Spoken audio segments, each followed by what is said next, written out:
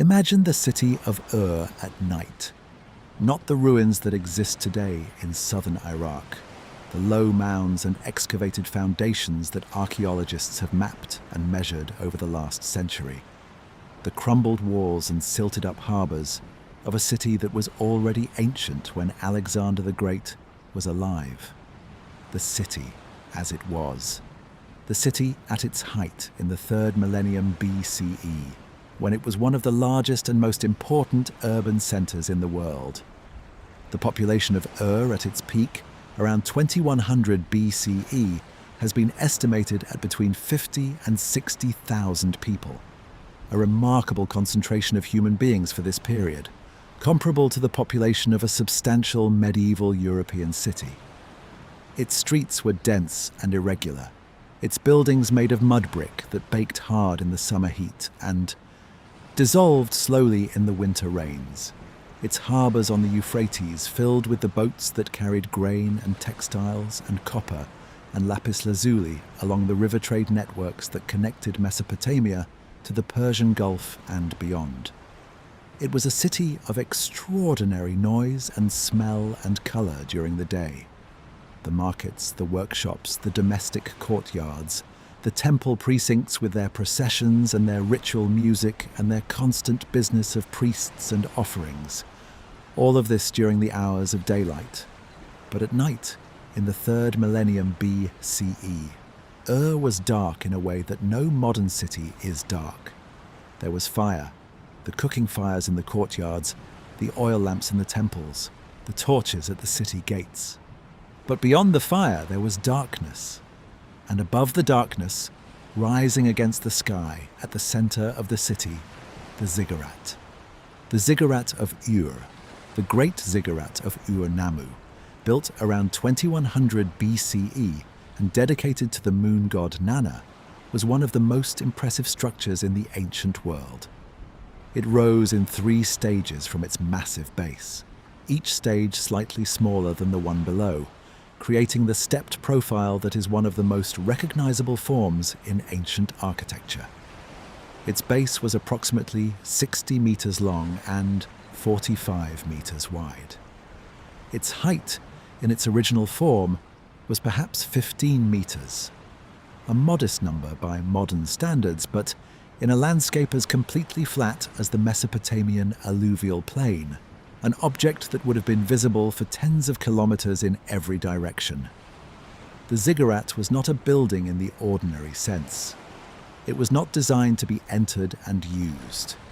It was a mountain, in a landscape where there are no mountains, no hills, no significant elevation changes across hundreds of kilometers of flat alluvial plain. The Sumerians built artificial mountains. They built a form that symbolized the high place, the elevated point at which heaven and earth were believed to meet, because their geography provided no such points naturally. At the top of the ziggurat was a small temple, a dwelling place for the deity. The god did not live inside the mountain as a worshipper might live inside a house. The god lived at the top, where the mountain reached closest to the sky. Look up from the base of the ziggurat on a clear night in 3rd millennium BCE. The sky over the Mesopotamian plain is extraordinary. No light pollution, no atmospheric haze from industrial activity, just the air and the stars. The Milky Way is a broad river of light. The planets are visible without instruments, moving through the stars in their slow circuits. The moon, when it is present, casts enough light on the flat plane to cast shadows. The Sumerians watched this sky with the specific intensity of people whose survival depended on its patterns. The flooding of the Tigris and Euphrates, the annual inundation that deposited the rich silt that made Mesopotamian agriculture possible, was connected to the movements of the stars. The seasons, the planting times, the harvest times, the appropriate moments for ritual and ceremony, all of these were calibrated to the sky. The Sumerians were among the world's first systematic astronomers, and their observation of the heavens was not a purely academic exercise. It was a practical necessity, a religious obligation, and a source of meaning and identity. My name is Arthur, and tonight we are going to sit with one of the oldest and most debated subjects in the entire study of ancient religion. Before we go further, hello to whoever is listening right now. I don't know what time it is where you are. I don't know whether you've been here from the beginning of this series or whether tonight is your first visit. Either way, welcome. If you want more videos like this, please click subscribe to show your support. A great deal of effort goes into making these videos, and simply subscribing genuinely makes a difference in keeping this channel going. Now, let me tell you what the Anunnaki are, and then let me tell you why they have become one of the most contested subjects at the intersection of ancient history and popular alternative mythology. The Anunnaki are divine beings described in the oldest written literature in human history. They appear in Sumerian texts dating to the 3rd millennium BCE. Texts written in cuneiform script on clay tablets, the oldest such records of systematic religious thought that we possess. They appear in the myths of creation, in the stories of the flood, in the great narrative literature of Mesopotamia, including the Epic of Gilgamesh. They appear across 2,000 years of Mesopotamian religious writing, from the earliest Sumerian texts to the Assyrian and Babylonian literature of the 1st millennium BCE. Within the Sumerian religious tradition, the Anunnaki are understood as the great gods, the most important and most powerful of the divine beings who controlled the forces of nature and the fates of human beings. They are not a single unified group with a single clear identity. They are a collective term that encompasses gods of different functions and different statuses, united by their membership in the divine hierarchy that governed the Sumerian cosmos. In recent decades, however, a very different interpretation of the Anunnaki has become enormously popular in alternative history circles. This interpretation, associated primarily with the writer Zecharia Sitchin, proposes that the Anunnaki were not mythological beings invented by the Sumerian imagination, but real entities. Extraterrestrial beings from another planet who visited Earth in the deep past, genetically engineered humanity, taught the ancient Sumerians the arts of civilization, and eventually departed. This interpretation has been presented in dozens of books, hundreds of documentaries, and thousands of online videos. It has shaped the popular understanding of the Anunnaki far more pervasively than the scholarly understanding, to the point where many people who have heard of the Anunnaki have encountered the Sitchin version rather than the actual content of the Sumerian texts.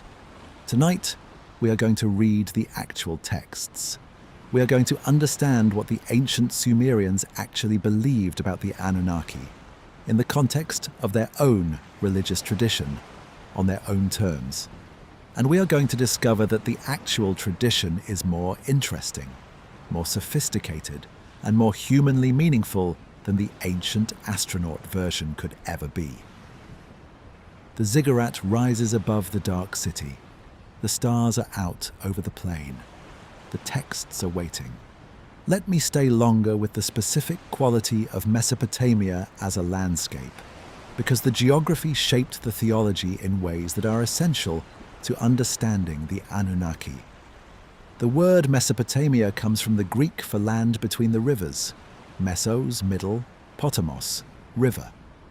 The rivers are the Tigris and the Euphrates, which rise in the mountains of what is now eastern Turkey and flow southeastward across what is now Iraq to the Persian Gulf. Between them and around them is the alluvial plain, the flat, low-lying land built up over millions of years by the sediments carried down from the mountains by the rivers and deposited across the delta as the rivers periodically flooded. This landscape has specific qualities that profoundly shaped the people who lived in it. It is extraordinarily fertile. The alluvial soils deposited by the rivers are among the richest agricultural soils in the world, capable of producing enormous yields of grain when properly irrigated. The agriculture that the Sumerians practiced, using canal systems to distribute river water across the plain, was sufficiently productive to support the dense urban populations of the world's first cities. But the landscape is also extraordinarily flat, extraordinarily exposed, and extraordinarily vulnerable. There are no natural defenses, no mountains to shelter behind, no forests to hide in, no natural barriers against either human enemies or the forces of nature. The floods that brought the fertile silt also brought destruction. Unpredictable, catastrophic floods that could inundate entire settlements without warning. The rivers themselves were not reliable. They changed course. They flooded at unexpected times. They failed to flood when the crops needed the water. Living in this landscape required a specific relationship with the unpredictable and the powerful. The forces that governed the Mesopotamian world, the floods, the droughts, the storms, the military threats from neighboring peoples, were not under human control. They were external, powerful, and capricious. The specific theology of the Sumerians reflects this experience. A world governed by forces that are immensely powerful, not always benign, and not always comprehensible from the human perspective. The Anunnaki, as the great gods who controlled these forces, were not serene and benevolent guardians of humanity. They were powerful, self-interested, often unpredictable beings who had created humanity for their own purposes, and who treated human beings as subordinates rather than as children. The specific quality of Sumerian religious thought, its realism about the power differential between gods and humans, its lack of the kind of unconditional divine love that appears in later religious traditions, is inseparable from the specific landscape that produced it. Now let me say something about the cuneiform texts themselves, because the existence of these texts is one of the most extraordinary facts in the entire history of human culture, and understanding what they are and how they came to us changes how you read them. Cuneiform, from the Latin cuneus, wedge, is a writing system in which wedge-shaped marks are pressed into clay tablets using a stylus made of reed. It was developed in Mesopotamia around 3400 to 3200 BCE, making it one of the oldest writing systems in the world. For most of its history, cuneiform was used primarily for administrative purposes, keeping accounts, recording transactions, managing the complex economic systems of the Mesopotamian city-states. But it was also used for literature, for religious texts, for astronomical observations, for legal codes, and for the correspondence of kings. The clay tablets on which cuneiform was written are extraordinarily durable. Clay baked by fire becomes essentially indestructible. The tablets that survive from ancient Mesopotamia are as legible today as they were when they were first inscribed, their wedge-shaped marks as sharp as the day they were made. The specific durability of clay as a writing medium is one of the reasons why so much Mesopotamian literature has survived when the literature of contemporaneous cultures, written on papyrus or wood or leather, has largely perished. The survival of the Sumerian texts is not just a matter of the material's durability. It also required specific historical accidents. The burial of ancient libraries under the debris of destroyed cities, the systematic excavation of those sites by 19th and 20th century archaeologists, and the patient work of generations of scholars who learned to read a script that had not been deciphered for more than 1,000 years. The decipherment of cuneiform in the 19th century was one of the great intellectual achievements of modern scholarship. It involved the work of multiple researchers across several decades, working from bilingual inscriptions and from the internal logic of the script itself. By the late 19th century, Mesopotamian scholars could read the Sumerian and Akkadian texts. and by the early 20th century, the major works of Mesopotamian literature were available in translation. This means that the Sumerian texts, including the texts that describe the Anunnaki, are not mysterious or inaccessible. They have been translated, published, studied, and taught in universities for well over a century. They are available in English translation to anyone who wants to read them. The specific claims about what the texts say, including the claims made by Zecharia Sitchin and the ancient Astronaut tradition, can be checked against the actual translations by anyone with access to a library or the internet. This is important. The popular alternative history tradition around the Anunnaki often presents the Sumerian texts as secret or difficult to access knowledge that mainstream scholarship has been reluctant to share. This is false. The texts are public, widely translated, and extensively studied. The disagreement is not about access to the texts, but about how they are interpreted. And the interpretation matters enormously, because the texts are genuinely extraordinary. Not for the reasons that the ancient astronaut tradition claims, but for their own reasons. They are the oldest sustained literary tradition in human history. They describe a cosmological vision of extraordinary sophistication. They contain poetry of real beauty and philosophical depth. They deserve to be encountered on their own terms, without the distortions of either credulous ancient astronaut reading or reflexive scholarly dismissal.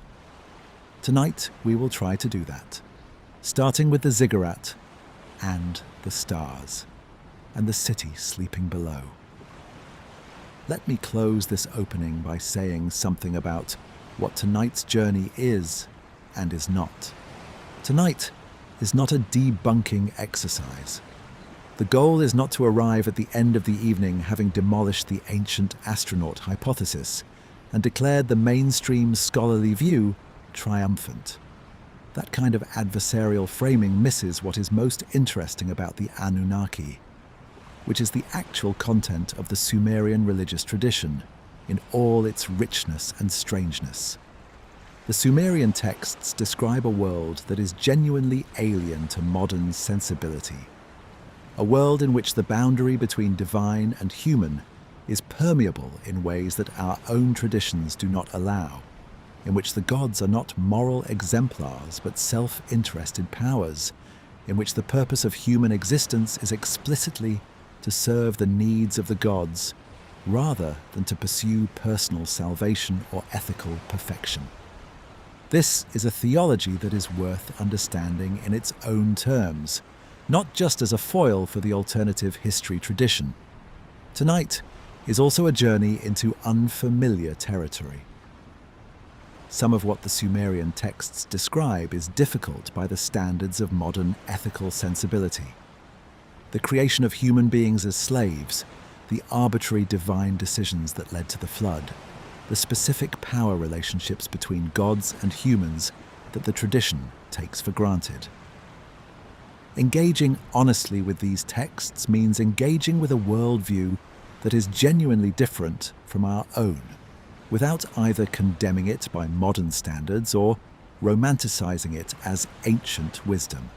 What tonight is, I hope, is a journey into genuine antiquity, into the specific quality of a tradition that is 4,000 years old and that records the first sustained literary attempt by human beings to understand their place in the cosmos.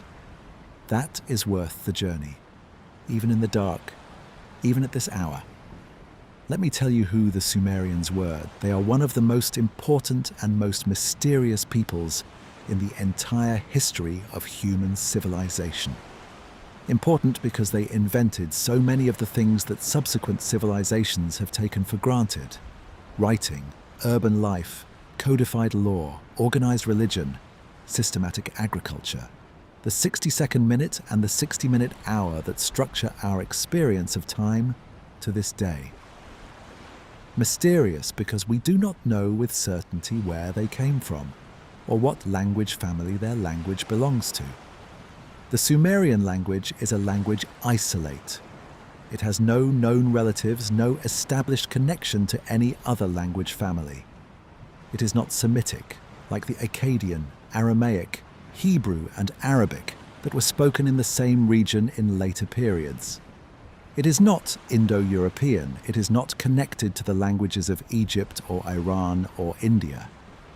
It stands alone in the linguistic record, a fully developed language of sophisticated complexity that appears in the historical record without clear precursors.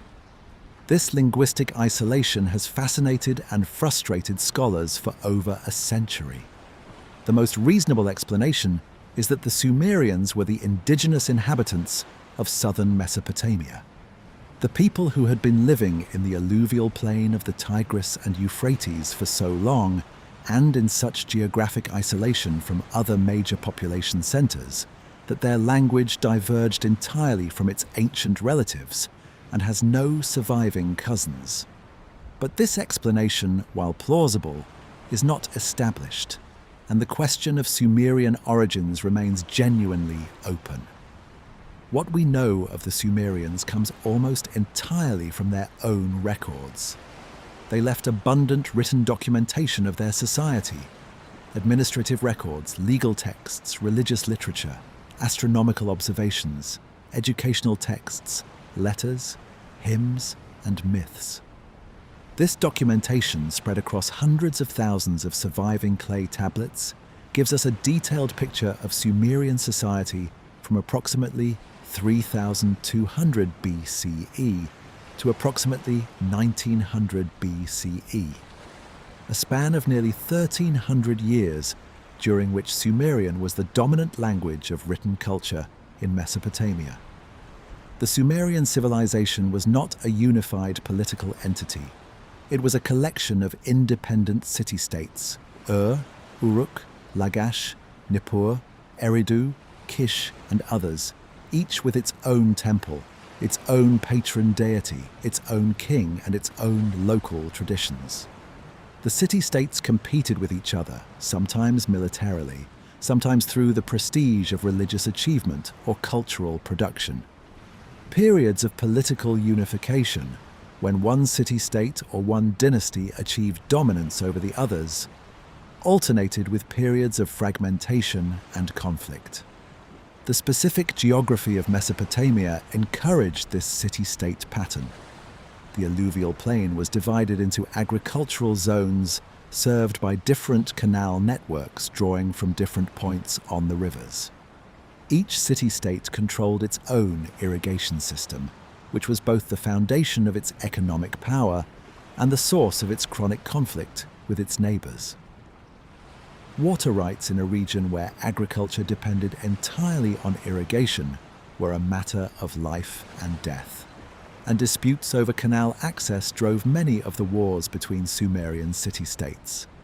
The religious system that the Sumerians developed was polytheistic in a specific and structured way.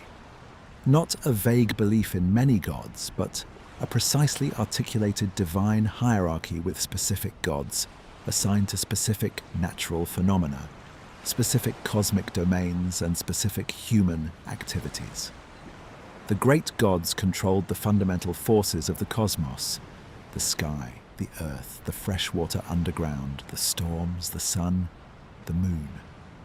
Lesser gods controlled more specific domains, particular crafts, particular cities, particular aspects of human experience.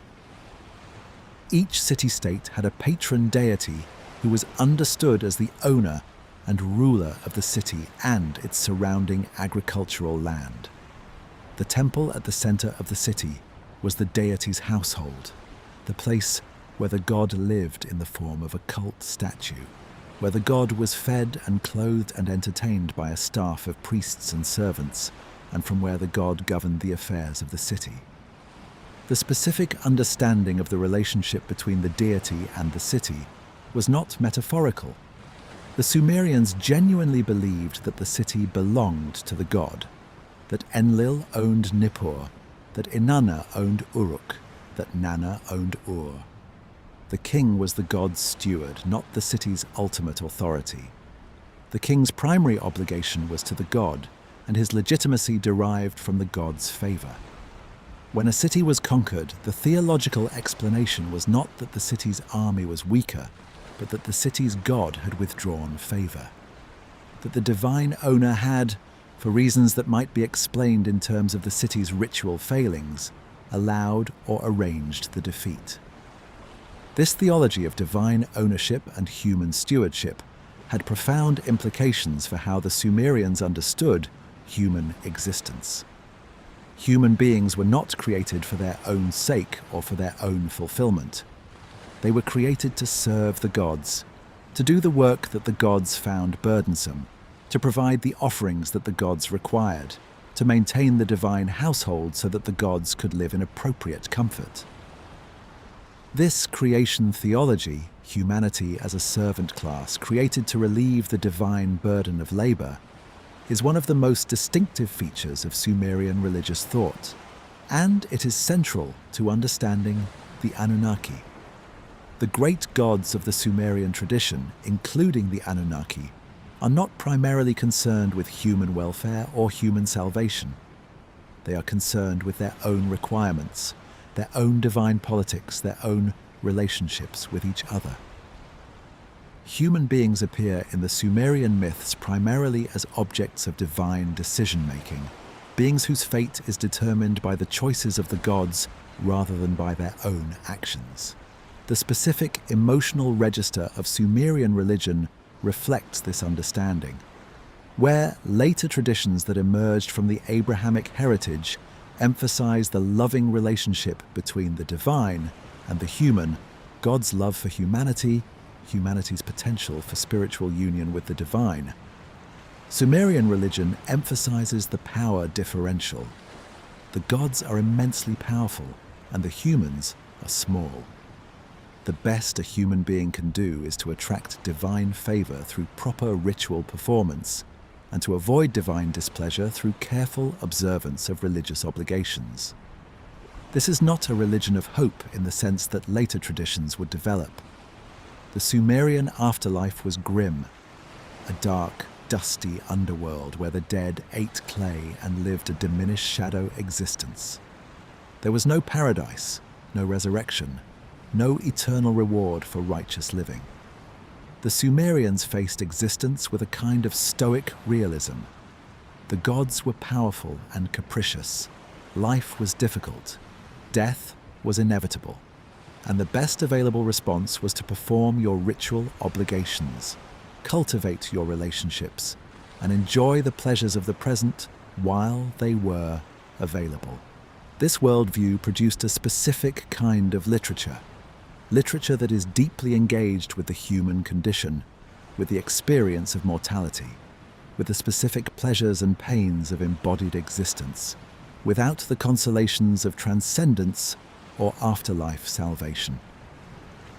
The Epic of Gilgamesh, which we will explore in detail in Part 4 of tonight's journey, is the greatest surviving expression of this worldview, and it is one of the most powerful pieces of literature in human history. The Anunnaki, as the great divine beings of this tradition, must be understood within this theological framework. They are not the benevolent creators of alternative history mythology. They are powerful, self-interested beings whose relationship with humanity is primarily a relationship of use. They created human beings for a specific purpose. They deploy them for their own ends, and they are capable of destroying them when those ends change. This is a sobering vision of the divine. It is also, in its own way, a very honest one. The Sumerians had no illusions about the power differential between themselves and the cosmos, and they wrote their theology accordingly. Let me develop the invention of writing more fully, because it is one of the most consequential events in the entire history of human civilization, and it happened in Sumer, and understanding it changes how you read the texts that describe the Anunnaki. Writing was not invented to record poetry or history or religious thought. It was invented to keep accounts. The earliest cuneiform tablets, dating to approximately 3,400 to 3,200 BCE, are administrative records, lists of goods, records of transactions, inventories of temple stores. The specific problem that writing solved was the problem of institutional memory. How do you keep track of the complex economic flows of a large city-state, with its temples and its merchants and its craft workshops and its agricultural hinterland, without some form of permanent record that exists independently of any individual's memory? The answer was a system of marks on clay that could encode quantities of specific commodities in a form that anyone who knew the system could read. The earliest cuneiform signs are pictographic. They resemble the things they represent, with a simplified drawing of a cow representing the word for cow, a simplified drawing of a grain stalk representing grain.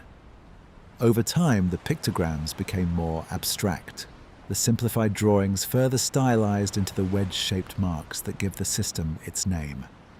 The transition from pictographic accounting to literary writing, from recording quantities of grain to recording the stories of gods and heroes, took approximately 5 centuries. By 2700 to 2600 BCE, cuneiform was being used to write hymns to the gods, royal inscriptions commemorating military victories, and the earliest fragments of what would develop into the great literary tradition of Mesopotamia. This transition matters for understanding the Anunnaki because it means that the texts describing the Anunnaki are not the spontaneous religious effusions of an illiterate people passing stories orally from generation to generation. They are deliberately crafted literary works, composed by scribes who were trained in a specific intellectual tradition, working within a framework of religious thought that had been developed and refined over centuries.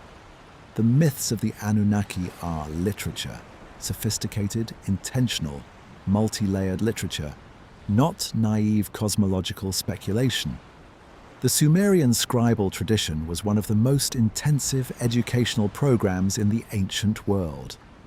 The scribal schools, the Eduba, or tablet house, were where young men and occasionally women were trained in the art of cuneiform writing. The training lasted for years and was demanding and formal. Students began by learning the cuneiform signs, hundreds of them organized in specific sequences that constituted the curriculum. They progressed to copying literary texts, mathematical tables, and administrative formulae. The most advanced students engaged with the most complex literary and religious texts. The specific texts that the scribal students copied were the canonical texts of the Sumerian literary tradition, the myths, the hymns, the wisdom literature, the royal hymns that praise the kings in the language of divine favor. By copying these texts, the students were not just learning to write, they were absorbing the cosmological framework of Sumerian civilization, internalizing the theology that explained the world and their place in it. This educational system, the transmission of a complex literary and religious tradition through the specific medium of scribal training, is one of the reasons why the Sumerian tradition is so remarkably consistent across its long history. The same myths, the same theological frameworks, the same cosmological assumptions appear in texts from different cities and different periods because they were all transmitted through the same scribal school tradition. Now let me say more about the Sumerian city as a theological concept, because understanding the city as a divine institution is essential for understanding the Anunnaki. In Sumerian thought, the city was not a human creation. The city was a divine institution, something that existed in the divine plan before it existed on the earth. The specific concept of the divine plan, the me in Sumerian, sometimes translated as divine powers or cultural norms, encompasses all the institutions and practices that constitute civilized life. Kingship, priesthood, temple rituals, music, the descent to the underworld, the ascent from the underworld, the crafts, the arts, the instruments of warfare, and the instruments of peace. These divine powers were not human inventions. They were divine possessions, things that belonged to the gods and that were entrusted to human beings by the gods for specific purposes. Humanity did not develop civilization through its own ingenuity. It received civilization as a gift from the gods. The specific character of this gift, who gave it, under what circumstances, with what obligations attached, is one of the central preoccupations of Sumerian religious literature. The myth of Inanna and Enki, in which the goddess of love and war steals the divine powers from the god of wisdom by getting him drunk at a feast, and then carries them triumphantly back to her city of Uruk, is a particularly vivid example of this understanding. The divine powers are real things, possessions that can be stolen and transported, and that, when they arrive in a city, bestow on that city the full panoply of civilized life. The story is both a theological statement about the nature of civilization and a specific claim about the superiority of Uruk over other Sumerian cities. This understanding of civilization as divinely given, and therefore as something that can be taken away, gave Sumerian culture a specific quality of anxiety about cultural achievement. The great civilized institutions, writing, kingship, the temple, the city, were not permanent acquisitions that humanity had secured for itself. They were divine gifts that could be revoked. The fall of a city, the destruction of a temple, the end of a dynasty. These were not simply military or political events. They were theological events, evidence that the divine powers had been withdrawn. The Anunnaki, as the gods responsible for the divine powers, were therefore the ultimate arbiters of whether civilization continued or was destroyed. Their favor sustained the city. Their anger ended it. The walls of Ur do not stand because the architects were clever. They stand because the gods permitted them to stand. And when the gods withdrew that permission, the walls fell. This is the specific theological register in which the Anunnaki must be understood, not as ancient astronauts who taught technology, but as the divine powers that, in Sumerian understanding, made civilization possible. Let me close this part with a thought about why the Sumerian theological framework, with its emphasis on divine power, human servitude, and the precariousness of civilized achievement, produced some of the world's most enduring and most humanly resonant literature. The Epic of Gilgamesh, which we will explore in detail later, is the product of this theological framework. It is a story about a man, a king, a hero, the most powerful human being in his world, who encounters the limits of human power and human achievement. The gods are more powerful than Gilgamesh. Death is more powerful than Gilgamesh. The divine powers that sustain civilized life are not under his control, however great he is. The specific pathos of the epic, the reason it has resonated with readers for 4,000 years and across enormous cultural distances, is precisely this confrontation between human greatness and human limitation. Gilgamesh is magnificent and yet mortal. His achievements are real and yet ultimately subject to forces beyond his control. This confrontation is universal. Every human being who has ever lived has encountered the limits of human power, has faced mortality, loss, the indifference of the cosmos to individual human experience.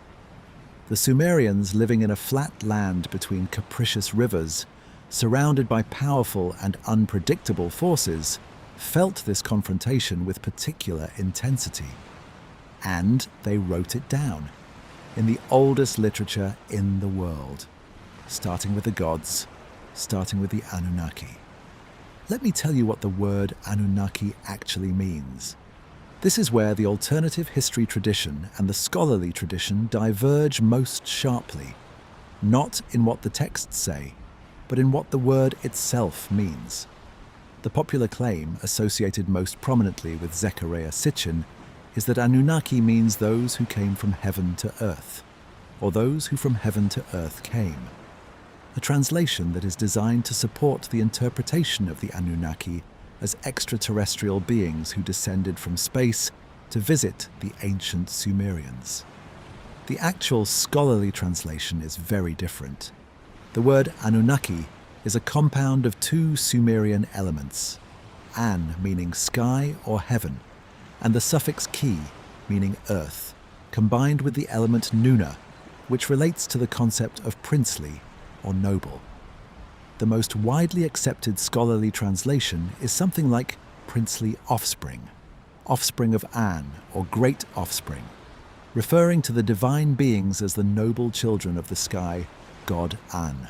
Some scholars translate it simply as great gods or mighty gods, focusing on the implication of divine nobility rather than the specific etymology. What no credentialed Sumerian scholar translates it as is those who came from space, or ancient astronauts.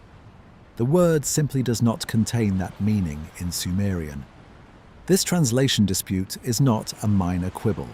It goes to the heart of the entire ancient astronaut claim about the Anunnaki. If the word means what Sitchin says it means, it could be read as evidence for beings who descended from the sky, which could then be interpreted as a reference to space travel.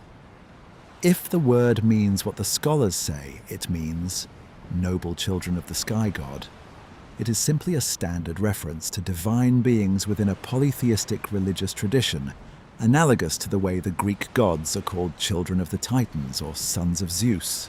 The distinction between these two translations is the distinction between evidence for extraterrestrial visitation and a standard piece of ancient polytheistic religious vocabulary. That is not a minor distinction. Now let me describe how the Anunnaki appear in the oldest surviving Sumerian texts. The earliest references to the Anunnaki appear in texts from approximately 2600 to 2400 BCE. Texts from the period of the early dynastic civilization, when the Sumerian city-states were at the height of their competition and cultural production. In these early texts, the Anunnaki are a collective, a group of divine beings who together constitute the heavenly court, the assembly of the great gods who make decisions about the fates of human beings. The specific character of this divine assembly is important. The Sumerians conceived of the divine realm as being organized on the model of the human city-state, with a king of the gods, a council of great gods, lesser divine officials and divine servants. The assembly of the Anunnaki was the divine equivalent of the city assembly, the gathering of the most powerful beings in the cosmos to deliberate and decide. The decisions made by the divine assembly, the fates decreed by the Anunnaki, determined what happened on Earth. Floods and droughts, the rise and fall of cities, the length of a king's reign, the fate of individual human beings. All of these were understood as the results of decisions made in the divine assembly. The Anunnaki were not just powerful individuals, they were the governing council of the universe.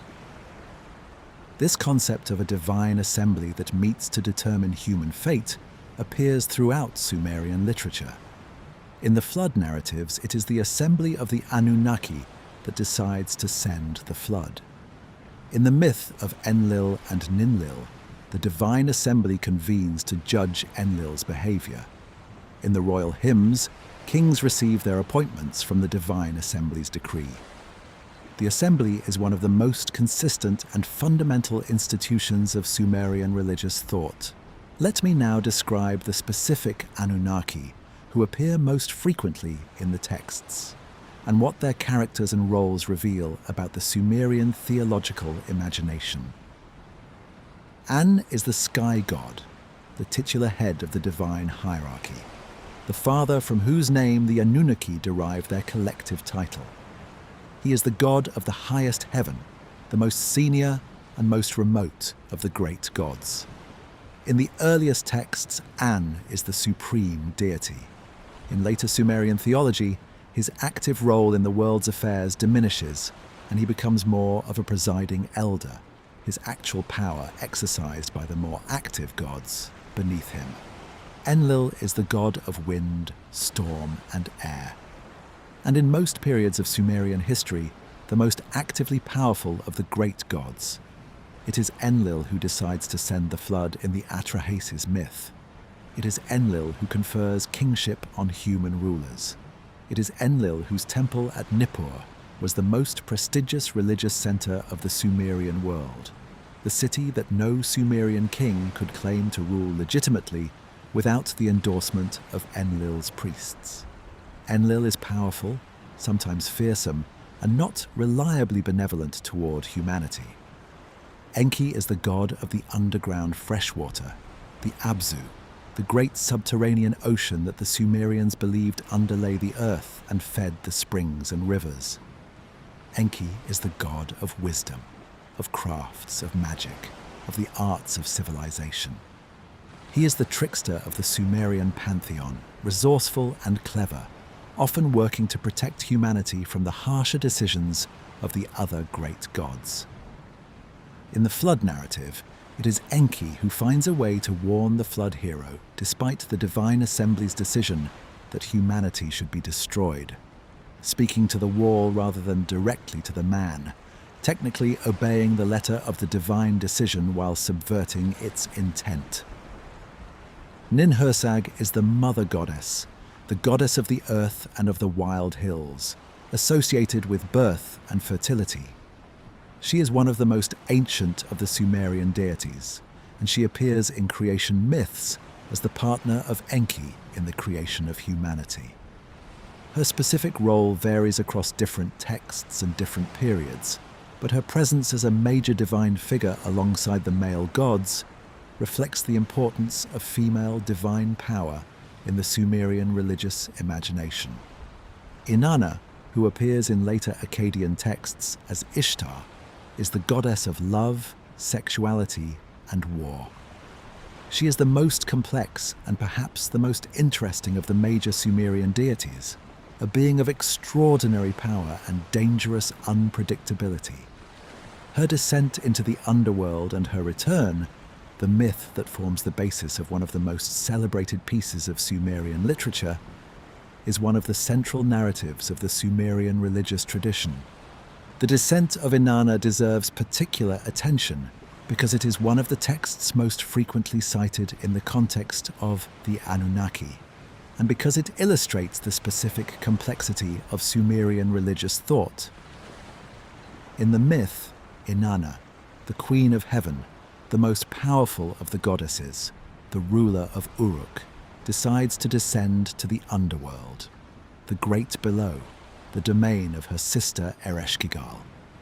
The reasons for her descent are not entirely clear in the text. Various interpretations have been proposed. She is trying to conquer the underworld. She is trying to attend the funeral of Ereshkigal's husband. She is fulfilling some aspect of the cosmic order. As Inanna descends through the 7 gates of the underworld, she is stripped of one piece of clothing or adornment at each gate. Her crown, her lapis lazuli staff, her necklace, her breastplate, her golden rings, her breastplate, her royal robe, until she arrives in the presence of Ereshkigal, naked and powerless. Ereshkigal kills her and hangs her body on a hook.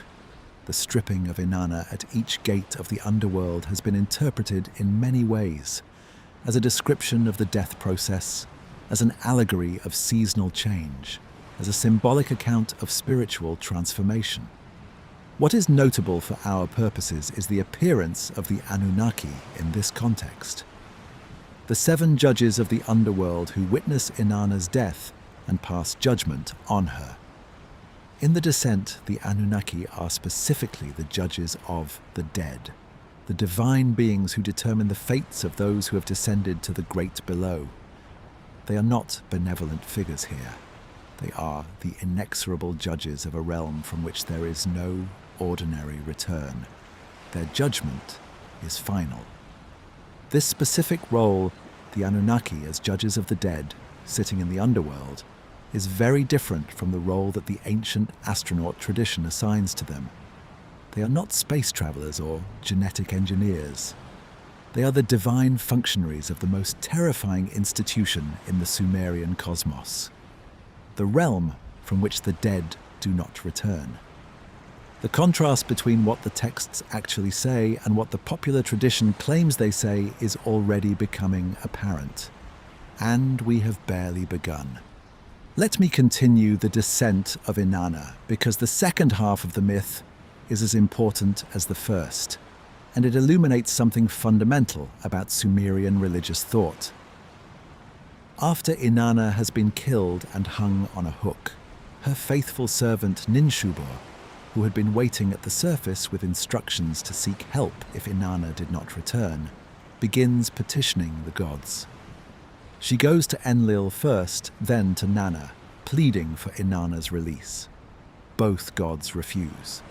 Inanna, they imply, has gone to the underworld and must face its laws like anyone else. It is Enki who finally acts. He creates two small beings from the dirt under his fingernails, the Kalatur and the Kurgara, asexual creatures who can pass unnoticed through the underworld, and sends them to the great below with specific instructions. They are to find Ereshkigal in her distress, for the queen of the underworld is in mourning, groaning in pain, and to echo her groans back to her. When Ereshkigal, grateful for this empathy, offers them a gift, they are to ask for Inanna's body. The specific mechanism of the rescue is interesting. The Kalatur and Kurgara get Ereshkigal's cooperation not by force or argument, but by empathy. They reflect her suffering back to her. They echo her pain, and this act of emotional mirroring softens her enough to make the exchange possible. This is a sophisticated piece of psychological and theological thinking. The underworld can be negotiated not by power, but by compassion. Inanna is restored to life and allowed to ascend through the 7 gates, recovering her garments and adornments as she passes each one. But the laws of the underworld require a substitute, a life for a life. Something living must take Inanna's place. As Inanna ascends, demons accompany her to ensure the substitute is found. The substitute turns out to be her husband, Dumuzi, who had not been mourning during Inanna's absence, but had apparently been sitting on his throne, dressed in his finest clothes. Inanna, furious at this insensitivity, consigns him to the underworld in her place. Eventually, a compromise is reached in which Dumuzi and his sister Geshtinanna alternate between the underworld and the upper world, each spending half the year below. This myth, the descent, the death, the restoration, the substitution, is clearly connected to the seasonal cycle. The disappearance of Inanna into the underworld corresponds to the dry season, when the land is barren. Her return brings fertility and abundance. Dumuzi's alternation between the underworld and the living world corresponds to the alternation of the growing season and the fallow period. But it is also more than an agricultural allegory. It is a profound meditation on the specific Sumerian understanding of death, the afterlife, and the nature of divine power. Even the greatest goddess in the cosmos, the Queen of Heaven, the ruler of cities, cannot escape the laws of the underworld. The dead stay dead, or if they return, they must send a substitute. The Anunnaki judges of the underworld enforce these laws impartially, without favor, even for the most powerful beings in the cosmos. This is not a religion of easy consolation. There is no resurrection for Inanna in any meaningful sense. She is restored to life, but only at the cost of another life. The accounting of the cosmos is strict. The Anunnaki judges ensure that the books are balanced. Now let me think about what this variety of Anunnaki roles, divine assembly governing the world, judges of the dead enforcing the underworld's laws, tells us about the Sumerian religious imagination. The Anunnaki are not a monolithic group with a single consistent function. They appear in different texts in different roles, because Sumerian religious literature was not a single unified theological treatise, but a large and varied collection of texts produced across many centuries, many cities, and many different contexts. Different aspects of the divine collective are emphasized in different texts, depending on the specific theological point being made. In the flood narrative, the Anunnaki are the cosmic decision-makers, the assembly that decides humanity's fate. In the descent of Inanna, they are the impartial judges of the dead. In royal hymns, they are the divine authority that legitimizes and empowers earthly kings. In wisdom literature, they are the sources of the specific skills and knowledge that constitute civilization. This multiplicity of roles is characteristic of ancient polytheistic divine beings. The gods of the Greek tradition are similarly variable. Hermes can be the messenger of the gods, the guide of souls to the underworld, the patron of merchants and thieves, and the inventor of music, all in different contexts. The same god. Different aspects, different texts. The ancient astronaut tradition collapses this multiplicity into a single narrative. The Anunnaki are consistently and always beings from another planet who came to Earth to mine gold and created humanity as a labor force. This reduction of a complex, multi-layered theological tradition to a single science fiction narrative impoverishes the Sumerian texts enormously. The texts are richer than that. The theology is more sophisticated than that. And the Sumerians deserve better than to have their religious thought reduced to the raw material for a popular conspiracy theory. The Descent of Inanna is one of the most beautiful and most powerful poems to survive from the ancient world. It does not need ancient astronauts. It is enough, more than enough, on its own terms. Let me close this part with a reflection on what the Descent of Inanna reveals about Sumerian attitudes toward female divine power. Because this dimension of the tradition is often overlooked in both the scholarly literature and the popular accounts. Inanna is not a minor or subsidiary goddess. She is one of the most powerful and most frequently invoked deities in the entire Sumerian pantheon. She owns Uruk, the greatest city in Sumer during much of the early dynastic period. She controls the divine powers of civilization, having stolen them from Enki. She is the patron of the sacred marriage ritual through which the king's legitimacy was renewed each year. She is the goddess of war. Armies marched under her patronage, and victory was attributed to her favor. The fact that such a powerful female deity occupies such a central place in Sumerian religious thought reflects something important about Sumerian society. Women had legal rights in ancient Sumer that are remarkable by the standards of many later civilizations. They could own property, conduct business, testify in court, and in some contexts hold positions of religious authority. The theology reflected and perhaps reinforced this social reality. Inanna's descent and return is also, at some level, a story about power and its limits.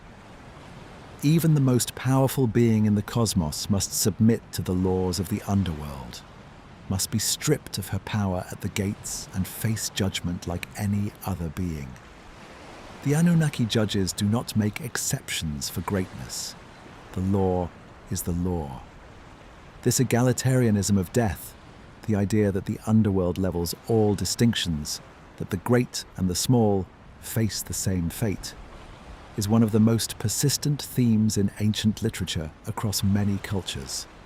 The Sumerian version is particularly stark because the Sumerian underworld offers no compensating justice. There is no heaven for the righteous, no punishment for the wicked. Everyone goes to the same grey dust. The Anunnaki judges in the underworld are not moral arbiters in the sense of rewarding virtue and punishing sin.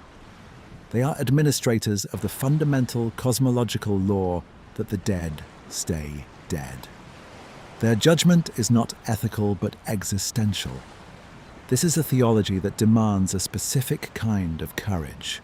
The courage to live well in the full knowledge that death is real, that there is no rescue, and that the Anunnaki judges will not be moved by protest or prayer.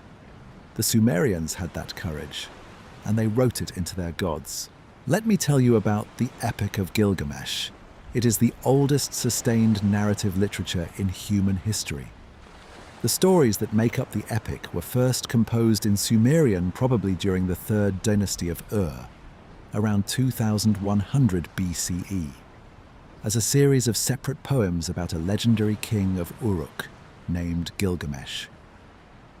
These separate Sumerian poems were later synthesized into a unified Akkadian epic, the standard version of which was compiled by a scholar priest named Sinleki-Unini around 1300 BCE. This standard version was the one that was most widely copied and that forms the basis of most modern translations. The specific condition of the epic's survival is itself a remarkable story. The most complete surviving version comes from the library of the Assyrian king Ashurbanipal at Nineveh, compiled in the 7th century BCE. When Nineveh was destroyed by the Babylonians and Medes in 612 BCE, the library was buried under the rubble of the palace. There it lay, preserved by fire, the clay tablets baked hard by the conflagration that destroyed the city. For more than 2,000 years, until British archaeologists excavating the site in the 1840s and 1850s began recovering them. The specific moment when the tablets were first read by a modern person is one of the great intellectual events of the 19th century. In 1872, a young scholar named George Smith, working at the British Museum on the Nineveh tablets, recognized that one of the fragments he was reading described a flood story remarkably similar to the Genesis flood narrative. A man warned by a god of a coming flood, building a boat, loading animals, surviving the deluge, sending out birds. Smith was so excited by the discovery that he reportedly stood up and began undressing in the reading room. The flood tablet discovery caused a sensation. It revealed for the first time that the Genesis flood narrative was not unique, but was part of a much older Mesopotamian literary tradition. The biblical account and the Mesopotamian account were clearly related. Either one had borrowed from the other, or both had drawn on a common older source. The theological implications were significant, and the public interest was enormous. But the flood episode, though the most immediately famous part of the epic, is not its core. The epic's core is the story of Gilgamesh's confrontation with mortality, and it is this confrontation that makes it one of the most profound pieces of literature ever written. Let me describe the epic's plot, with attention to the specific role of the divine beings, including the Anunnaki, throughout. Gilgamesh is the king of Uruk, 2/3 divine and 1/3 human, a formulation that is not physical, but rather indicates his extraordinary degree of divine favor and his proximity to the divine realm. He is the greatest king in the world, the most handsome, the most powerful, the most sexually charismatic. He is also, the opening of the epic tells us, a tyrant. He exhausts his people with corvée labor on the city walls. He exercises the right of the first night with brides. He oppresses the youth of the city. The gods hear the complaints of the people of Uruk and decide to create a counterpart for Gilgamesh, a being of equal strength and energy who will absorb his restless aggression. The creation of Enkidu is accomplished by the goddess Aruru, who takes clay and shapes it in the image of Anu, the sky god, creating a wild man who lives in the wilderness, who runs with the gazelles, who is human but not yet civilized. Enkidu is humanized through contact with Shamhat, a temple prostitute from Uruk, who spends 6 days and 7 nights with him in sexual initiation. After this encounter, Enkidu finds that the gazelles flee from him. He has crossed the threshold into humanity. He can no longer live in the wild. He must go to the city. The friendship between Gilgamesh and Enkidu, which develops from a wrestling match at the city gates into a profound companionship, is the emotional heart of the epic. They are each other's equals in strength and in spirit, and together they pursue adventures that would be impossible for either alone. They kill the monster Humbaba in the cedar forest. They kill the bull of heaven, sent by Anu at Inanna's request after Gilgamesh rejects her advances. Here the Anunnaki appear in a specific and important way.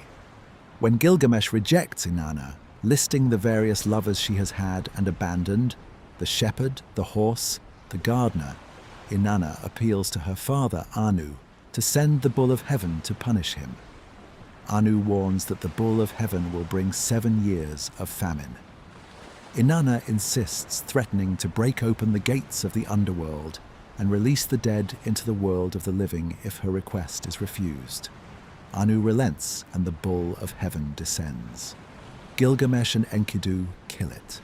This victory is extraordinary by any measure, mortal men slaying a divine animal sent by the gods. But it has consequences. The gods, the divine assembly, must punish this transgression. They decree that one of the 2 heroes must die. They choose Enkidu. Enkidu's death is the turning point of the entire epic. Everything before it has been triumph, the establishment of the friendship, the slaying of Humbaba, the killing of the bull of heaven. Everything after it is about mortality. Gilgamesh is inconsolable. He sits with Enkidu's body for 7 days and nights, refusing to allow burial until a maggot falls from Enkidu's nose, and the reality of death becomes undeniable. Then he sets out on the journey that constitutes the second half of the epic, a journey to find Utnapishtim, the flood hero who has been granted immortality by the gods in the hope of learning the secret of eternal life. The journey takes Gilgamesh through the mountains at the edge of the world, guarded by scorpion men across the waters of death, and finally to Utnapishtim's distant paradise. Utnapishtim tells him the flood story, the Anunnaki's decision to destroy humanity, Enki's warning, the ark and the animals and the flood and the birds. And then he tells Gilgamesh the truth. The immortality the gods granted Utnapishtim was a unique exception, never to be repeated. There is no immortality available for Gilgamesh. The Anunnaki have decreed it. When the gods created humanity, they assigned death to humanity and kept life in their own hands. This is the specific theological statement that is perhaps the most important in the entire epic. The separation between divine immortality and human mortality is not a punishment for sin, as in the Genesis narrative. It is a fundamental feature of the cosmic order, a decision made by the divine assembly, the Anunnaki, at the time of creation. Human beings are mortal because the gods decreed that they should be. There is no appeal and no exception. Gilgamesh is offered a consolation, a plant that grows at the bottom of the sea, which can restore youth, if not immortality. He dives for it, finds it, begins the return journey. Then, while he sleeps by a pool, a serpent steals the plant. Gilgamesh weeps. He has lost his one chance. He returns to Uruk empty-handed. The epic ends where it began, with the city walls of Uruk.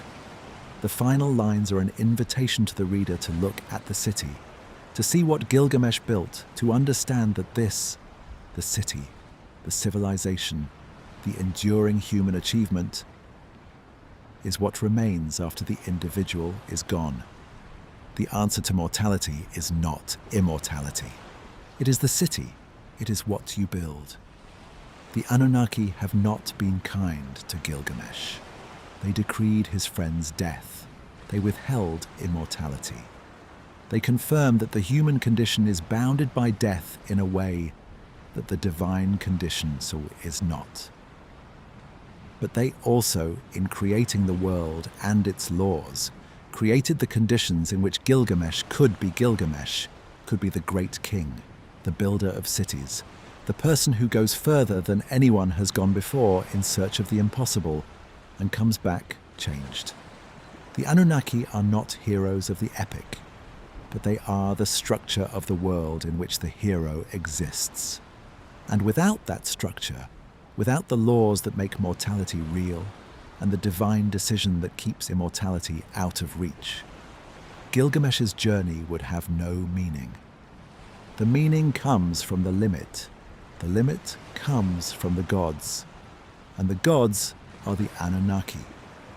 Let me develop what the epic says about the friendship between Gilgamesh and Enkidu, because this relationship is the emotional and philosophical core of the work, and it illuminates something important about how the Sumerians understood the human condition.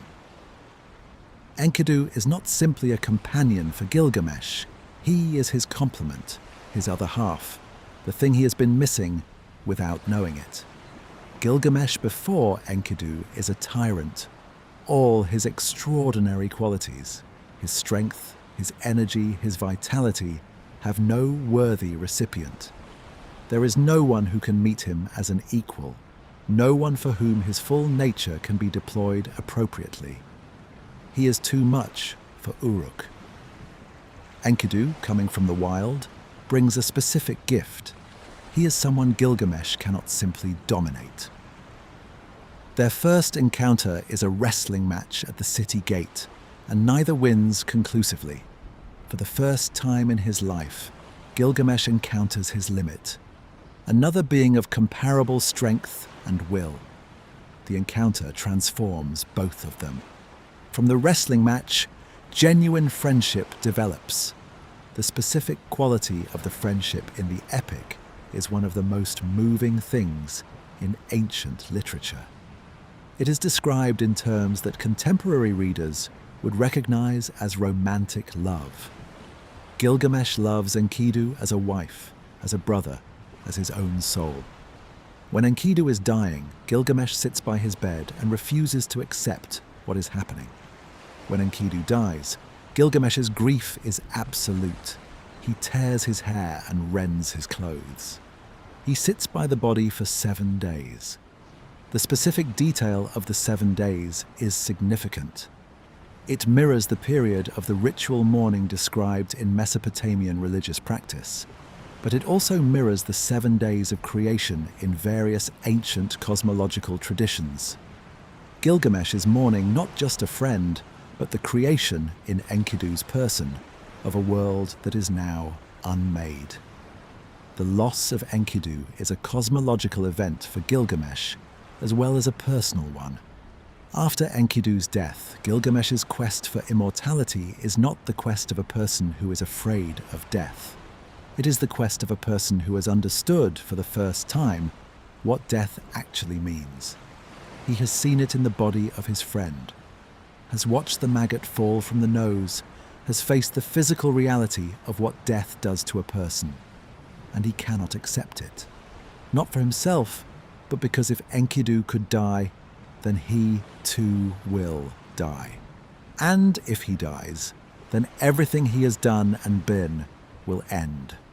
The tavern keeper Siduri, whom Gilgamesh meets on his journey, offers him the most practical response to this existential crisis. She tells him, "The life you seek, you will not find." When the gods created humanity, they assigned death to humanity and kept life for themselves. You, Gilgamesh, fill your belly. Make merry day and night. Let each day be a festival of joy. Look at the child who holds your hand. Let your wife delight in your embrace. These things alone are the concern of humanity. This passage, sometimes called the Siduri speech, is one of the most famous in the epic, and it represents a specific philosophical position that the appropriate response to human mortality is not the pursuit of immortality, but the full engagement with the life that is available. Eat, drink, love, make merry. These are the things accessible to humans, and they are enough. Gilgamesh rejects this advice. He continues his quest. But the epic itself does not entirely reject Siduri's wisdom. The ending of the epic, with its return to the city walls, and the implicit suggestion that what Gilgamesh has built will outlast him, is a version of the same message. You cannot have immortality. You can have a city. You can have children. You can have the work of your hands in stone. That is what human beings get. The Anunnaki in the epic are the authors of this situation. They created the separation between divine immortality and human mortality. They are responsible for the condition that makes Gilgamesh's tragedy possible. But they are also, in a specific sense, responsible for the grandeur of his journey. The quest for immortality, the refusal to accept the limits set by the Anunnaki, is what takes Gilgamesh to the edge of the world and back. It is what makes him worthy of the epic that bears his name. If the Anunnaki had simply granted immortality, there would be no story. The limitation creates the greatness. The death of Enkidu creates the friendship's meaning. The Anunnaki's decree creates the hero. This is a sophisticated theological understanding, one that finds in the limitations imposed by the divine not simply arbitrary cruelty, but the conditions that make human greatness possible. The gods are not kind, but their specific unkindness, the decree of mortality, the withholding of immortality, is what gives human life its specific, urgent, irreplaceable character. There is no time to waste, because the time is limited. There is no taking the loved ones for granted, because they will be gone. There is no postponing the building of the city, because the builder will die. The Anunnaki understood this when they created mortality. Or perhaps the Sumerians who wrote the epic understood it, and gave the understanding to the gods as a way of honoring its depth. Let me close this part by comparing the Gilgamesh approach to mortality with the ancient astronaut tradition's approach, because the contrast is illuminating. The ancient astronaut tradition, as applied to the Epic of Gilgamesh, tends to read the epic's references to the gods and to divine intervention as literal descriptions of extraterrestrial activities. In this reading, Enkidu's creation from clay is a genetic engineering event. The Bull of Heaven is a biological weapon deployed from a spacecraft, and the flood story is an account of alien interference in human civilization. This reading does not just misrepresent the Sumerian text, it actively impoverishes it. It replaces a profound meditation on mortality, friendship, and the human condition with a second-rate science fiction scenario that has no philosophical depth whatsoever. The ancient astronaut Gilgamesh is a man dealing with alien politics. The actual Gilgamesh is a man confronting death and finding, in that confrontation, the measure of human greatness. One of these is interesting. One of these is one of the greatest literary works ever composed. The ancients who wrote the Epic of Gilgamesh were not naive people who literally believed that a god molded a wild man from clay, and that the resulting being could run with gazelles. They were sophisticated thinkers who used mythological narrative as a medium for exploring the most fundamental questions of human existence. What is it to be human? What is the nature of friendship? Why do we die? How should we live in the face of mortality? The mythological frame, the gods and the wild man and the bull of heaven, was the vehicle for these philosophical questions. The ancient astronaut tradition strips away the philosophy and leaves only the vehicle, then mistakes the vehicle for the content. The Epic of Gilgamesh deserves better, and so do we. Let me tell you about the Atrahasis myth.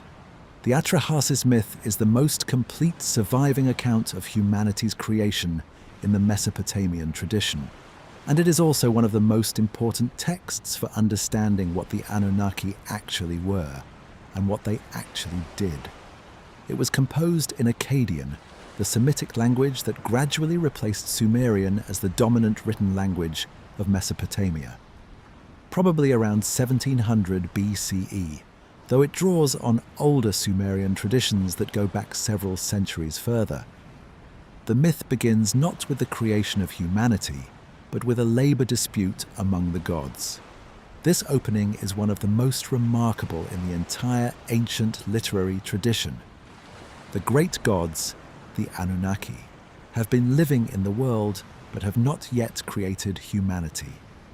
The lesser gods, the Igigi, have been assigned the work of maintaining the world, digging the rivers, clearing the land, carrying the heavy loads that keep the cosmic infrastructure functioning. The Igigi have been doing this work for an enormous amount of time. The myth says 40 years, which in the mythological idiom means an indefinitely long time, and they have had enough. They go on strike.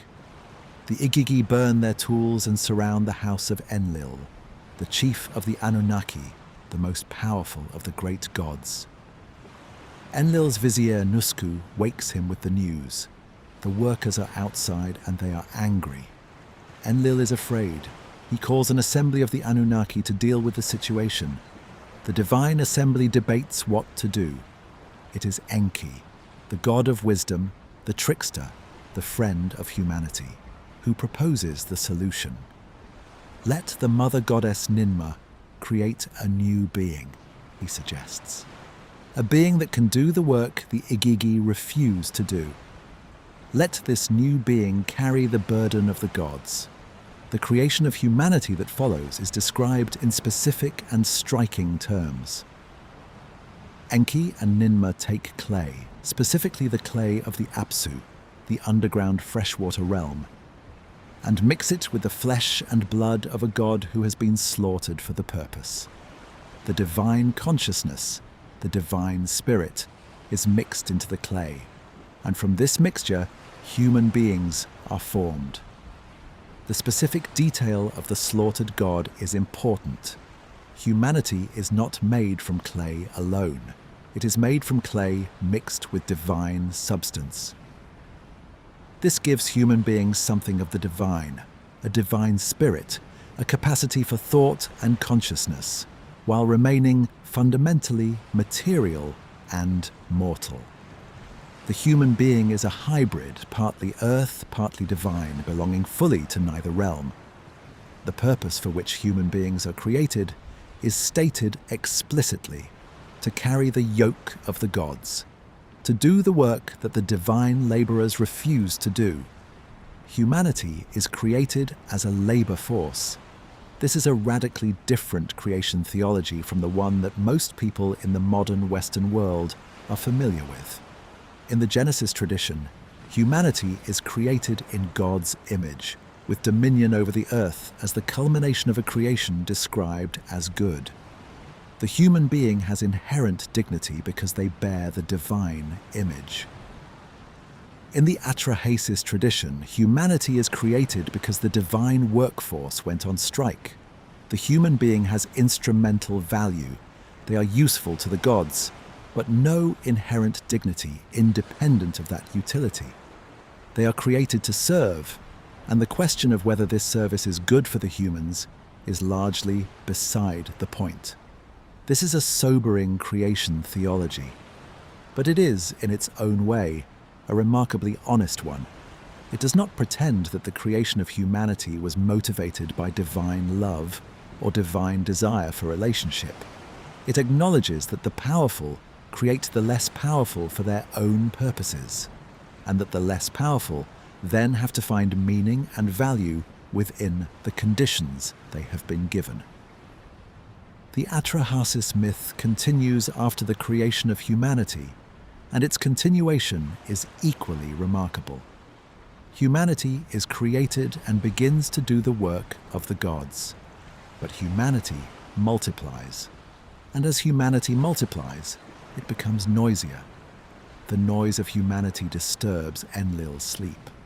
Enlil, the chief of the Anunnaki, the god who decreed the flood in the Gilgamesh epic, is disturbed by the noise of humanity. He calls the divine assembly and proposes a solution: reduce the human population. The assembly agrees, and a series of plagues are sent to thin the human population. But each time Enki warns the flood hero Atrahasis through dreams and signals, and Atrahasis organizes worship that appeases the relevant god and suspends the plague. Eventually, Enlil, frustrated by Enki's repeated sabotage of his population control measures, proposes the ultimate solution: a flood to destroy humanity entirely. The divine assembly agrees. Enki, bound by the divine decision, cannot directly warn Atrahasis, but he speaks to the walls of Atrahasis's reed house, knowing that Atrahasis will overhear, and instructs Atrahasis to build a boat. The flood comes. Humanity is almost entirely destroyed. Only Atrahasis and his household survive in the boat. The gods, deprived of the offerings and the labor that humanity provided, quickly discover that they cannot manage without their creation. They are hungry, they are overwhelmed, they need humanity back. When the flood recedes and Atrahasis makes his first offering to the gods gather around the offering like flies. They are desperate for it. The power differential has been temporarily reversed. The creators need their creation as much as the creation needs them. Enlil is furious when he discovers that any humans have survived, but the mother goddess Ninmah, who wept when the flood came, who had made humanity with her own hands, defends the survivors. A compromise is reached. Humanity is allowed to continue, but with new limitations. Death will be built into the human condition more firmly, and the human population will be controlled by other means. The specific theological contribution of the Atrahasis myth is this vision of a human-divine relationship of mutual dependency, one in which the creators need their creation, in which the relationship is not one-sided. The Anunnaki created humanity for their own purposes, but in doing so, they made themselves dependent on humanity in ways they had not anticipated. This is a sophisticated theological insight. The act of creation creates dependency in the creator as well as the creature. The Anunnaki are not simply the all-powerful, self-sufficient beings that the ancient astronaut tradition imagines.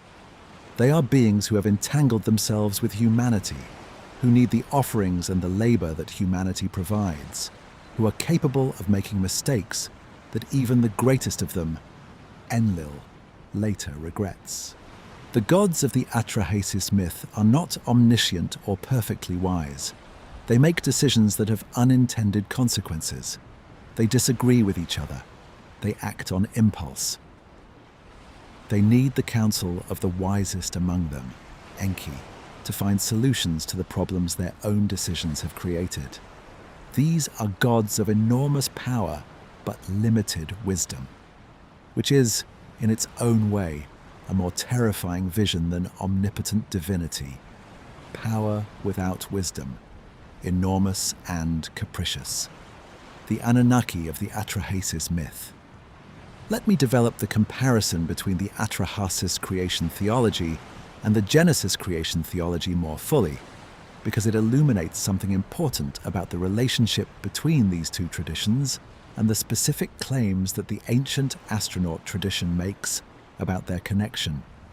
The Genesis creation narrative, God creating the world in 6 days, creating human beings in God's image on the 6th day, placing them in the Garden of Eden.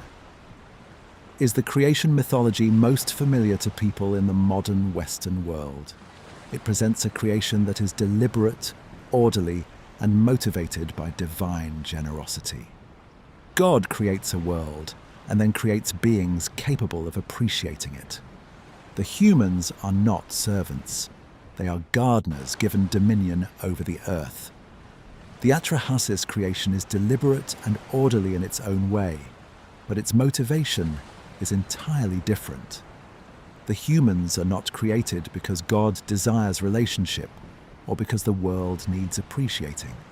They are created because the divine workers went on strike. The motivation is not generosity, but necessity. These two creation theologies reflect very different understandings of the relationship between human beings and the divine. The Genesis theology implies that humans have inherent worth. They are made in the image of God. They are the apex of creation. The cosmos was made for them to inhabit. The Atrahasis theology implies that humans have functional worth. They are useful to the gods, and their existence is justified by that utility. The contrast is not simply between two different stories about the same event. It is between two different visions of what humanity is. The Genesis vision is one of inherent dignity. The Atrahasis vision is one of instrumental existence. It would be easy to conclude that the Genesis vision is simply better, more humanistic, more affirming of human worth. But the Atrahasis vision has its own kind of honesty that deserves recognition.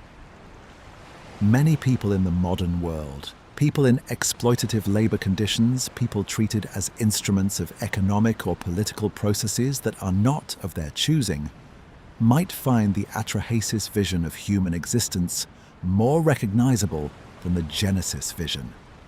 The Atrahasis myth names a truth about power that the Genesis tradition is more comfortable avoiding. The Atrahasis myth was not written by people who enjoyed comfortable lives under benevolent rulers. It was written by people who lived in city-states governed by kings, whose authority derived from divine mandate, who were subject to corvée labor on the temples and the irrigation infrastructure, who experienced the arbitrary operations of political and natural power as constant features of their existence. The myth they told about their creation reflected the world they actually lived in. Now let me say more about Enki's role in the Atrahasis myth, because his position is one of the most theologically interesting in the entire Mesopotamian tradition. Enki is consistently, across the entire Mesopotamian literary tradition, the god who protects humanity. It is Enki who suggests the creation of humanity when the Igigi go on strike. It is Enki who warns Atrahasis about the plagues and the flood. It is Enki who finds ways to subvert Enlil's population reduction schemes while remaining technically within the bounds of the divine decisions. The specific character of Enki's protection is interesting. He does not protect humanity by openly defying the divine assembly. He is one of the Anunnaki, bound by their collective decisions. Instead, he protects humanity by finding creative interpretations of the rules, by technical evasion, by speaking to walls rather than directly to human beings. He is the divine trickster, and his trickery is always in service of humanity's survival. Why does Enki protect humanity? The myth does not give a simple answer. Enki created humanity. It was his solution to the labor dispute that brought human beings into existence, and there is something of a creator's responsibility in his continued protection. But there is also something else. Enki seems to genuinely value the human beings he helped create, to find their existence worthwhile, to be unwilling to see them simply destroyed at Enlil's irritated command. This creates a theological picture of the divine that is more complex than the simple power hierarchy might suggest. The Anunnaki are not monolithic in their attitudes toward humanity. Enlil finds humanity noisy and inconvenient. Enki finds humanity interesting and worth protecting. Ninmah wept when the flood came because she had made humanity with her own hands. The divine response to humanity is not uniform. The diversity of divine attitudes toward humanity in the Atrahasis myth is again a reflection of the diversity of human experiences of the powers that govern their lives. Some rulers are capricious and destructive. Some are cunning and protective. Some have a creator's attachment to the things they have made. The myth maps these human realities onto the divine realm and gives them cosmic significance. This mapping, the use of divine narrative to explore and make sense of human experience, is what the Atrahasis myth is ultimately doing. It is not an account of what actually happened at the beginning of time. It is a theological meditation on what it means to be human in a world governed by powers that are more powerful than you, that created you for their own purposes, and that are capable of destroying you when you become inconvenient. The ancient astronaut tradition interprets the Atrahasis myth as literal history, as an account of an extraterrestrial mining operation in which aliens created genetically engineered humans as a labor force. This interpretation takes the myth's theological content literally and strips it of its philosophical significance. The labor dispute among the gods becomes a boardroom argument among alien executives. The creation of humanity from clay and divine blood becomes a genetic engineering project. This is not a more scientific reading of the text. It is a less thoughtful one. The mythological language of the Atrahasis text is doing specific philosophical and theological work. It is using the concept of creation for labor to explore specific truths about human existence, that we did not choose to exist, that we exist within conditions not of our making, that the powers that govern our world are not primarily concerned with our welfare. These are genuine insights about the human condition. They do not become more profound when aliens are substituted for gods. They become less profound. The Sumerians understood their situation more clearly than the ancient astronaut tradition gives them credit for. Let me close this part with a reflection on the specific genius of beginning the creation myth, not with the creation of the world, but with a labor dispute. Most ancient creation mythologies begin with chaos, or with void, or with a primal divine being who acts to bring order into existence. The Genesis account begins with the formless void and the Spirit of God moving over the waters. The Greek Hesiodic tradition begins with chaos, from which Gaia and Eros emerge. The Norse tradition begins with the void of Ginnungagap. The Atrahasis myth begins with a strike, with workers who are exhausted and angry and who burn their tools and march on the boss's house. This is a startling and genuinely original opening. It grounds the creation of humanity not in cosmic drama or divine aesthetic intention, but in the most mundane of human realities, the problem of who does the work. It suggests that the question of labor, who does it, under what conditions, with what rewards, and what happens when the workers refuse, is a fundamental cosmic question, not just a human political one.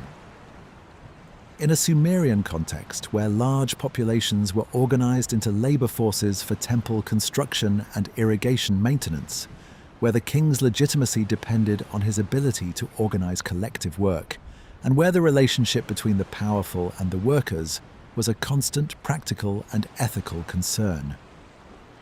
In this context, the idea that the cosmos itself was structured around the problem of labor makes perfect sense. The Atrahasis myth is not naive cosmological thinking. It is sophisticated social theology, using the divine realm to think about the most pressing political and ethical questions of Sumerian society. This is what the oldest literature in the world is doing. thinking hard about the hardest questions, in mythological language, with divine characters, but about human things, always about human things. Let me describe the divine hierarchy more fully. We have encountered An, Enlil, Enki, Ninhursag, and Inanna in the course of the last 3 parts. But the Sumerian divine world was richer and more populous than these 5 figures alone, and understanding the structure of the whole illuminates what the Anunnaki meant within it. The Sumerian cosmos was conceived as having 3 major domains: the heavens, the earth, and the underworld. Each domain had its divine ruler and its divine inhabitants.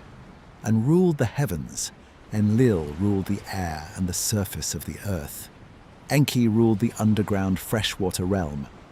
The underworld, the great below, was ruled by Ereshkigal, Inanna's sister, and administered by the Anunnaki judges of the dead. This tripartite cosmos was understood as having been established at the beginning of time by a process of divine separation and organization. The primordial state was one in which heaven and earth were not yet distinguished. The sky was not yet separate from the ground, the fresh water was not yet separate from the salt water. The world had not yet taken the differentiated form it would have after the gods had organized it. The separation of heaven and earth, the establishment of the cosmic domains, the assignment of specific functions to specific gods. All of this constituted what the Sumerians understood as the work of creation. Creation was not the making of something from nothing. It was the organization of what already existed into a structured and functional cosmos. This understanding of creation as organization rather than generation is one of the most distinctive features of Sumerian cosmology, and it has profound implications for understanding the Anunnaki. The Anunnaki did not create the world from nothing. They organized it.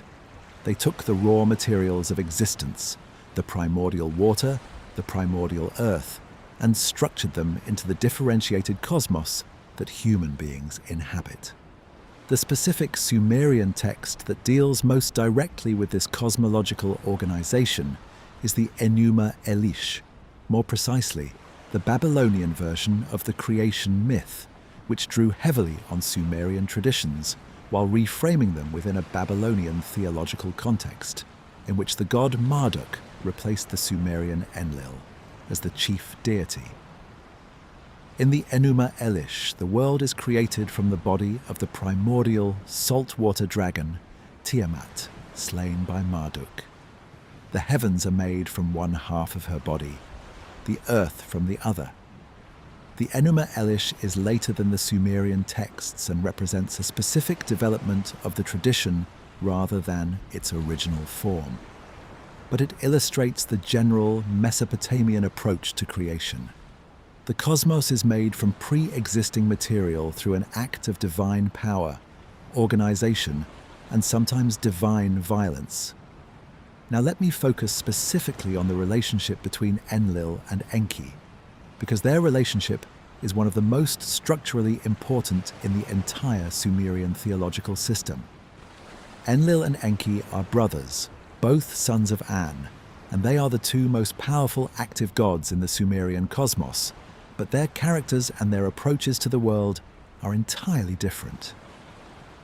Enlil is the god of the storm, of wind, of flood, of overwhelming natural force. He is associated with power and with authority, with a decree that cannot be questioned, and the force that cannot be resisted. He is not cruel by intent, but he is willing to make decisions that result in enormous destruction when those decisions seem necessary to him. Enki is the god of wisdom, of water, of crafts, of language, of the arts of civilization. He is associated with cleverness rather than force, with finding solutions rather than imposing them, with the creative intelligence that works around obstacles rather than smashing through them. He is not weak.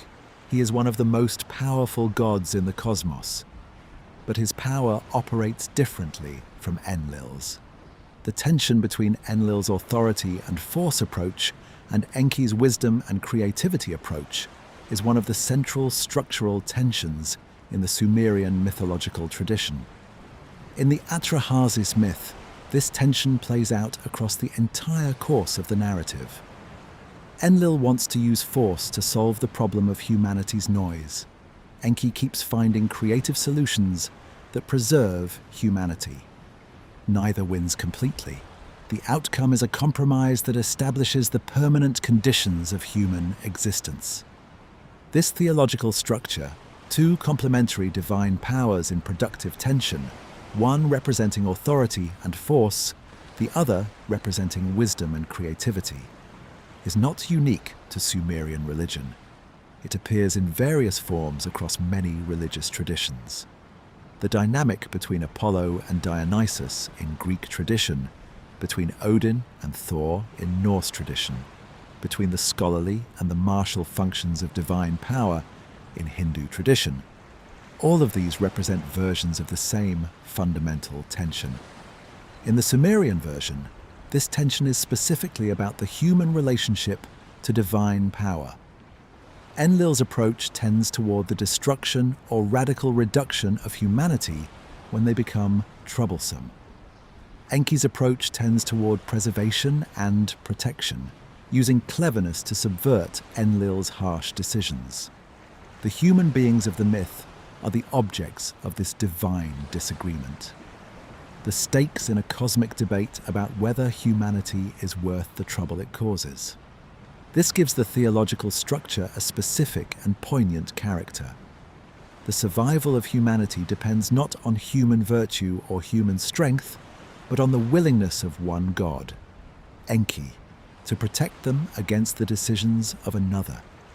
Humanity's continued existence is a function of a divine political situation, not a human achievement. Let me also say something about Ninhursag and her specific role in the Sumerian divine hierarchy, because she is often overlooked in popular accounts. Ninhursag is one of the most ancient Sumerian deities.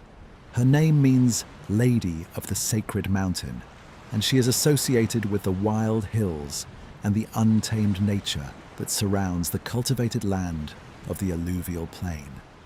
She is also associated with birth, with the specific power of bringing life into the world, and with the material substance from which life is made. In the creation myths, Ninhursag frequently appears as Enki's partner or counterpart in the creation of life. In the myth of Enki and Ninhursag, a story set in the paradisiacal land of Dilmun, the two gods engage in a series of sexual unions that produce various plants and animals. When Enki eats the plants Ninhursag has created, violating a divine prohibition, she curses him with 8 diseases, one for each plant he consumed. When Enki is dying, the other gods intercede and Ninhursag relents, creating 8 healing deities to cure the 8 diseases. This myth, with its combination of sexual creation, divine transgression, divine punishment, and divine healing, illustrates the complex character of Ninhursag's relationship with Enki and with the process of creation more broadly. Creation in the Sumerian tradition is not a clean or conflict-free process. It involves desire and violation and suffering and healing, a cycle of disruption and restoration that generates the diversity of the living world. The specific interest of this myth for the Anunnaki tradition is what it reveals about the Sumerian understanding of the divine creative process. The gods are not perfect, and their creations are not always intended. Enki eats the plants he should not eat, and the diseases that result, while punishments, are also aspects of reality that would not exist without the transgression. Creation through transgression, the world enriched by violation of its own rules, is a recurring motif in Sumerian mythology. Now let me describe the Igigi, the lesser gods whose labor dispute began the Atrahasis creation story, and their relationship to the Anunnaki. The Igigi are the class of divine beings below the Anunnaki in the divine hierarchy. In the earliest Sumerian texts, the terms Anunnaki and Igigi are sometimes used interchangeably, but in the Akkadian tradition of the 2nd millennium BCE, a clear distinction emerges. The Anunnaki are the great gods of the underworld, and the Igigi are the great gods of the heavens. The specific differentiation is interesting. In the Atrahasis myth, it is the Igigi, the heavenly gods, who go on strike, while the Anunnaki, the underworld gods, are described as sitting in the darkness and observing. The cosmic division of divine labor creates an inequality that eventually leads to the creation of humanity to resolve it. By the 1st millennium BCE, the term Igigi had become used more specifically to refer to the 7 great gods of the heavens, and the term Anunnaki was used to refer to the underworld judges. But the earlier, broader usage, in which both terms refer generally to the divine beings of the cosmos, is important for understanding how the tradition developed. The complexity and evolution of these divine categories across 2,000 years of Mesopotamian religious writing reflects the living character of the tradition. Sumerian and Akkadian religion was not a fixed doctrinal system, but a developing theological conversation in which ideas were refined, terms were redefined, and the divine hierarchy was reconceptualized in light of changing political and cultural circumstances. The Anunnaki of 2600 BCE are not identical to the Anunnaki of 1000 BCE. The tradition evolved. The gods changed, as all living religious traditions change, holding the same names, carrying different meanings across the long millennia. Let me develop the Enuma Elish more fully, because even though it is a Babylonian text rather than a strictly Sumerian one, it represents the most complete and sophisticated statement of Mesopotamian creation theology, and it illuminates what the Anunnaki meant within the fully developed tradition. The Enuma Elish, the name comes from its opening words meaning "when on high," was composed probably during the Old Babylonian period, around 1700 BCE, though it may draw on earlier sources. It was recited annually at the Great New Year Festival in Babylon, the Akitu Festival, as part of the ritual renewal of the world and the reaffirmation of Marduk's supremacy among the gods. The specific setting of the Enuma Elish recitation, the New Year Festival, the ritual renewal of the cosmic order, is important for understanding what the text was doing. It was not simply a story about the past, it was a ritual reenactment of the past that renewed the present. By reciting the story of Marduk's victory over Tiamat, the priests were not just remembering a mythological event. They were participating in the ongoing maintenance of the cosmic order that Marduk's victory had established. This understanding of myth as ritual reenactment, as something that is performed rather than merely told, that has efficacious power in the present rather than simply recording the past, is characteristic of ancient Mesopotamian religious practice. The boundary between the mythological event and the ritual performance of that event was permeable. When the king performed certain ritual actions at the Akitu festival, he was not just imitating Marduk. In some sense, he was Marduk, and his actions renewed the cosmic victory. The Anunnaki in the Enuma Elish appear in a specific and important context. After Marduk has defeated Tiamat and created the world from her body, he organizes the divine realm. He assigns the Anunnaki to their stations, some in the heavens, some in the underworld, as part of the cosmic reorganization that follows creation. The Anunnaki build the city of Babylon as their divine dwelling, and they commit themselves to eternal service to Marduk. This subordination of the Anunnaki to Marduk reflects the specifically Babylonian theological revision of the older Sumerian tradition. In the original Sumerian texts, Enlil was the supreme active deity. When Babylon became the dominant political power in Mesopotamia, Babylonian theology revised the divine hierarchy to place Marduk, the patron god of Babylon, at its apex, and the Anunnaki were reorganized beneath him. This theological revision in response to political change is one of the clearest examples of how ancient religious traditions worked. When the political landscape changed, the divine landscape changed with it. The gods' relative positions and powers were adjusted to reflect the relative positions and powers of the cities and kingdoms they patronized.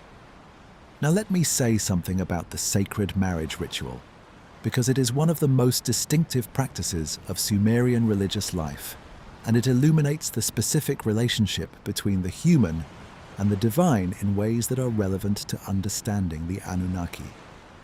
The sacred marriage, hieros gamos in Greek, was a ritual in which the king of a Sumerian city enacted a symbolic union with the city's patron goddess, specifically with Inanna, in many of the most important ceremonies. The ritual appears to have involved the king and a priestess acting as representatives of the divine couple, performing acts that symbolize the union of divine and human power, and that were believed to ensure the fertility of the land and the city for the coming year.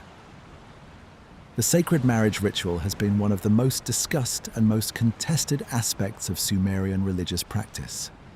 Some scholars believe it involved actual sexual intercourse between the king and a high priestess.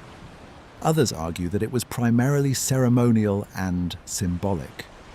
The specific details of how the ritual was performed are not entirely clear from the surviving texts. What is clear is the theological meaning. The king's legitimacy and the city's prosperity were understood as depending on the favor of Inanna, and the sacred marriage was the ritual mechanism through which that favor was obtained and renewed. The king was not simply a human ruler, he was the human partner of the divine, bound to the goddess by a specific ritual relationship that carried both privilege and obligation. This ritual relationship between the human king and the divine Inanna is a microcosm of the broader relationship between humanity and the Anunnaki that runs through all of Sumerian religious thought. The humans, even the most powerful humans, are in a dependent relationship with the divine. They need the god's favor. They maintain that favor through ritual performance. And the gods, for their part, need the relationship too. Need the offerings, need the worship, need the king to perform his ritual obligations.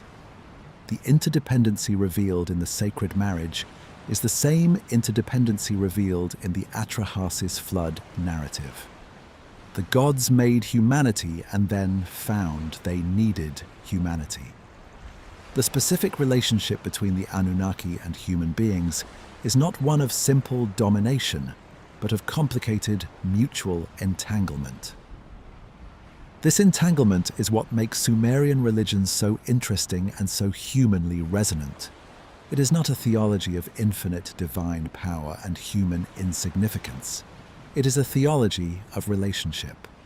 Complex, asymmetrical, sometimes painful, but genuinely relational. The Anunnaki needed humanity almost as much as humanity needed them. And in that mutual need, something interesting happened. Something that generated 4,000 years of literature about gods and people, and what it means to be both. Let me close this part by returning to the question of how the divine hierarchy mirrors and reflects the social hierarchy of Sumerian society, because the correspondence is too consistent to be coincidental, and understanding it illuminates both the religion and the society. The Sumerian divine hierarchy is organized on the model of the Sumerian city-state. At the top is the supreme ruler, An or Enlil, or in later traditions Marduk, whose authority is supreme but who governs in council with the other great gods. Below him are the great gods who control the major domains of the cosmos, roughly analogous to the senior officials of the royal administration. Below them are the lesser gods who control specific functions and specific places. And below them, performing the manual labor of the cosmos, are the beings at the bottom of the hierarchy, which are, ultimately, human beings. This mirror relationship between the divine and human hierarchies was not accidental. It was the Sumerian way of saying, this is how things are at every level of reality. The organization of the cosmos and the organization of society are expressions of the same fundamental principle of hierarchical order. The great gods govern the cosmos the way the king governs the city. The lesser gods serve the great gods the way officials serve the king. Human beings serve the gods the way workers serve the officials. This is a theology that legitimizes social hierarchy by giving it cosmic grounding. The inequality of Sumerian society between the king and the common people, between the officials and the workers, between the free and the enslaved, is not an accident or an injustice. It reflects the fundamental structure of reality as decreed by the Anunnaki. This is, from a modern perspective, a deeply conservative theology.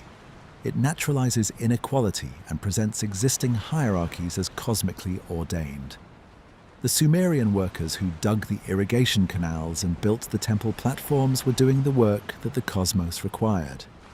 The same work, in human form, that the Igigi had done before they went on strike. But it is also, paradoxically, a theology that contains the seeds of critique. The Atrahasis myth itself, which begins with a divine labor strike, contains an implicit acknowledgement that the workers at the bottom of the hierarchy have legitimate grievances. The Igigi went on strike because the work was too much and the rewards too few. The myth does not say they were wrong to strike. It says that the solution to their strike was the creation of a new category of worker, humanity, to bear the burden. The creation of humanity to resolve a labor dispute is not an endorsement of the labor conditions that caused the dispute. It is a way of displacing the problem downward in the hierarchy rather than solving it. Whether the Sumerian scribes who composed and transmitted these myths were aware of this implicit critique is unknowable. But the myth is there, and the critique is in it. The Anunnaki created the problem, and then they created humanity to solve it, and then humanity had the problem, and wrote it down, for us to read. 4,000 years later, still recognizing the problem. Let me tell you about Zecharia Sitchin. Sitchin was born in Baku, Azerbaijan in 1920 and raised in Mandatory Palestine. He was educated at the London School of Economics, where he studied economics and history, and he worked for much of his adult life as a journalist and editor in Israel before emigrating to the United States. He died in New York in 2010 at the age of 90. He was not a professional scholar of ancient languages or ancient Near Eastern history. He had no academic credentials in Assyriology, the field of scholarship concerned with the languages and cultures of ancient Mesopotamia. His knowledge of Sumerian and Akkadian, the languages of the cuneiform texts, was self-taught. This is not, in itself, disqualifying. Self-taught scholars have made genuine contributions to many fields, and the history of Assyriology includes cases where amateurs made important observations that professionals had missed. The specific question is whether Sitchin's self-teaching produced accurate knowledge of the Sumerian language and an honest engagement with the cuneiform texts, or whether it produced confident misreadings that supported a predetermined conclusion. The scholarly consensus, as we will explore in the next part of tonight's journey, is unambiguously the latter.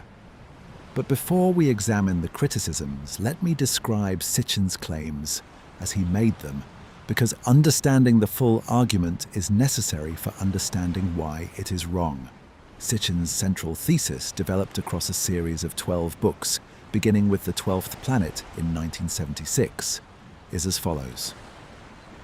The ancient Sumerian texts describe encounters between early human beings and beings who came from another planet, a planet he called Nibiru, which he claimed was an undiscovered 12th planet in our solar system that follows an elongated elliptical orbit taking approximately 3,600 years to complete. The beings from Nibiru, whom he identified with the Anunnaki, came to Earth approximately 450,000 years ago in search of gold, which they needed to repair the atmosphere of their home planet. They initially tried to mine gold themselves using their own labor, but the work was too difficult. They then genetically engineered humanity by combining their own DNA with the DNA of Homo erectus, the archaic human species already present on Earth, to create a race of workers capable of mining the gold for them. In Sitchin's account, the Anunnaki continued to manage human civilization for hundreds of thousands of years, eventually giving humans the gifts of agriculture and urbanization to create more efficient labor forces. The specific event of the flood, in Sitchin's reading, was a natural disaster caused by the passage of Nibiru through the inner solar system, which the Anunnaki knew was coming, but chose not to warn humanity about, since they saw it as an opportunity to eliminate the human population they had created and no longer needed. Eventually, according to Sitchin, the Anunnaki departed from Earth, or retreated to a less visible form of involvement, leaving humanity to develop independently. The specific timing of this departure and the specific reasons for it vary somewhat across Sitchin's different books. The appeal of this narrative is immediately obvious. It takes the ancient Sumerian texts seriously as sources of information about actual events, rather than as mythology or religious literature. It provides a unified explanation for several features of the ancient world that have attracted popular fascination. The apparent sophistication of Sumerian civilization, the flood narratives, the references to giants and divine beings in ancient texts, the puzzling precision of ancient astronomical knowledge.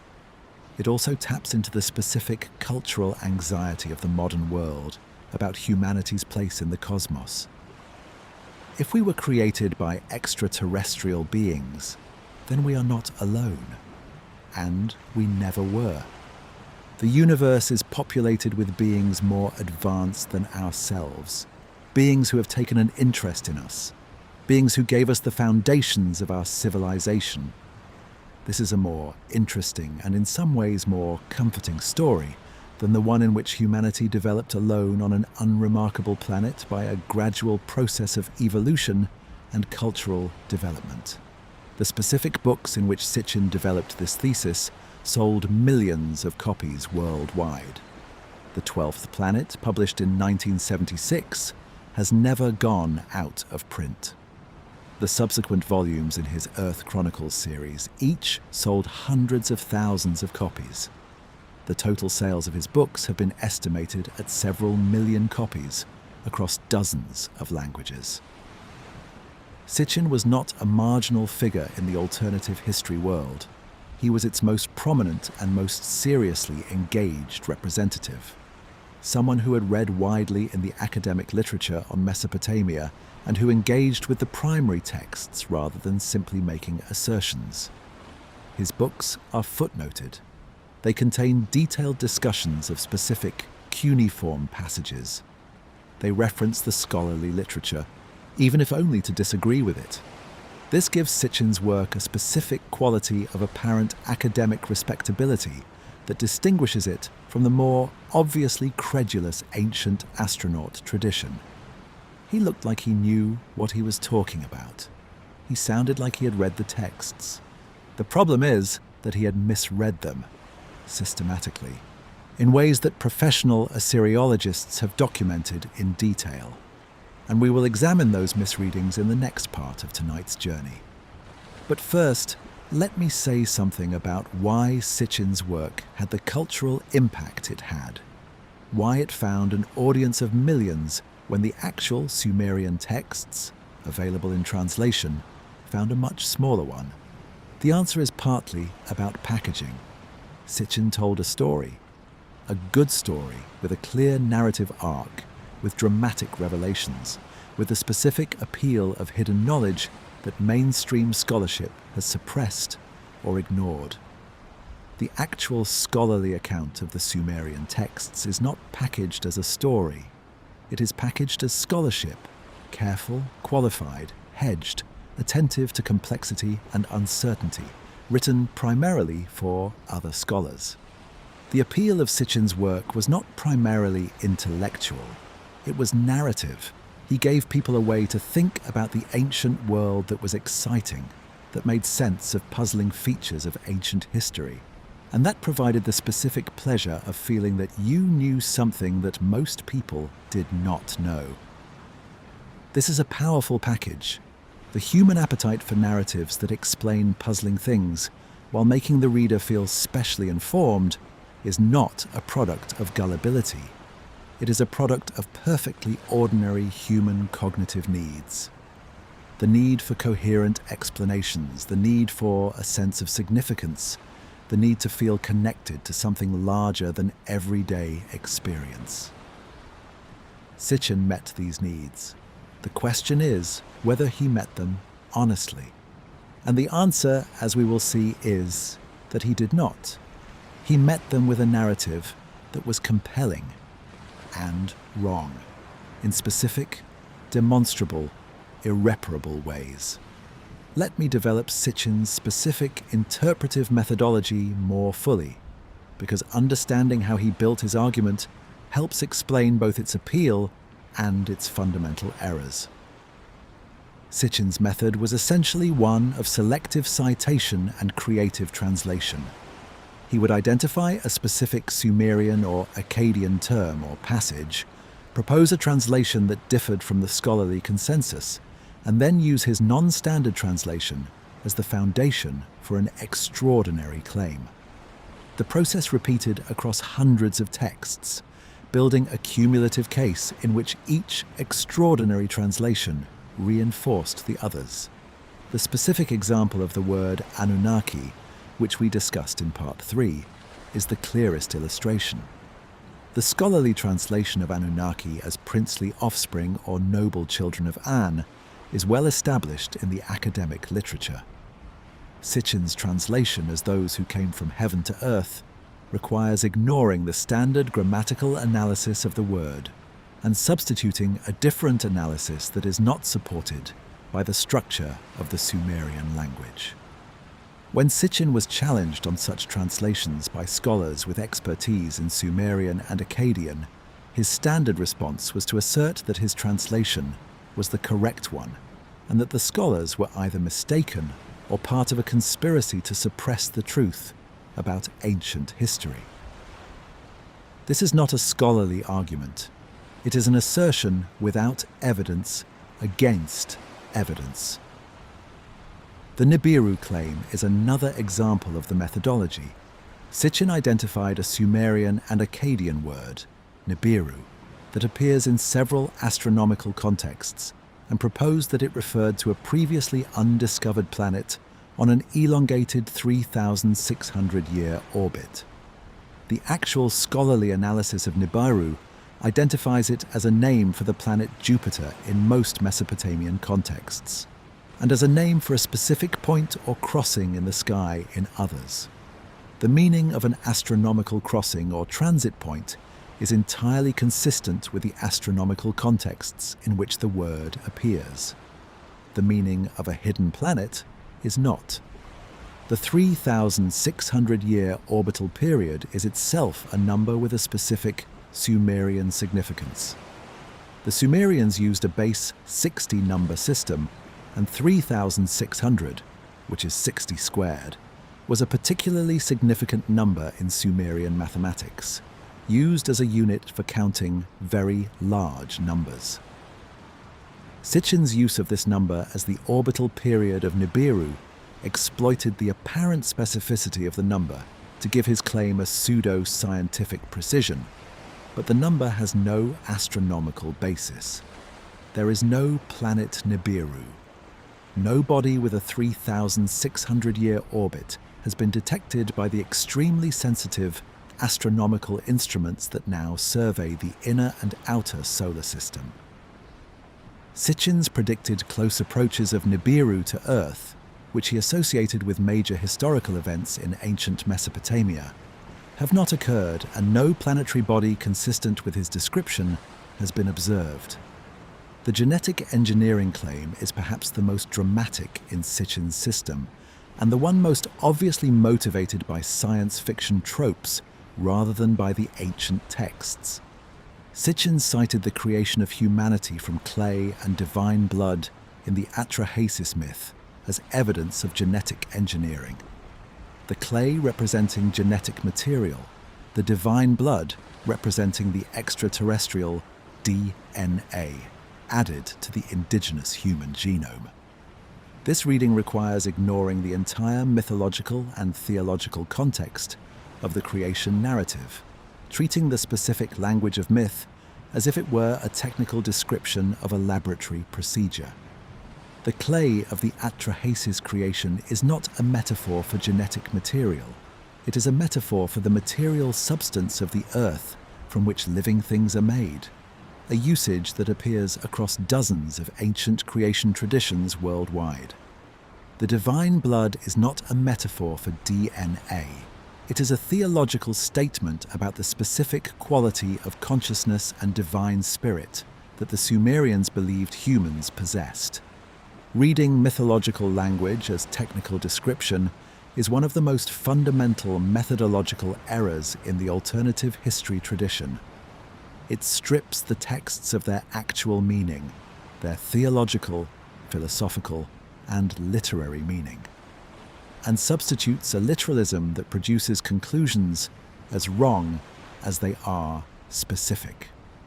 The 12th Planet was published in 1976, at a specific cultural moment when both ancient astronaut theories and popular interest in extraterrestrial intelligence were experiencing a significant surge. Erich von Däniken's Chariots of the Gods, published in 1968, and claiming that ancient monuments were built with extraterrestrial assistance, had sold tens of millions of copies by the mid-1970s. The search for extraterrestrial intelligence project was in its early stages. The Apollo moon landings had just ended, giving space exploration a prominence in the public imagination that it had not had before. In this context, Sitchin's much more scholarly appearing version of the ancient astronaut thesis found a receptive audience. He was offering something that von Däniken had not: a specific text-based argument, a specific ancient civilization as the source of the extraterrestrial encounter narrative, a specific mythology to decode.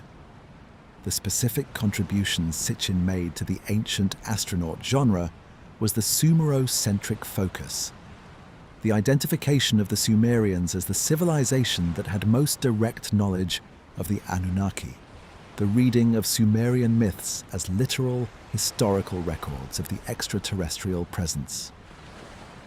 This focus gave the ancient astronaut tradition a much more textually grounded appearance than von Däniken's more diffuse claims about pyramids and cave paintings. But the textual grounding was illusory, based on mistranslations and misinterpretations of texts that, when properly read, say something very different from what Sitchin claimed they said. The tragedy of Sitchin's work, from the perspective of someone who cares about ancient history, is not that it was commercially successful. Commercial success and intellectual accuracy are not opposed. The tragedy is that millions of people who encountered Sitchin's work came away believing that they had learned about the actual content of the Sumerian texts. And what they had actually learned was a specific, fictional narrative that bore little relation to those texts. The Sumerians deserved better readers. Their texts deserve honest engagement. And the people who read Sitchin and believed they were reading about the Sumerians deserved accurate information. Let me close this part by thinking about what it would mean to take the ancient astronaut hypothesis seriously, to genuinely entertain the possibility that it might be correct, and consider what evidence would be needed to support it. If the Anunnaki were extraterrestrial beings who visited Earth, genetically engineered humanity, and taught us the arts of civilization, what evidence would we expect to find? We would expect to find physical evidence of their presence, landing sites, manufacturing facilities, materials or technologies inconsistent with what the Sumerians could have produced independently, biological evidence of genetic engineering in the human genome. None of this evidence exists. The Sumerian archaeological record shows exactly what we would expect from a human civilization developing through internal innovation and cultural exchange with neighboring peoples. A gradual development of technology, agriculture, and urban organization over centuries, with clear precursors in earlier archaeological cultures. The human genome shows no evidence of the kind of discontinuous genetic modification that Sitchin's alien engineering hypothesis would require. The specific Sumerian cultural achievements that Sitchin attributed to extraterrestrial teaching, writing, mathematics, astronomy, urban organization, all have clear developmental precursors in the archaeological record. Writing developed from earlier accounting systems through a gradual process of increasing abstraction and systematization. Mathematical knowledge developed from practical accounting and surveying. Astronomy developed from millennia of careful sky observation. Urban organization developed from earlier village and town settlements. None of these requires extraterrestrial intervention. All of them are consistent with what intelligent human beings, given sufficient time and motivation, are capable of developing independently. The ancient astronaut hypothesis is ultimately an underestimation of human capability dressed up as a cosmic revelation. The Sumerians did not need alien teachers. They were, as the texts they wrote demonstrate, quite capable of thinking for themselves. Let me tell you what the scholars actually say. The scholarly response to Sitchin's work has been consistent, detailed, and damning. Assyriologists, the specialists who devote their careers to the study of ancient Mesopotamian languages and cultures, have reviewed his translations, identified his errors, and published their critiques in academic journals and in accessible books written for general audiences. The critique is not a conspiracy to suppress inconvenient truths. It is the normal operation of scholarship, experts evaluating claims against the evidence and finding them wanting. The most prominent and most detailed scholarly critique of Sitchin's work is Michael Heiser's, a biblical scholar and Semitic languages specialist, who spent years working through Sitchin's specific claims and comparing them to the actual cuneiform texts and their established translations. Heiser's critique is not the work of someone who dismisses the ancient texts or who is uncomfortable with unconventional ideas. It is the work of someone who takes the texts seriously enough to insist that they be read accurately. Heiser's central finding is that Sitchin's translations of key Sumerian and Akkadian terms are systematically wrong. Not occasionally wrong, not wrong at the margins, but wrong in ways that are fundamental to his entire argument. The translation of Anunnaki that we discussed earlier is one example. There are dozens of others. Let me describe several of the most important specific errors. The word Nibiru appears in Mesopotamian astronomical texts and in mythological contexts. Sitchin translated it as the 12th planet and identified it as a previously unknown body in the solar system on a 3,600-year orbit. The actual scholarly analysis of Nibiru in its various contexts identifies it as a name for Jupiter in astronomical texts. Jupiter's association with the crossing of the celestial equator makes the meaning of crossing point or ferryboat appropriate. In the Enuma Elish, Nibiru is used as a specific title for Marduk in his role as the one who establishes the celestial order. There is no context in the Sumerian or Akkadian literature in which Nibiru refers to a hidden planet.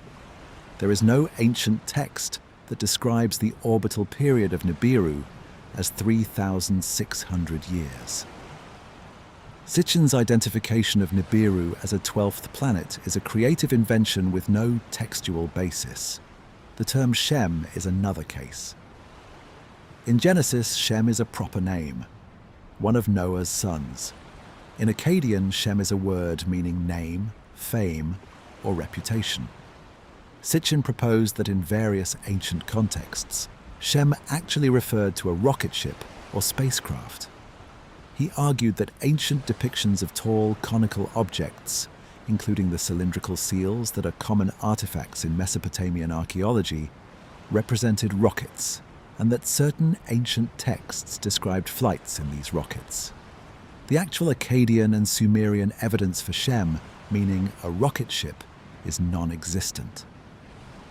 The word is well attested in ancient texts with the meaning of name or reputation, and this meaning is entirely consistent with all the contexts in which it appears.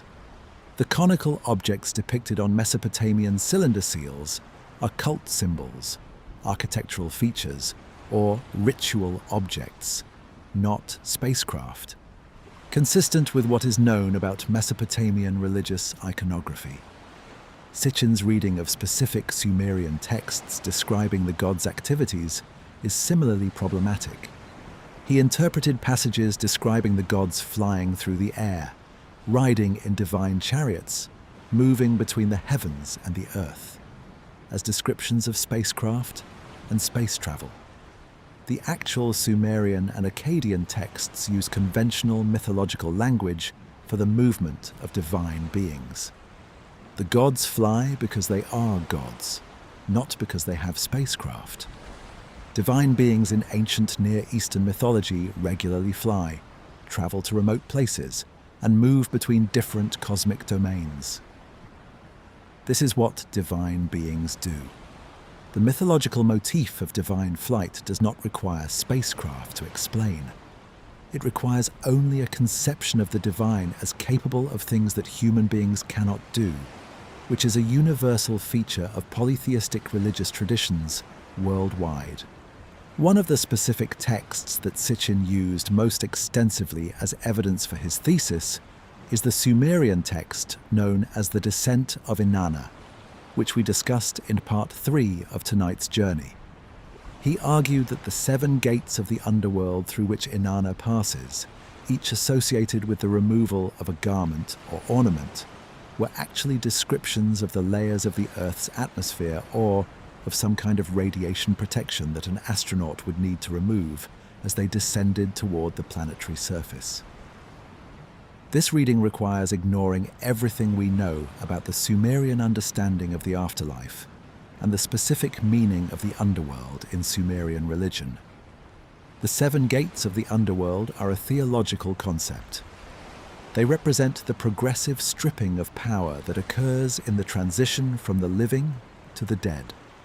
The garments and ornaments that Inanna removes are her divine powers, not her spacesuit. The specific scholarly consensus on this point is not ambiguous. Every Sumerologist who has studied the descent of Inanna has concluded that the 7 gates and the stripping of garments represent the loss of divine power and identity in the transition to death. Not one professional scholar of Sumerian literature has found evidence for Sitchin's atmospheric layer interpretation. The Sumerian king list presents another example of Sitchin's methodology. The king list is a document that records the names of Sumerian kings and the lengths of their reigns. For the kings before the flood, the reigns are listed as enormously long, tens of thousands of years in some cases. Sitchin interpreted these extreme lengths as evidence that the pre-flood kings were actually the Anunnaki, who had lifespans of hundreds of thousands of years because they were extraterrestrial beings. The actual scholarly interpretation of the extreme rain lengths in the pre-flood section of the King List is that they are a literary and theological device, a way of marking the pre-flood period as a mythological time before the present world, in which the normal rules of mortal existence did not apply. Long rains in the mythological past are a common feature of ancient king lists and chronological traditions worldwide. In the Hebrew Bible, the antediluvian patriarchs also live for hundreds of years. The extreme numbers are not descriptions of biological reality, they are markers of sacred time. The pattern across all of these examples is consistent. Sitchin takes a specific feature of the ancient texts that has a clear and well-established interpretation within the scholarly tradition, proposes an alternative interpretation that requires ignoring that scholarly context, and uses the alternative interpretation as evidence for his extraterrestrial hypothesis. The alternative interpretations are not wrong in a subtle or ambiguous way. They are wrong in ways that are clearly identifiable by anyone with a working knowledge of Sumerian and Akkadian, the linguistic context of the texts, and the broader Mesopotamian religious and cultural tradition. The scholarly critique of Sitchin is therefore not a matter of academic defensiveness or institutional conservatism. It is a matter of linguistic accuracy. The texts do not say what Sitchin claimed they said. The Sumerians were saying something else, something richer, something stranger, something more interesting than ancient astronauts, and their words deserve to be heard as they intended them. Let me give more specific examples of how the scholarly reading of the same texts differs from Sitchin's reading, because the contrast is illuminating in itself. Sitchin placed enormous weight on the Sumerian myth of creation, the Enuma Elish, which he claimed described the formation of the solar system, including Nibiru's orbit. Specifically, he argued that the myth's description of the primordial waters, the goddess Tiamat and the god Apsu, was an encoded account of the solar system's formation, with Tiamat representing an early planet that was destroyed to form the asteroid belt and the Earth.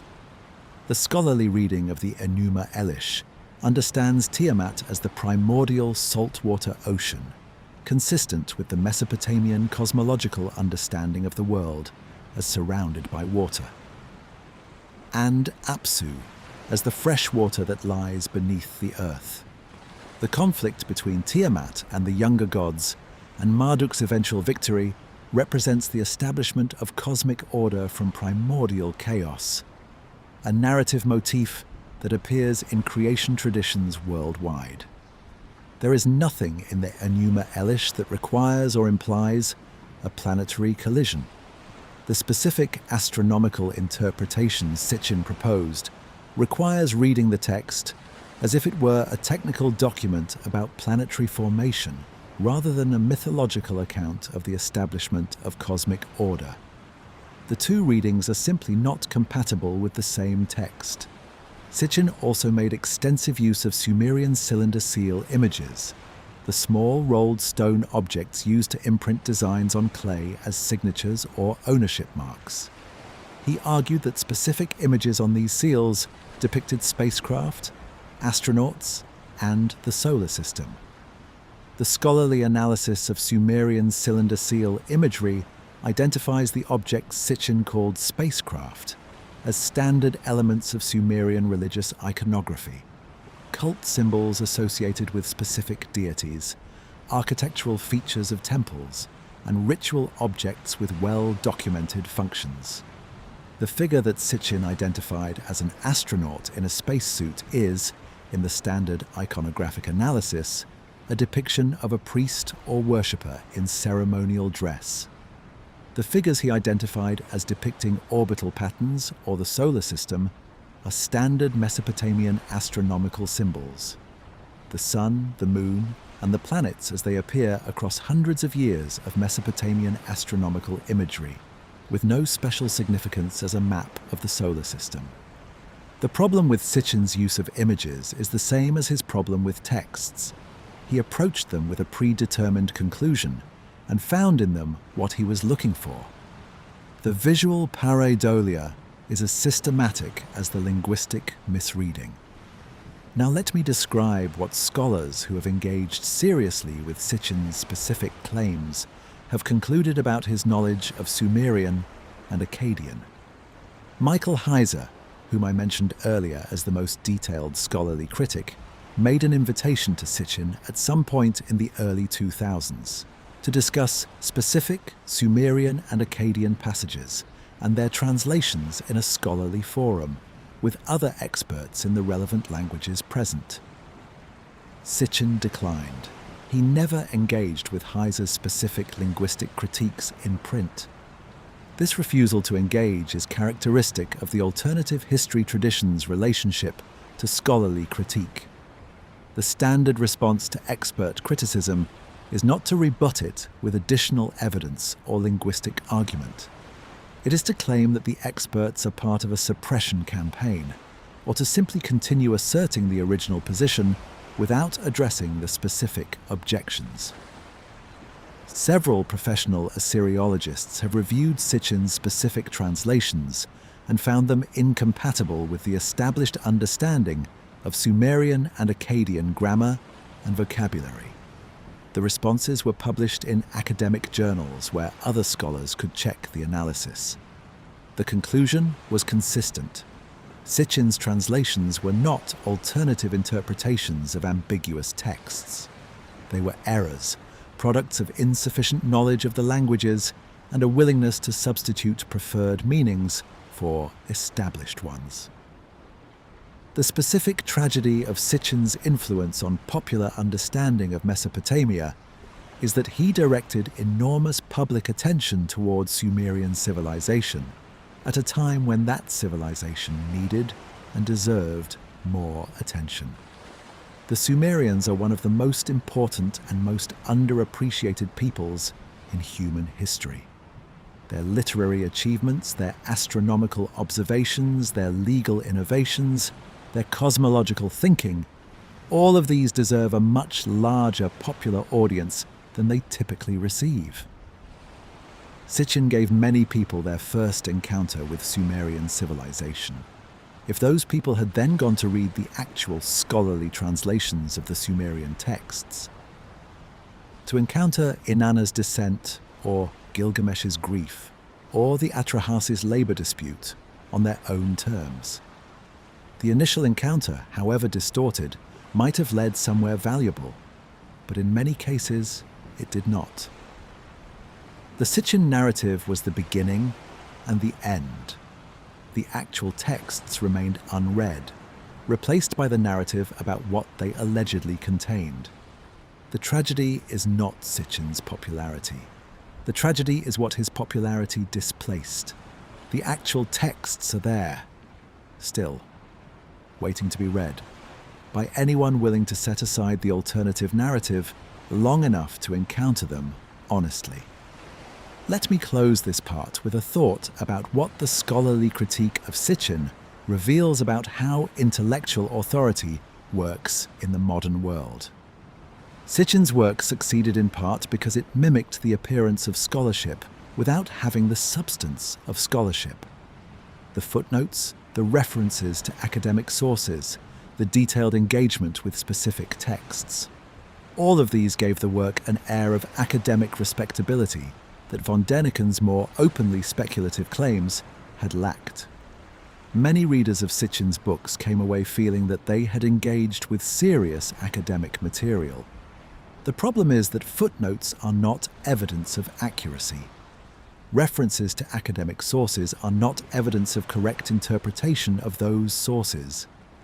Detailed engagement with specific texts is not evidence of correct translation of those texts. The specific competence required to evaluate Sitchin's claims is the competence to read Sumerian and Akkadian, a competence that very few of his readers possessed. In the absence of that competence, the appearance of scholarly rigor was indistinguishable from the substance of scholarly rigor. This situation, where the appearance of expertise substitutes for actual expertise, because most people cannot verify the claims, is a specific vulnerability of every intellectual tradition that relies on specialized knowledge. It is a vulnerability that is exploited not just by ancient astronaut theorists, but by bad actors in many domains. The fraudulent scientist who fabricates data that no one checks, the lawyer who misrepresents legal precedent to a client who cannot read the cases, the financial advisor who recommends products based on false claims about their performance. The remedy is not to make everyone an Assyriologist.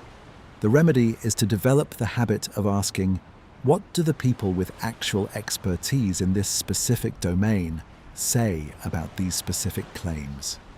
Not the people who wrote popular books, but the people who have spent careers studying the specific languages and the specific texts and the specific archaeological record. In the case of the Anunnaki, the people with that expertise are the Assyriologists, and they are clear. The texts do not say what Sitchin claimed they said. They say something different, something better. Let me trace the Anunnaki through 2,000 years of Mesopotamian history. The Sumerian texts we have been exploring in the earlier parts of tonight's journey represent the beginning of a tradition, not the totality of it.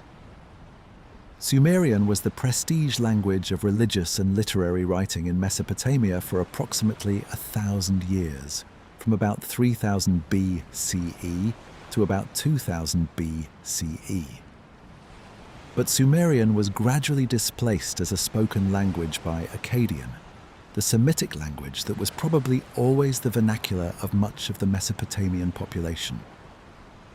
And by around 1900 BCE, Sumerian had ceased to be spoken as a living language, surviving only as a scholarly and liturgical tongue, the way Latin survived in medieval Europe after the fall of Rome.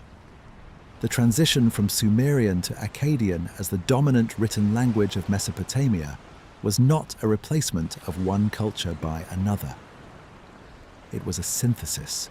Akkadian-speaking scholars absorbed the Sumerian literary and religious tradition, translated key texts into Akkadian, and produced new works that drew on Sumerian models while expressing them in the new language.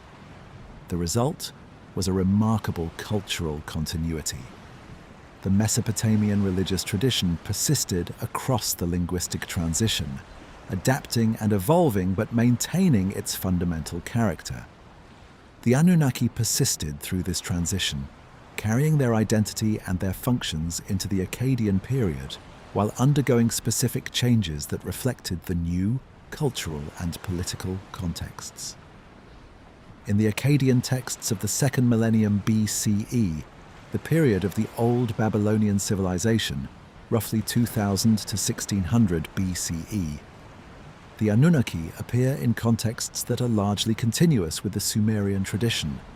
They are the great gods, the divine assembly, the judges of the dead.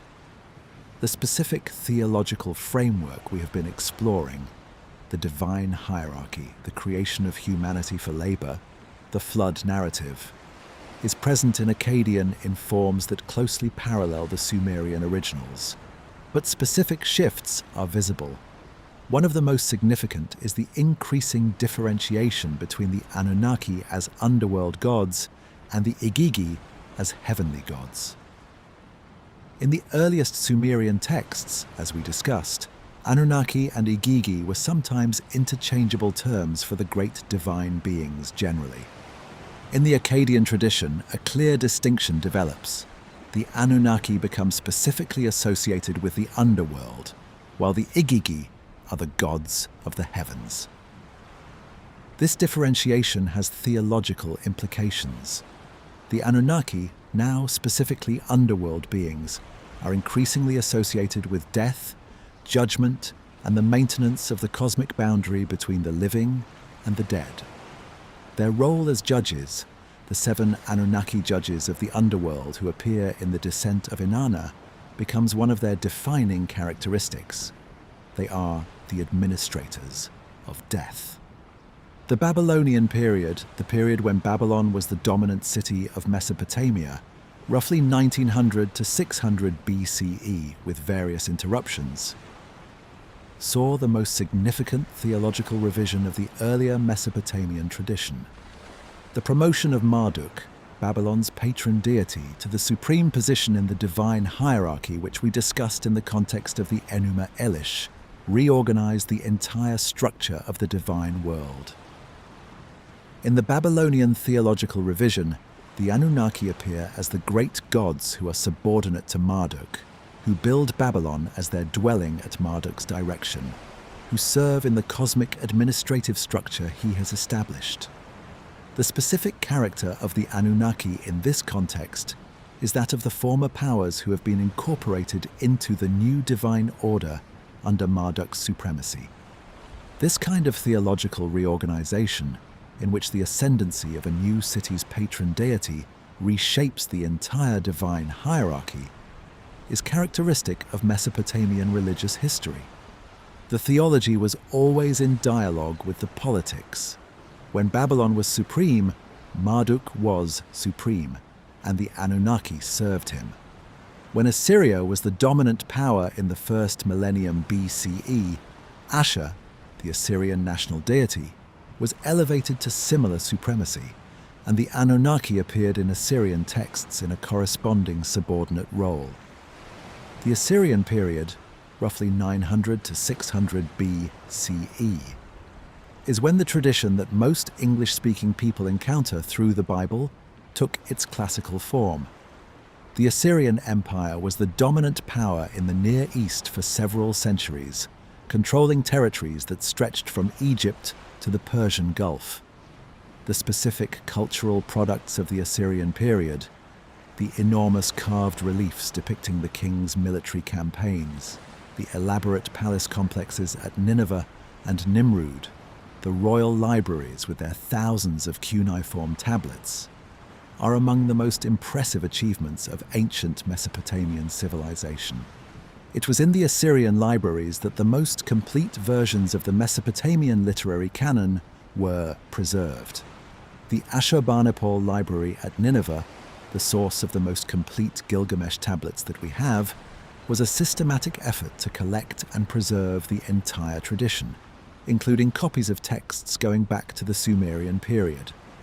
The Anunnaki appear throughout this collection in their various roles, as the divine assembly of the heavens, as the judges of the underworld, as the cosmic authorities whose decrees govern the fates of cities and kings.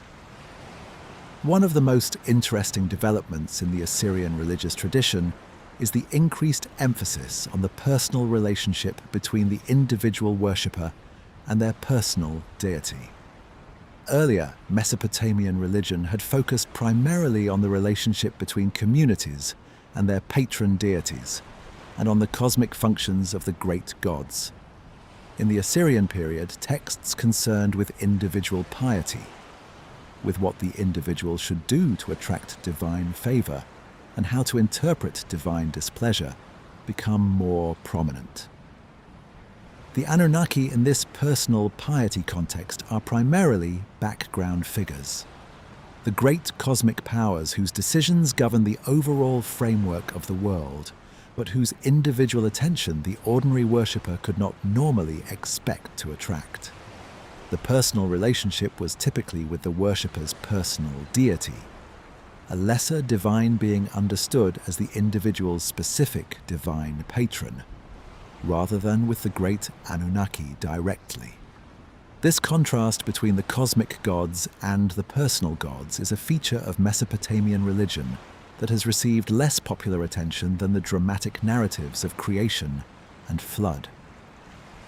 It reflects a sophisticated theological understanding of the different levels at which the divine operates.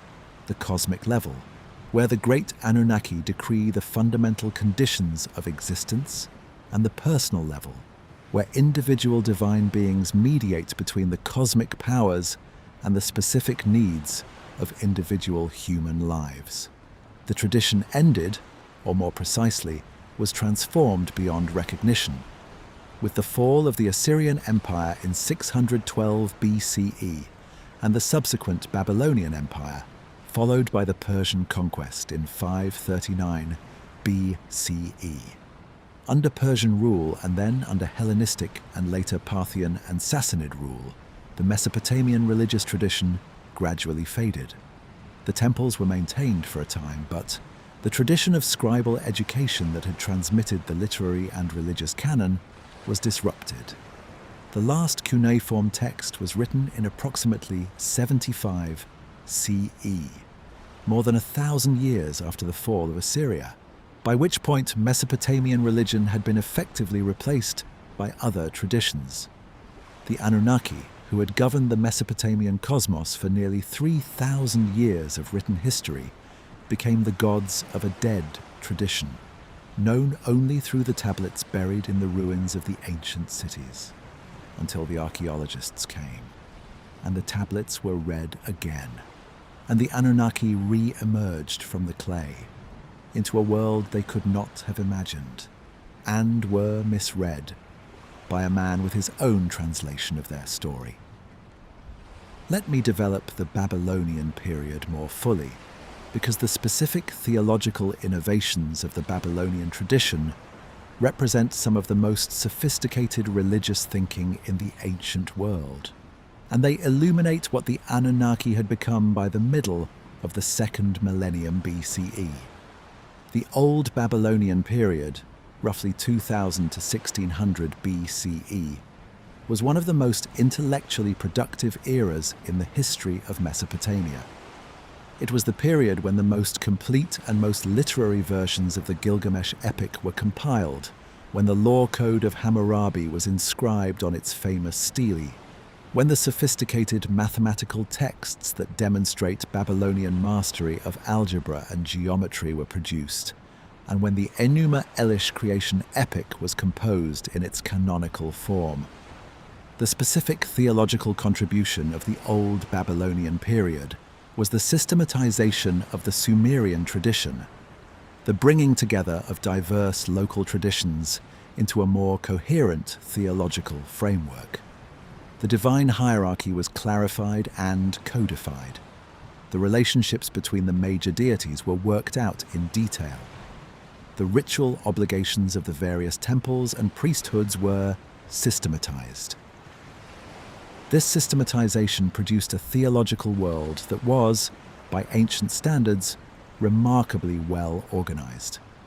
The Anunnaki in this systematized world had specific defined roles in the cosmic administration, the great gods of the heavenly assembly, the judges of the underworld, the divine powers whose decrees governed the fates of cities and kingdoms. These roles were clear and consistent across the major literary and religious texts of the period. One of the most significant theological developments of the Old Babylonian period was the composition of texts concerned with theodicy, with the question of why righteous people suffer and wicked people prosper. The Babylonian Job, a text known as Ludlul Bel Nemechi, meaning I will praise the Lord of wisdom, is the best known example. It describes a righteous man who suffers terrible afflictions despite his piety, who cannot understand why the gods have abandoned him, and who eventually recovers when the god Marduk restores his favor. The existence of this kind of theodicy literature, of texts that wrestle openly with the problem of divine injustice, shows that the Mesopotamian religious tradition was not simply a set of myths about cosmic events. It was a living theological tradition that grappled with the hardest questions of religious experience. Why do bad things happen to good people? How do we understand the relationship between human suffering and divine intention? The Anunnaki in the theodicy literature are the ultimate cosmic authorities whose decisions the suffering individual cannot understand. They have set the framework of the world, and within that framework, things happen that seem unjust from the human perspective. The specific question the theodicy texts are asking is, how do you maintain religious commitment when the cosmos seems indifferent to your suffering? The answer provided by the Babylonian tradition is not a comfortable one. There is no clear explanation for why the righteous suffer.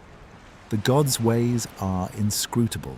The best a human being can do is maintain piety, maintain the ritual obligations, and hope that divine favor will eventually return. This is a theology that acknowledges the hardness of human experience without falsifying it. Now let me describe what happened to the Anunnaki tradition as it passed through the Hellenistic period and made contact with Greek and later Roman religious thought. When Alexander the Great conquered the Persian Empire in 334 to 323 BCE, Mesopotamia became part of the Hellenistic world, the Greek-speaking world that stretched from Greece to Bactria. Greek-speaking scholars in the Hellenistic period took an interest in the ancient traditions of the peoples they had conquered, including the Babylonian religious and astronomical tradition. The Babylonian astronomer and priest Berossus, writing in Greek around 280 BCE, produced a work called the Babyloniaca, in which he summarized Babylonian history and mythology for a Greek audience. Berossus's work, which survives only in fragments quoted by later authors, provided the Greek and Roman world with an account of Babylonian creation mythology and the flood narrative.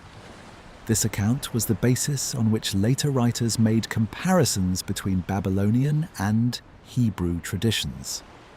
The specific way that Berossus described the Anunnaki for his Greek audience was to identify them with figures familiar from Greek mythology. This process of identificatio, the equation of foreign gods with Greek gods, was a standard feature of Hellenistic religious thought. The Anunnaki great gods became Greek titans or Olympians in the Hellenistic synthesis, their specific Mesopotamian characters partially preserved but reframed in Greek theological vocabulary. By the Roman period, the ancient Mesopotamian religious tradition had been largely absorbed into the syncretic religious culture of the Roman Empire, which incorporated elements from dozens of conquered cultures into its complex divine landscape. The specific identity of the Anunnaki was largely lost in this absorption. They survived as influences on later religious thought, as precursors to specific theological concepts, but not as themselves. The last practitioners of the original Mesopotamian religion were the temple communities that maintained their traditions under Roman and later Parthian rule. The last datable cuneiform tablet, a record of astronomical observations, was written in approximately 75 CE, more than 6 centuries after Alexander's conquest. The tradition had shown extraordinary resilience, but eventually it ended. The Anunnaki's specific identity, their names, their myths, their roles in the Mesopotamian cosmos, survived only in the buried tablets that the ancient world had accumulated across 3 millennia of writing. 3 millennia. From the first scratched clay of the Uruk period to the last astronomical observation under Parthian rule.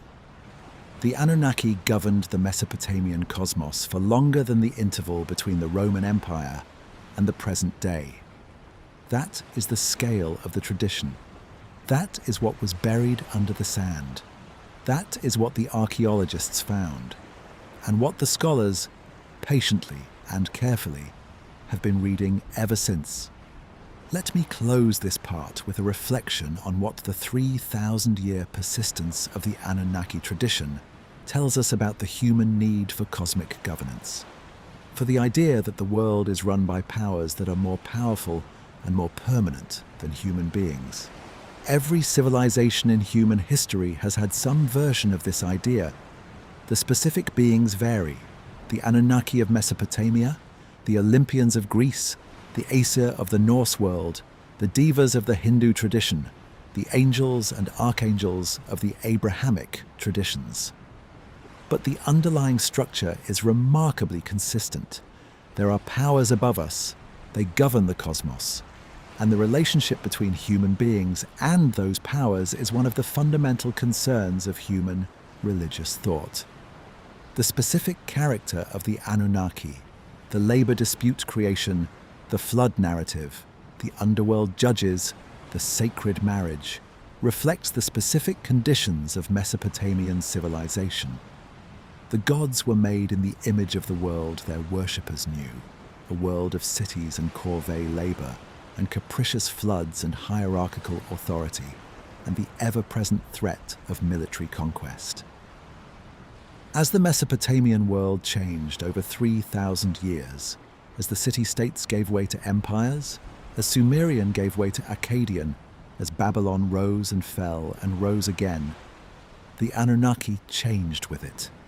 The same divine beings carrying the same names and the same basic functions were repeatedly reinterpreted to make sense of new political and cultural realities. This is what living religious traditions do. They are not fixed doctrinal systems, but ongoing theological conversations in which the same fundamental questions: who governs the cosmos? What do the gods want from us? How do we maintain their favor? What happens when we die? Are addressed again and again in light of changing circumstances. The Anunnaki participated in that conversation for 3,000 years. The conversation eventually ended, buried under the sand with the tablets that had carried it. But the questions that the conversation addressed did not end. They continued in other traditions with other divine names. And they continue tonight, in the dark, at whatever hour this is, when the old questions come back, and we find ourselves again reaching for answers. Let me address the across cultures claim. One of the most popular arguments in the alternative history tradition around the Anunnaki is not just that the Anunnaki were real extraterrestrial beings who visited ancient Mesopotamia, but that versions of the same beings appear simultaneously in multiple ancient cultures worldwide. In the ancient Egyptian tradition, in Hindu mythology, in the traditions of pre-Columbian Mesoamerica, in the myths of ancient China. The argument is that this simultaneous appearance of similar divine beings across cultures that had no contact with each other proves that all of these traditions were independently recording their encounters with the same real beings. This argument has significant emotional appeal. If the ancient Sumerians, the ancient Egyptians, the ancient Hindus, and the ancient Maya were all independently describing the same beings, the probability that they were all independently inventing similar mythological figures seems very low. The convergence appears to demand a common cause, and the most dramatic common cause available is the ancient astronaut hypothesis. But the argument has several serious problems that need to be addressed honestly. The first problem is the empirical one. The claim of simultaneous similar divine beings across cultures is much less well supported than the alternative history tradition implies. The specific divine beings that are claimed to be universal parallels to the Anunnaki are often quite different from each other, and quite different from the Anunnaki when examined carefully, rather than being described at the level of generalization at which they appear similar. The Anunnaki, as we have established across the last several parts of tonight's journey, are the divine council of the Sumerian cosmos, powerful, self-interested, capricious, associated with the labor dispute that produced humanity, with the flood, with the underworld judges of the dead. They are not primarily beings of light or love or wisdom. They are the administrators of a harsh and unpredictable cosmos. The divine beings of ancient Egypt, the Neteru, including Ra, Osiris, Isis, Horus, Set, and the other members of the Egyptian pantheon, have a very different character. The Egyptian divine world is organized differently, operates according to different principles, and produces a different kind of religious thought from the Mesopotamian tradition.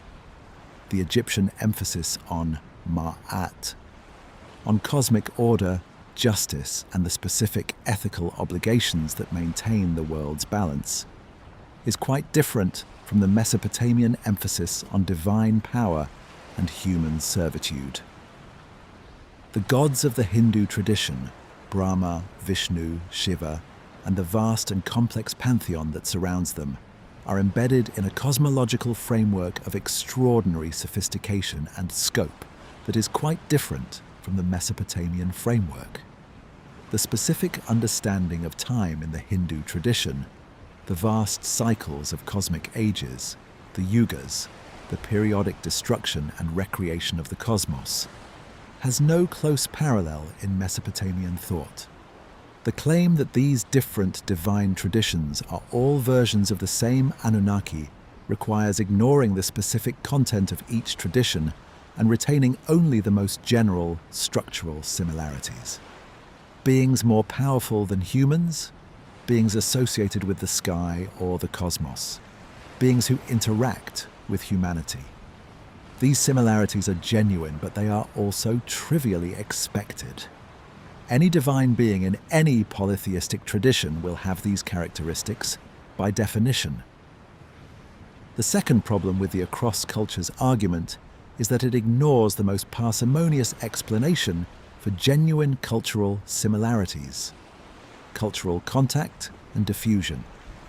Ancient cultures were not as isolated from each other as the alternative history tradition implies. Trade networks, military campaigns, diplomatic exchanges, and the movement of individuals through various means connected cultures across large distances in the ancient world. Ideas, practices, artistic motifs, and mythological narratives traveled with the people who moved between cultures. The specific case of Mesopotamia and ancient Egypt is particularly instructive. These two civilizations were in contact from at least the late 4th millennium BCE. Egyptian artifacts have been found in Mesopotamian contexts, and Mesopotamian cylinder seal designs appear in early Egyptian art. The transmission of mythological and religious ideas between the two traditions is well documented for certain periods and plausible for others. Similarly, the transmission of Mesopotamian religious ideas into the Hebrew Bible is not in dispute among scholars. The flood narrative, the creation mythology, various wisdom traditions, and specific mythological motifs all show influence from or parallel to Mesopotamian sources.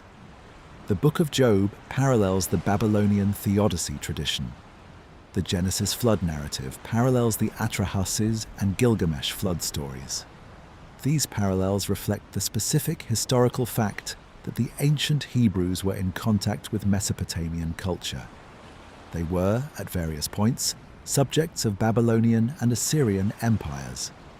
The diffusion of religious and mythological ideas through historical contact is not mysterious or exotic. It is the normal operation of cultural exchange. When two cultures trade, they exchange not just goods, but ideas.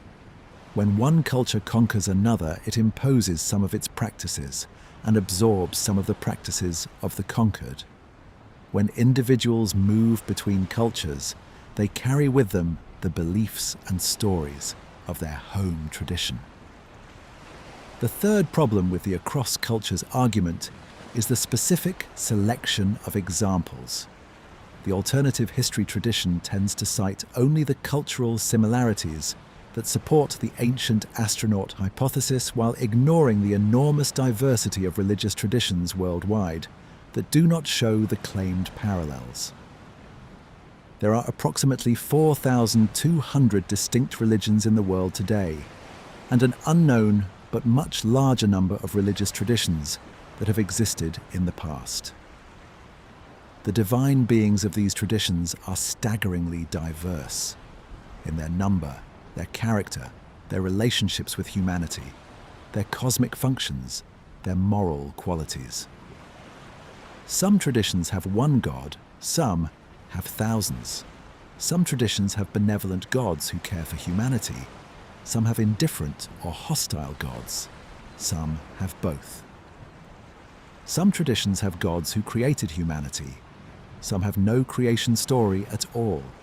The selection of a handful of divine traditions that share certain broad structural similarities with the Anunnaki while ignoring the vast diversity of religious traditions that do not fit the claimed pattern, is a classic example of confirmation bias. You can always find similarities if you look selectively enough. The question is whether the similarities you find are more than would be expected by chance, and more than would be expected by historical contact. For the specific cases cited in the ancient astronaut tradition, the answer is generally no. The similarities are either too general to be meaningful. All polytheistic traditions have powerful divine beings, or they are better explained by historical contact than by a common extraterrestrial origin. The fourth problem is perhaps the most fundamental. Even if genuine parallels existed across cultures with no historical contact, the extraterrestrial hypothesis would not be the most parsimonious explanation. Human beings everywhere have similar basic cognitive architectures. We process the world in similar ways. We have similar needs, similar fears, similar experiences of our own smallness in relation to the forces of nature. The specific cultural expressions of these universals vary enormously, but the underlying universals are consistent because we are all members of the same species. The existence of broadly similar religious structures across human cultures, divine beings more powerful than humans, cosmic ordering principles, concepts of the afterlife, creation narratives, is exactly what you would predict from the fact that all human beings share the same basic cognitive architecture and face the same basic existential challenges. It does not require extraterrestrial intervention to explain. The alternative history tradition's argument from cross-cultural parallels is, in effect, an argument from human nature. The parallels exist because human beings everywhere face the same fundamental questions and reach, within the constraints of their specific cultural contexts, somewhat similar answers. That is not evidence for ancient astronauts. It is evidence for humanity, for the specific character of our species, our universal need for cosmic meaning, our universal experience of our own smallness, our universal reaching towards something larger. Let me develop the comparative mythology angle more fully, because there is a legitimate and serious scholarly tradition of comparing myths across cultures. And understanding how that tradition works helps distinguish genuine insights from the selective pattern matching of the alternative history tradition. The academic discipline of comparative mythology, studying myths from different cultures to identify common patterns and themes, has a distinguished history going back to the 19th century. Scholars like James George Fraser, who wrote The Golden Bough, and more recently Joseph Campbell, who developed the concept of the monomyth or hero's journey, argued that certain mythological patterns appear across cultures worldwide and reflect universal aspects of human experience.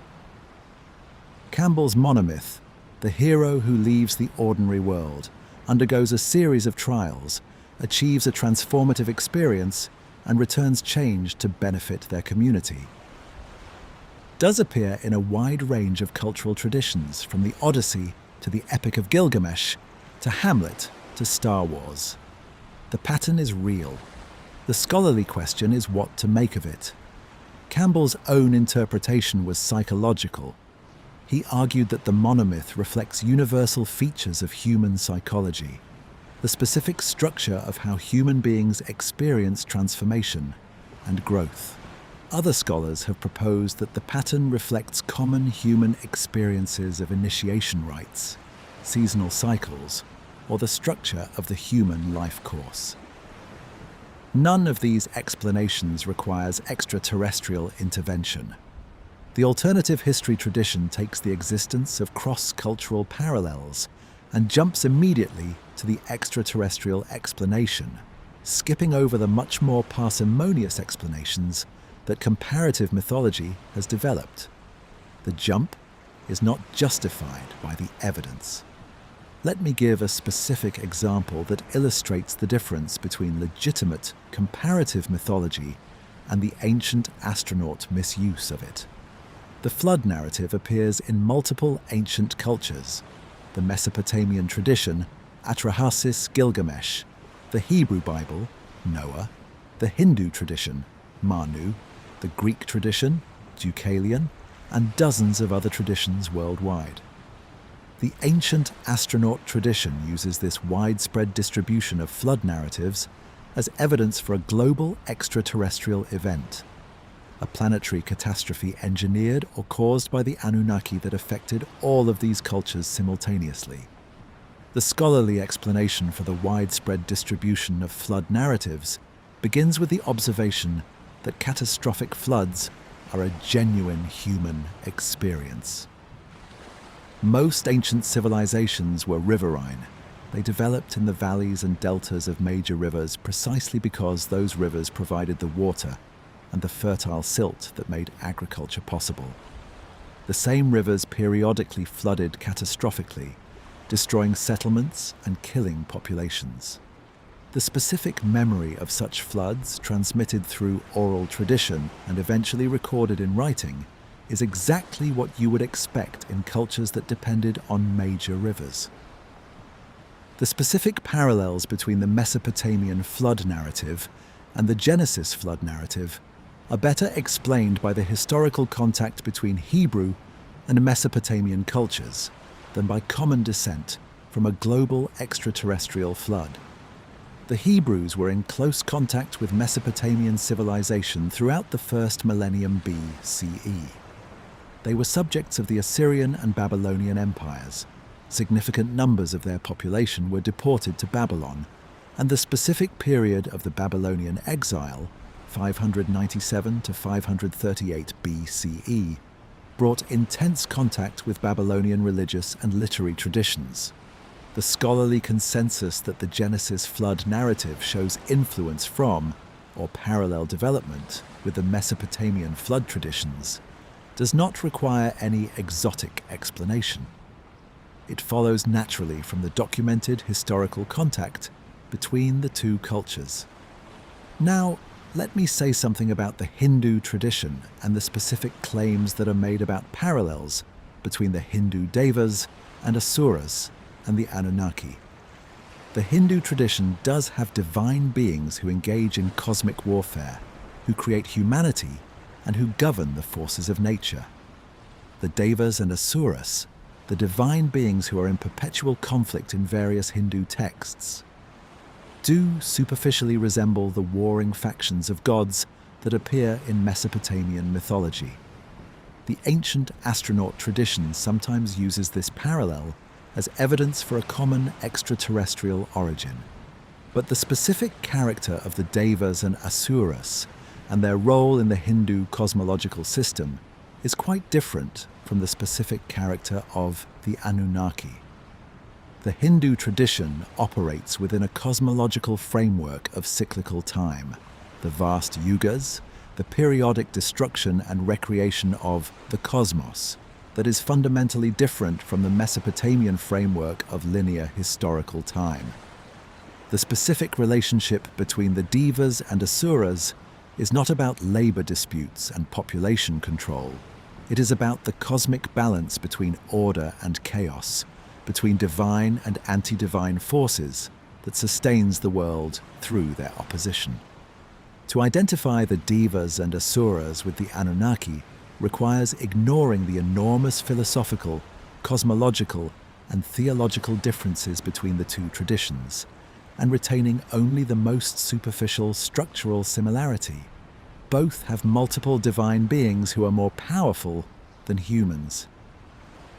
That level of similarity is not evidence of a common origin. It is evidence of the universal structure of polytheistic religious thought. The diversity of the world's religious traditions is, in the end, the strongest argument against the ancient astronaut hypothesis. If all of these traditions were independently recording encounters with the same extraterrestrial beings, we would expect them to be much more similar to each other than they are. The specific differences between the Anunnaki tradition, the Greek Olympian tradition, the Hindu tradition, the Norse tradition, the Egyptian tradition, the West African tradition, the indigenous American traditions. These differences are exactly what you would expect from independent human cultures, developing their own religious frameworks in response to their own specific environments, histories, and existential challenges. The diversity is the evidence, not for ancient astronauts, but for the extraordinary richness of human religious imagination, working independently in specific places, with specific problems, and reaching, each time, toward the same sky. Let me close this part with a thought about what genuine comparative mythology reveals about the Anunnaki specifically. When you compare the Anunnaki tradition with other ancient divine traditions on scholarly rather than ancient astronaut terms, looking for genuine structural and thematic parallels and trying to explain them through the most plausible mechanisms, some genuinely interesting connections emerge. The Anunnaki Divine Assembly, the council of great gods that meets to decree human fates, has genuine parallels in several other ancient Near Eastern traditions.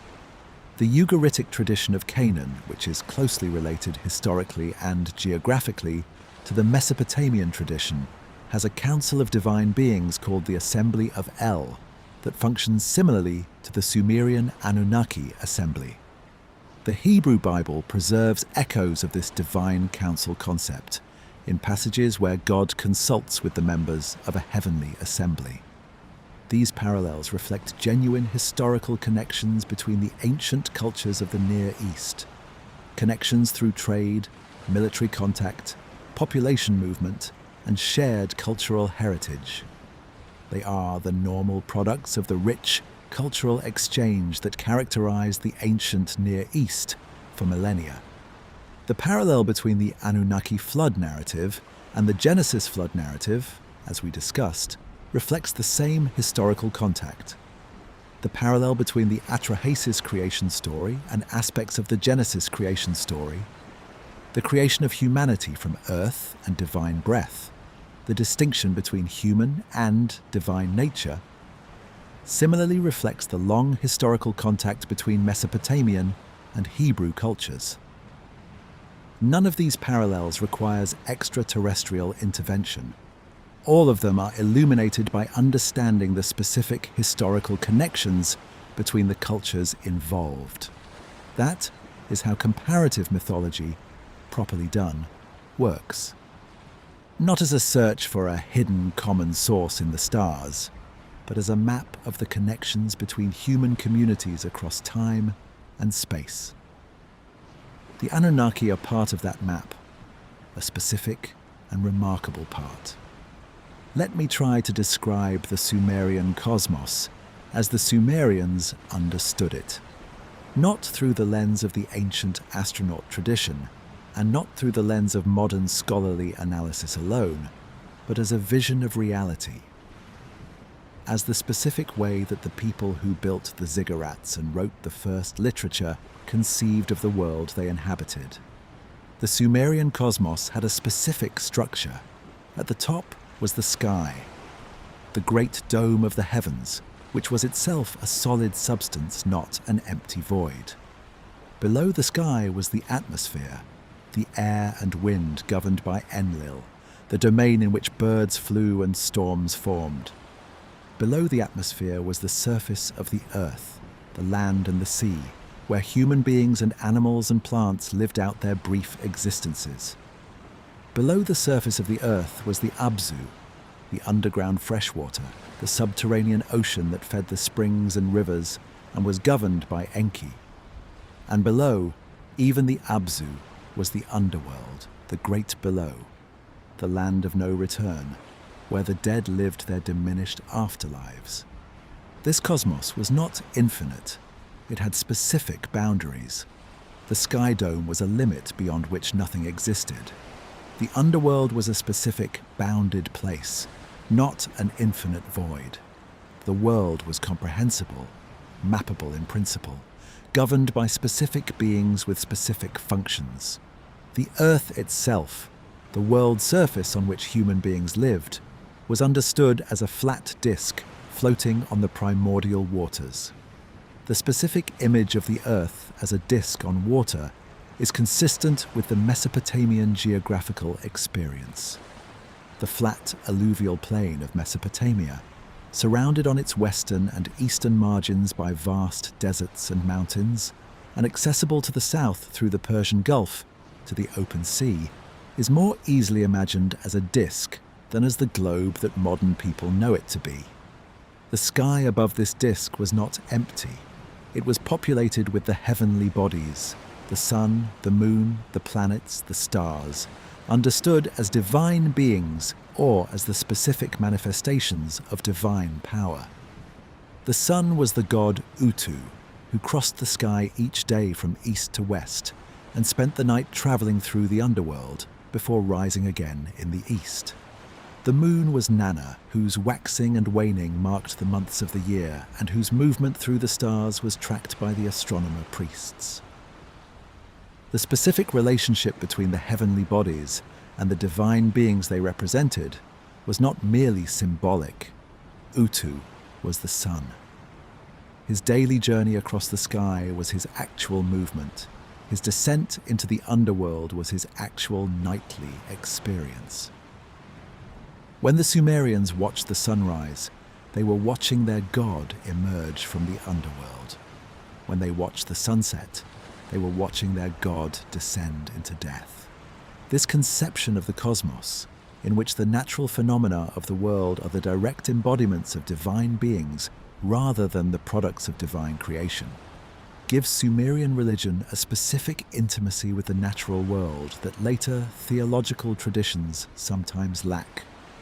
The Sumerians did not merely worship gods who had created nature. They worshipped the gods as nature, as the specific forces and phenomena of the world they inhabited.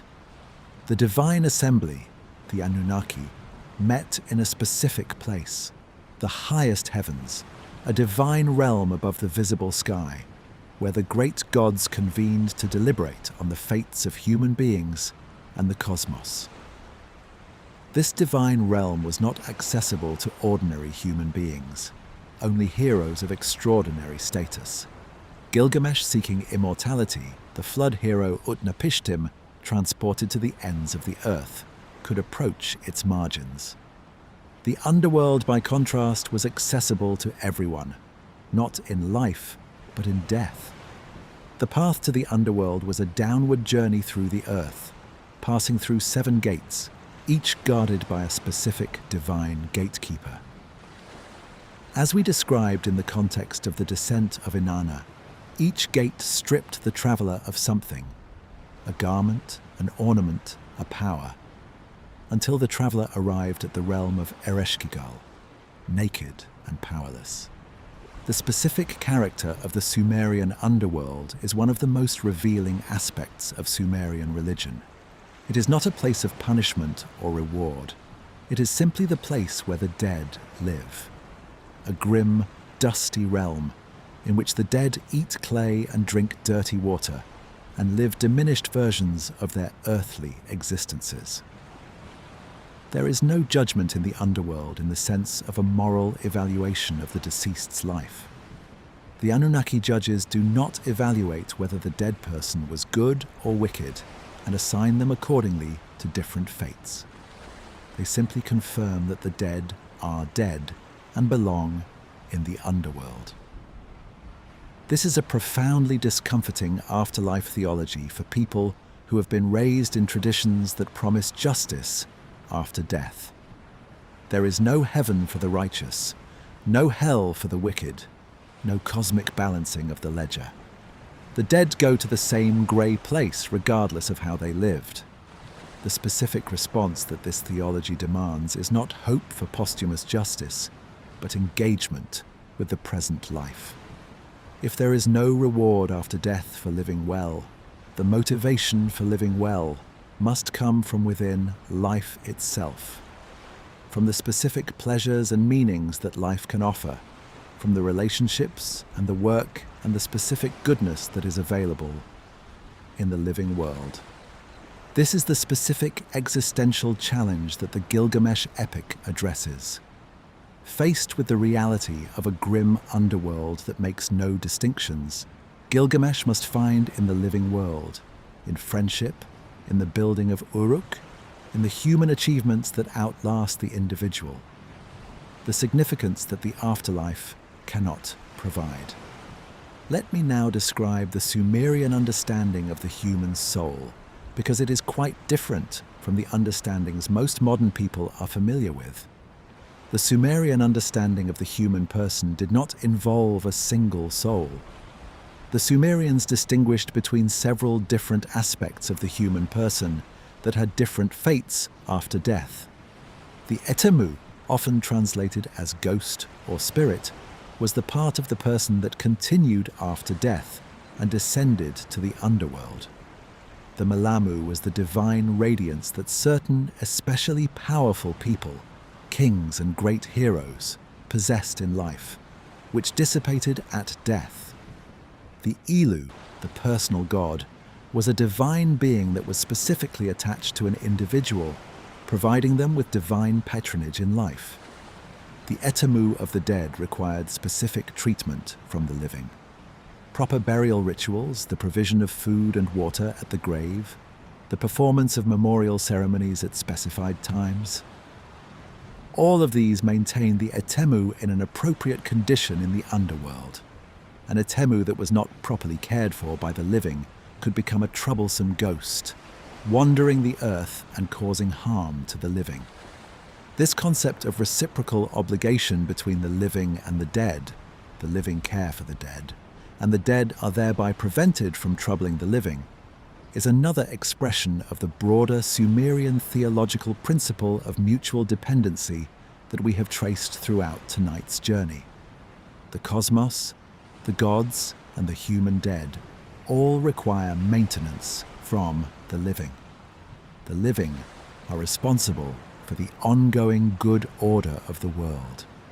The specific weight of this responsibility, the obligation to maintain not just the gods through temple offerings, but the dead through memorial rituals, gives Sumerian religious life a specific heaviness. You are responsible not just for your own ritual obligations, but for the ongoing welfare of your ancestors. The ancestors require you. This is a demanding theology.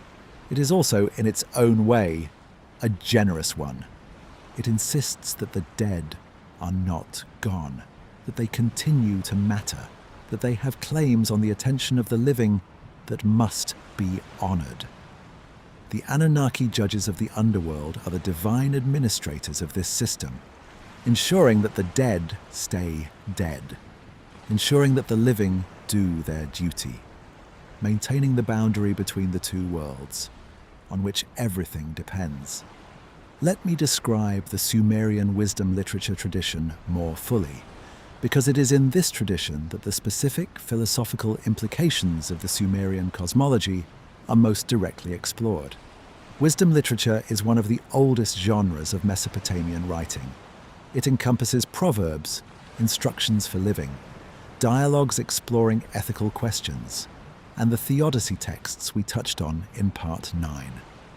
Sumerian proverbs have been collected and studied since the early 20th century, and they reveal a specific quality of practical, unsentimental intelligence that is immediately recognizable across 4,000 years. Sumerian proverbs include observations like, "A restless woman in the house adds ache to pain." The fox, having urinated into the sea, said, "The whole sea is my urine." Marry a wife. You will not take a wife without taking on problems. Build a house like a hero. Live in the house like a lion. A man's personal god is his own conscience. These proverbs are direct, observational, often mordantly funny. They reflect a worldview that is clear-eyed about human nature, about the tendency of people to be difficult, self-important, and complicated. The wisdom literature's engagement with the divine is similarly unsentimental. The gods are powerful, and their intentions toward humanity are often unclear. The appropriate response to this situation is not faith in divine goodness, but careful attention to the observable patterns of human experience, learning from what works and what does not, maintaining the ritual obligations that keep divine anger at bay, and accepting with equanimity the things that cannot be changed. This is a worldview that resonates with what modern people might call Stoicism, though it predates Stoicism by more than 1,000 years. The Sumerian wisdom tradition and the later Greek Stoic tradition are not historically connected. They are independent responses to the same fundamental human situation. Both are saying, the world is what it is. The powerful are powerful. The best you can do is understand your situation clearly and live well within it. The specific Sumerian wisdom text, known as the Instructions of Shurupak, addressed from a father to his son, is one of the oldest pieces of advice literature in the world, dating to approximately 2600 BCE.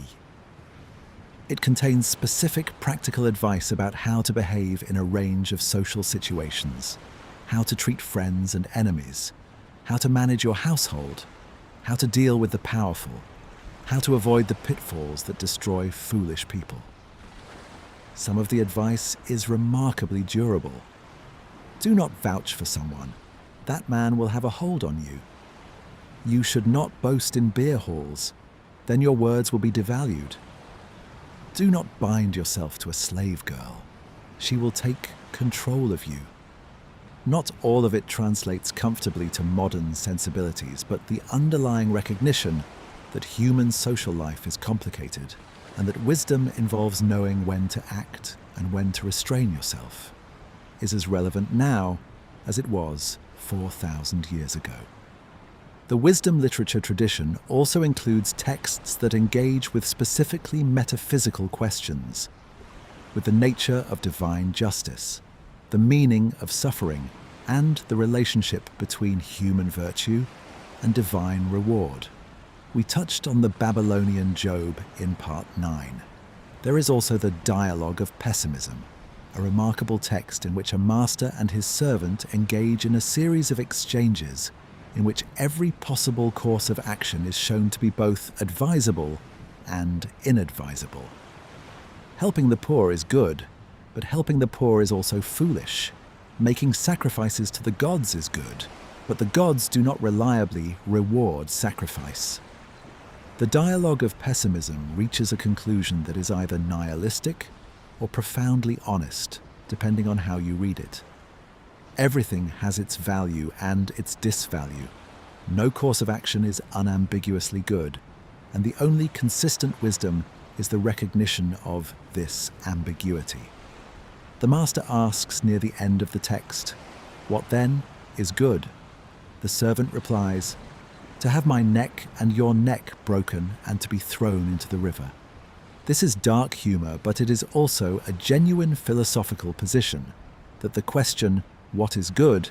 cannot be answered in any simple way, and that pretending otherwise is itself a form of foolishness. The Anunnaki, in the wisdom literature tradition, are the background against which this human struggle for wisdom and meaning takes place.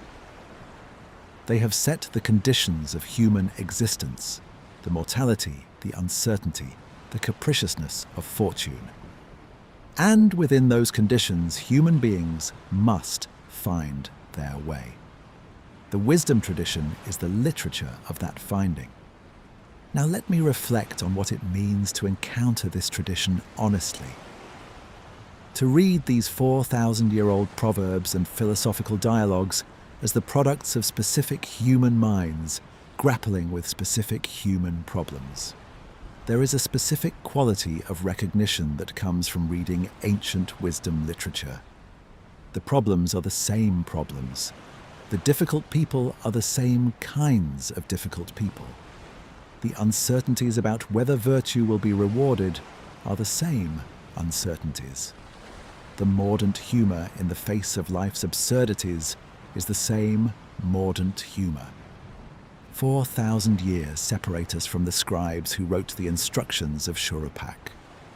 In those 4,000 years, human beings have developed writing, mathematics, science, philosophy, medicine, technology, and forms of political organization that would be completely incomprehensible to those scribes. We live in a world they could not have imagined. And yet, the recognition is immediate. The problems are the same problems. The wisdom is still wisdom. The Anunnaki set the conditions. The conditions have not changed. We are still working within them. Let me close this part with a reflection on what the Sumerian cosmology, this specific vision of a structured, bounded, divinely governed world, contributed to the later development of human religious and philosophical thought. The Sumerian tradition was not the beginning of human religion. Human beings were performing rituals and expressing religious beliefs long before the Sumerians began writing. But it was the beginning of recorded religious thought. The first tradition in which human beings systematically wrote down their theology, their cosmology, their wisdom, and their literature about the gods. Everything that came after, the Hebrew Bible, the Greek philosophical tradition, the Persian Zoroastrian tradition, the early Christian theology that drew on all of these, was in some way in dialogue with or influenced by the Mesopotamian religious tradition that the Sumerians began. The flood narrative, the creation mythology, the divine council, the theodicy literature, the wisdom tradition. All of these Sumerian and Babylonian contributions shaped the subsequent religious history of the Western world. The Anunnaki are not just an interesting archaic curiosity. They are part of the deep foundation on which the religious thought of a large portion of humanity was built. Understanding them honestly, understanding what they actually were, what the texts actually say about them, what the Sumerians actually believed, is not just a scholarly exercise. It is an act of recovering part of the intellectual heritage of humanity. A heritage that was buried for thousands of years, and is only now, slowly, being fully understood. Let me tell you what the temples looked like. We have been exploring the Anunnaki primarily through the literary and religious texts, the myths, the hymns, the wisdom literature. But the Anunnaki did not exist only in texts. They existed in the physical world of ancient Mesopotamia, in the temples and the ziggurats, and the ritual objects and the daily practices through which the Sumerian people maintained their relationships with the divine. The physical archaeology of ancient Mesopotamian religion is as remarkable in its own way as the literary record. Excavations at sites across the alluvial plain, at Ur, at Uruk, at Nippur, at Eridu, have revealed the physical infrastructure of Sumerian religious life. The temples that were the divine houses of the gods, the ritual objects used in worship, the specific remains of sacrificed animals and deposited offerings, the administrative archives that document the economic activity of the temple institutions. The Sumerian temple was understood, as we discussed in Part 2, as the household of the deity. The cult statue at the center of the temple was not a symbol of the god.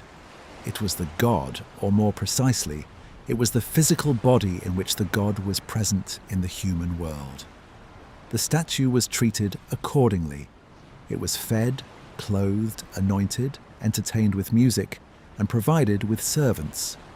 The daily rituals of the temple were the rituals of maintaining a great household.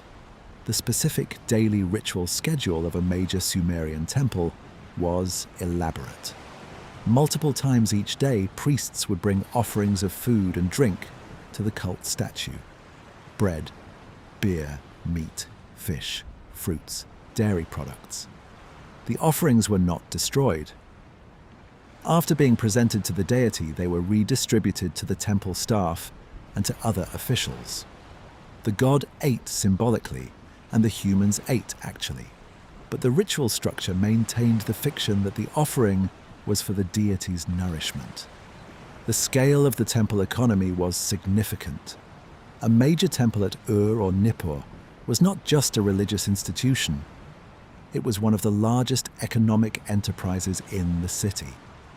The temple owned agricultural land, managed irrigation systems, employed craftspeople and agricultural workers, and maintained herds of animals. The administration of this economic complex required the sophisticated record-keeping that drove the development of writing in the first place. The ziggurat that rose above the temple complex was not the primary religious building. It was the elevated platform on which the highest temple was placed. The rituals of daily worship took place in the lower temples at the ziggurat's base, not on its summit. The summit temple was the dwelling of the deity in a more exalted sense, the specific point at which the divine could be approached most closely, the place reserved for the most elevated rituals. One of the most important rituals associated with the ziggurat was the New Year festival, the Akitu, in which the divine statue was transported in procession through the city, visiting the various temples and sacred spaces of the urban landscape before returning to its dwelling. The procession was a public event, witnessed by the city's population, in which the deity was made visible and present in the everyday spaces of the city, rather than being confined to the temple precinct. The Akitu festival also involved the ritual recitation of the creation myth, specifically the Enuma Elish in the Babylonian tradition, by which the cosmic order established at the beginning of time was renewed each year.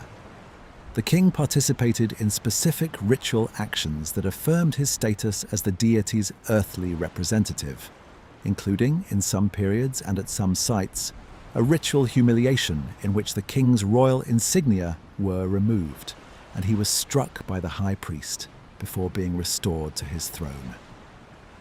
An enactment of the king's submission to the divine authority that legitimized his rule. The specific ritual objects used in Sumerian religious practice illuminate the specific character of the religion in ways that the literary texts alone cannot. The cylinder seals, small rolled stone objects used to impress designs on clay, were ubiquitous in Mesopotamian society and often carried religious imagery. Divine scenes, mythological narratives, the specific symbols of particular deities.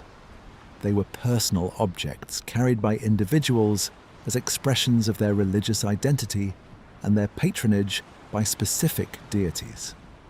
The specific symbols of the major Anunnaki deities were well-established visual conventions in Sumerian art. The crescent moon was the symbol of Nanna, the moon god. The eight-pointed star was the symbol of Inanna. The lightning bolt or the plough was the symbol of Enlil.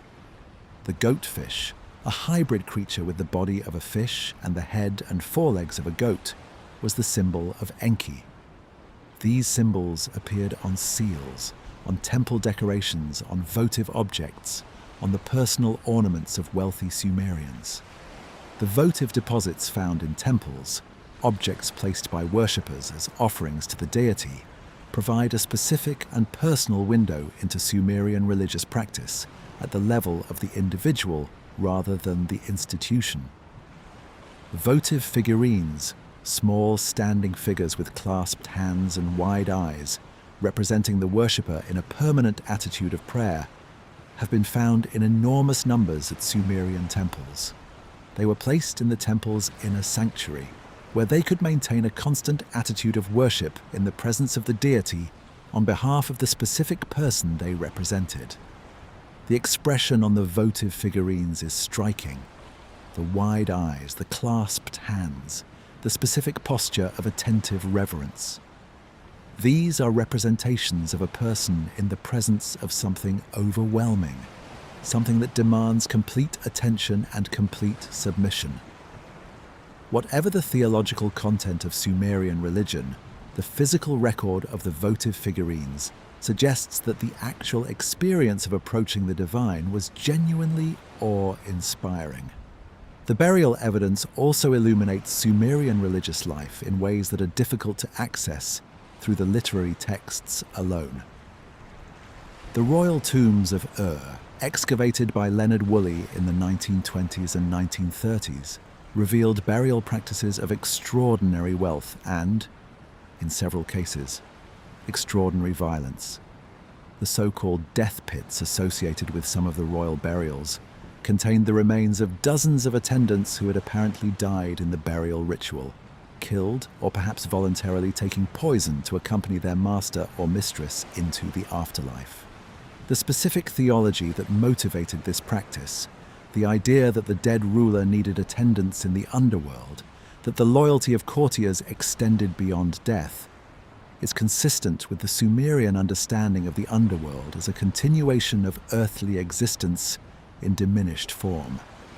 If the great needed servants in life, they needed servants in death. The serving of powerful people was not bounded by mortality.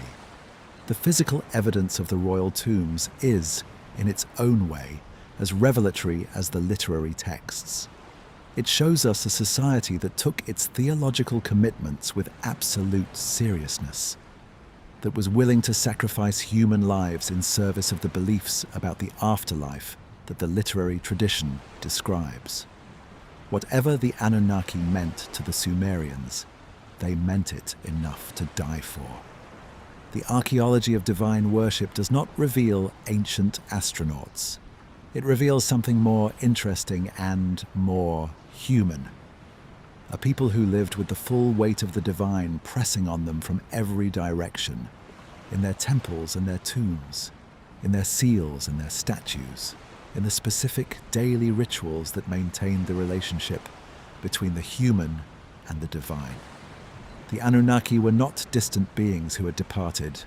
They were present, daily, in the bread and the beer offered to the cult statue, in the procession through the city streets, in the wide-eyed votive figurines standing eternally in the temple sanctuary, watching, praying, on behalf of the people who made them. Let me develop the temple architecture more fully, because the specific physical character of the temples tells us something important about how the Sumerians understood the relationship between the divine and the spatial.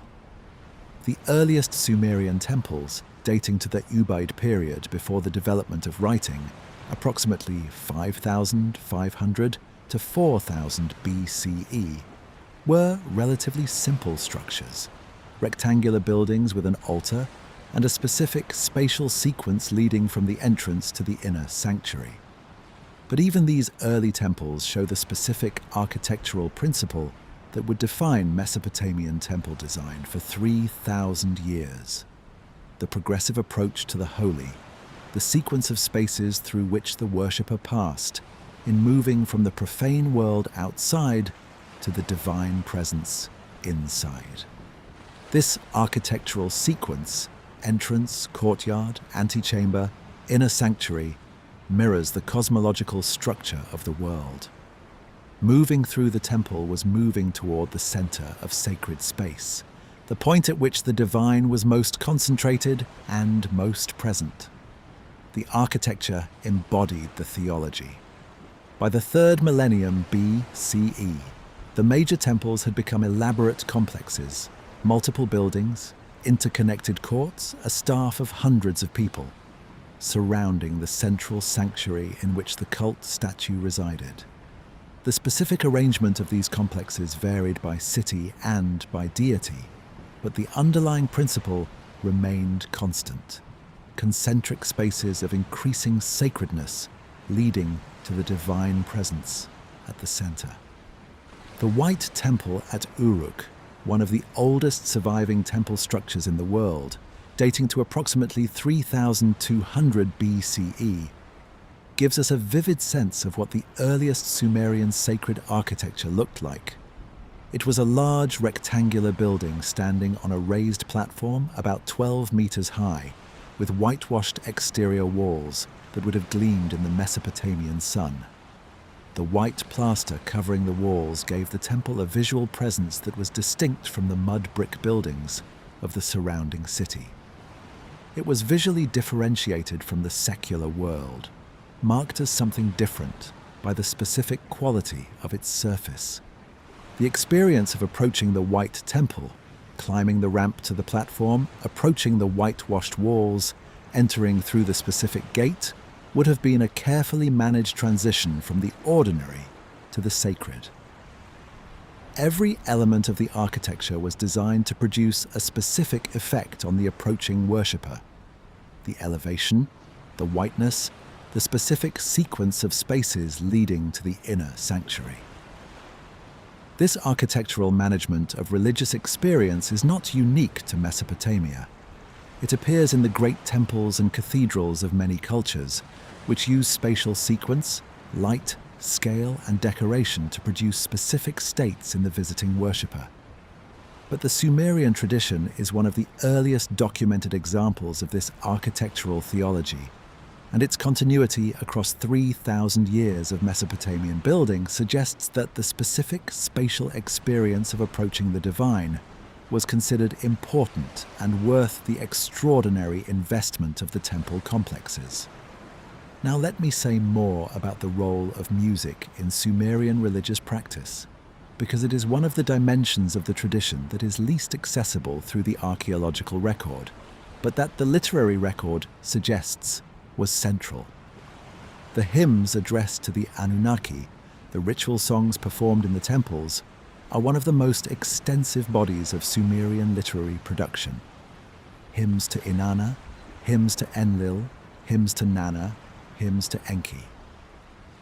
These were formal compositions with specific musical structures, intended to be performed in the context of temple ritual. The specific instruments used in Sumerian religious music are documented both in the literary texts and in archaeological finds. The lyre was one of the most important.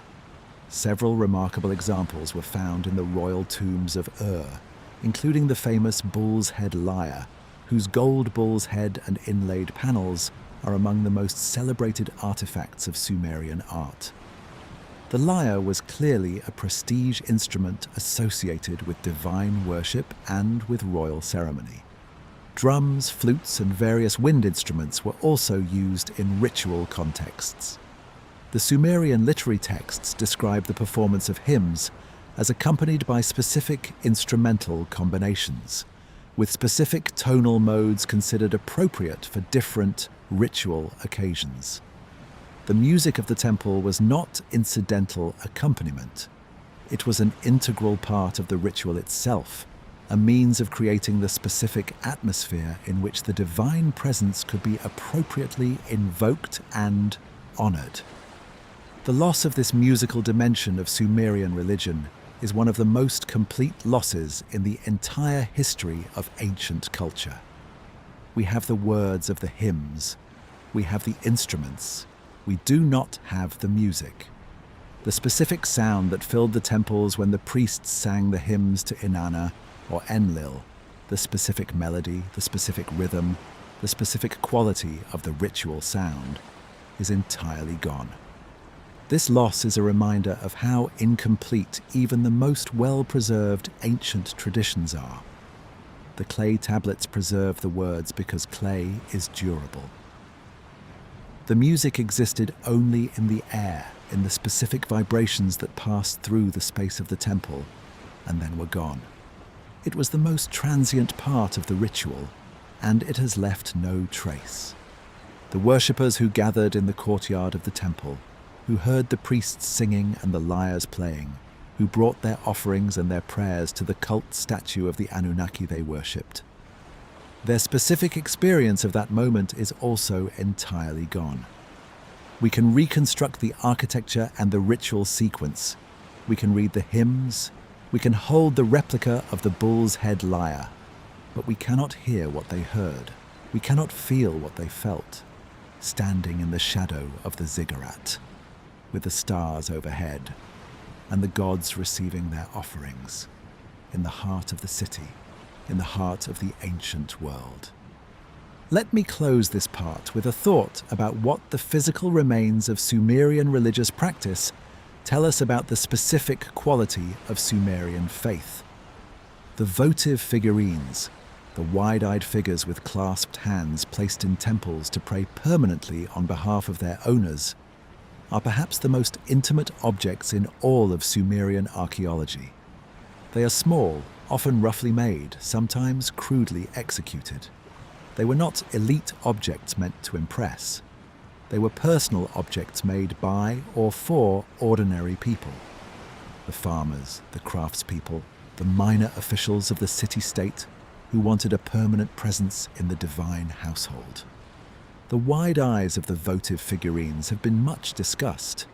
The specific exaggeration of the eyes, disproportionately large, staring forward with an intensity that is almost disturbing, has been interpreted in various ways. Some scholars suggest that the enlarged eyes represent the specific intensity of the prayer state, the quality of focused attention that characterizes genuine religious experience. Others suggest that the large eyes are a conventional representation of the specific attitude of gazing upon the divine, the wide-open eyes of a person looking at something overwhelming. Either interpretation is consistent with what we know of Sumerian religious thought. The encounter with the divine was understood as an encounter with something overwhelming, with power so much greater than human power that the appropriate human response was a kind of dazzled attention, a state of focused receptivity. These people, the ordinary Mesopotamians who placed their figurines in the temples and went about their daily lives, lived with the Anunnaki as a constant reality, not as an abstract theological concept, but as a lived presence, in the temple at the center of the city, in the daily offering ritual, in the specific moments of the agricultural year that were marked by divine festivals, in the personal relationship with their own divine patron. The Anunnaki were not extraordinary for them. They were ordinary, part of the fabric of daily life, present in the bread and the beer, in the wide-eyed prayers of the small clay figures, in the procession through the city on festival days. This ordinariness of the divine, this integration of the divine into the everyday, is perhaps the feature of Sumerian religion most difficult for modern people to fully appreciate. But it is the feature that most completely explains the 3,000-year persistence of the tradition. The Anunnaki were not kept at a distance. They were in the city, with the people, always. Let me tell you about the Sumerian king list. The Sumerian king list is one of the most discussed and most misrepresented documents in the entire ancient Near Eastern corpus. It is a list of the kings of Sumer from the earliest times down to a date in the early 2nd millennium BCE, recording each king's name, the city he ruled, and the length of his reign. For most of the list, the historical period, the reign lengths are plausible. Years or decades, or occasionally a century or two, consistent with human lifespans and historical records. But in the section of the list that covers the period before the flood, the reign lengths are extraordinary. The first king listed is Enlil of Eridu, who is said to have reigned for 28,800 years. The second, Alalgar, also of Eridu, reigned for 36,000 years. The eighth king before the flood, Ubatutu of Shurupak, reigned for 18,600 years. The total reign lengths of the 8 or 10 kings listed before the flood add up to hundreds of thousands of years. Specifically, the standard version of the list gives a total of 241,200 years for the pre-flood period. These numbers have attracted enormous attention from the alternative history tradition. Sitchin used them as evidence that the pre-flood kings were the Anunnaki, beings with lifespans of hundreds of thousands of years, because they were extraterrestrial beings who lived much longer than human beings. The specific number 3,600 which appears as a unit in the pre-flood reign lengths, was identified by Sitchin as the orbital period of Nibiru, linking the king list to his planetary hypothesis. The scholarly interpretation of the extreme pre-flood reign lengths is very different, and understanding it requires understanding how the Sumerians used numbers in mythological and theological contexts. The Sumerians used a base 60 number system, a sexagesimal system, which is why we still divide hours into 60 minutes and minutes into 60 seconds. In this system, the number 3,600, which is 60 squared, was a particularly significant number used as a unit for counting very large quantities. The specific reign lengths in the pre-flood section of the king list use multiples of this number in ways that reflect the mathematical conventions of Sumerian scribal tradition, rather than historical records of actual reigns. The pre-flood section of the king list is not a historical record. It is a theological statement, a claim about the nature of the time before the flood, which was understood as a mythological era qualitatively different from historical time. The enormously long reigns in the pre-flood period mark that era as a time of extraordinary divine presence and divine power, when the beings who governed the world were of a different order from the human kings who came after the flood. This kind of literary and theological use of extreme numbers is common in ancient literature across many cultures. The Hebrew Bible's antediluvian patriarchs, Adam, Methuselah, and the others, also have extraordinarily long lifespans. Methuselah's 969 years being the most famous. The Hindu tradition has its 4 yugas, vast cosmic ages measured in hundreds of thousands or millions of years.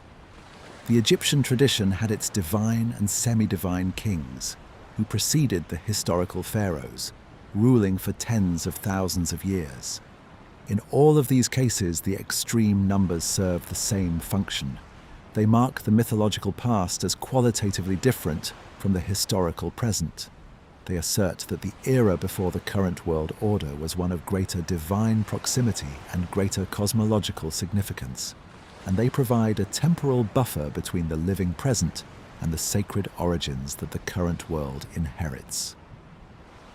The specific claim that the pre-flood kings of the Sumerian king list were extraterrestrial beings with biological lifespans of tens of thousands of years requires treating the mythological numbers of the theological prologue as literal biological records, and ignoring the entire context of Sumerian religious thought that explains what these numbers actually mean.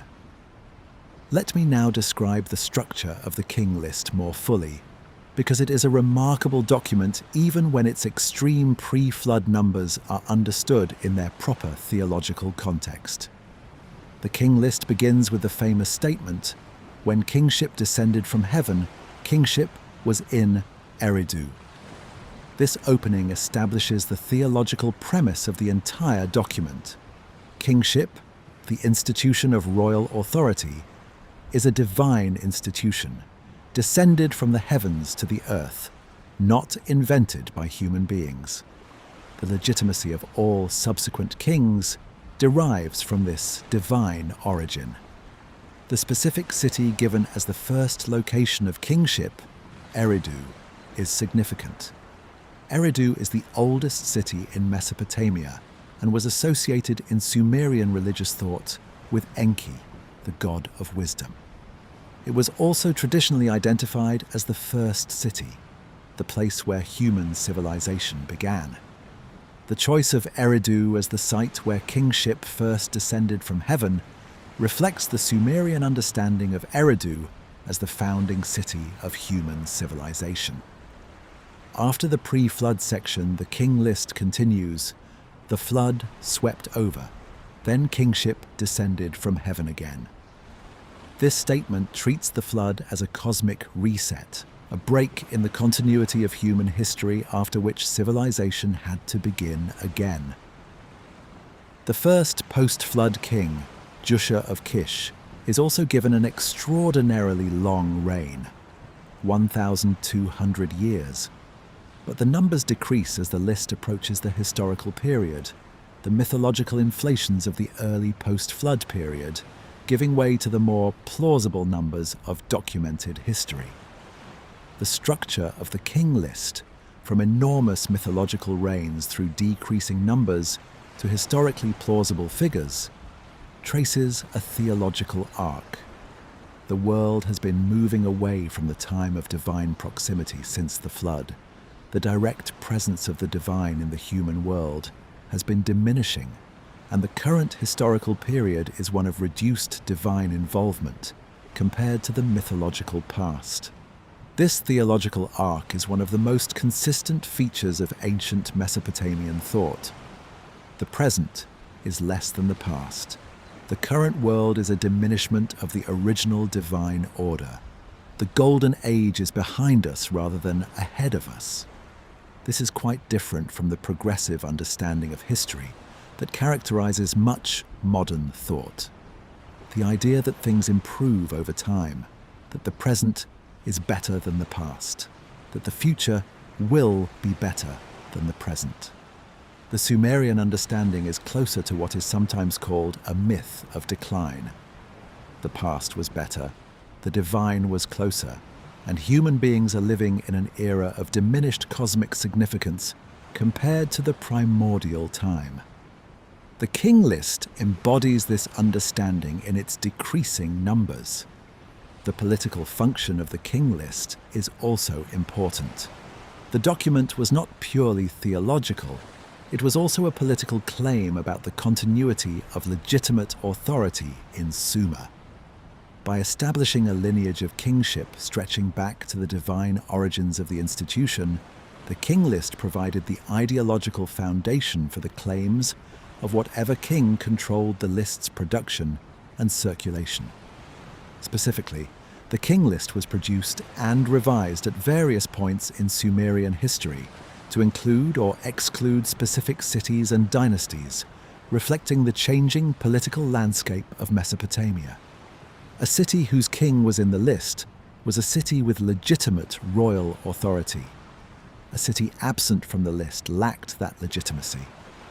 The theological framework of divine kingship descended from heaven was the ultimate legitimating authority, and the king list was the documentation of that authority. The ancient astronaut tradition strips the king list of this political and theological context and reads only the numbers, extracting the extreme pre-flood reign lengths and treating them as biological data points about extraterrestrial lifespans. This is not a more scientific reading. It is a more literal reading that ignores everything the numbers mean within the Sumerian tradition. The numbers meant something specific to the scribes who wrote them. They meant this time was different. This time was sacred. This time was when the divine was close. Not, this time produced beings who lived for 28,800 years. Let me develop the mathematical structure of the king list numbers more fully, because it is genuinely interesting, and it illuminates the specific character of Sumerian scribal culture. The pre-flood reign lengths in the Sumerian king list are not random large numbers. They are constructed from specific combinations of the basic Sumerian counting units. The number 3,600, Sa in Sumerian, was the largest standard unit, representing the square of the base number 60.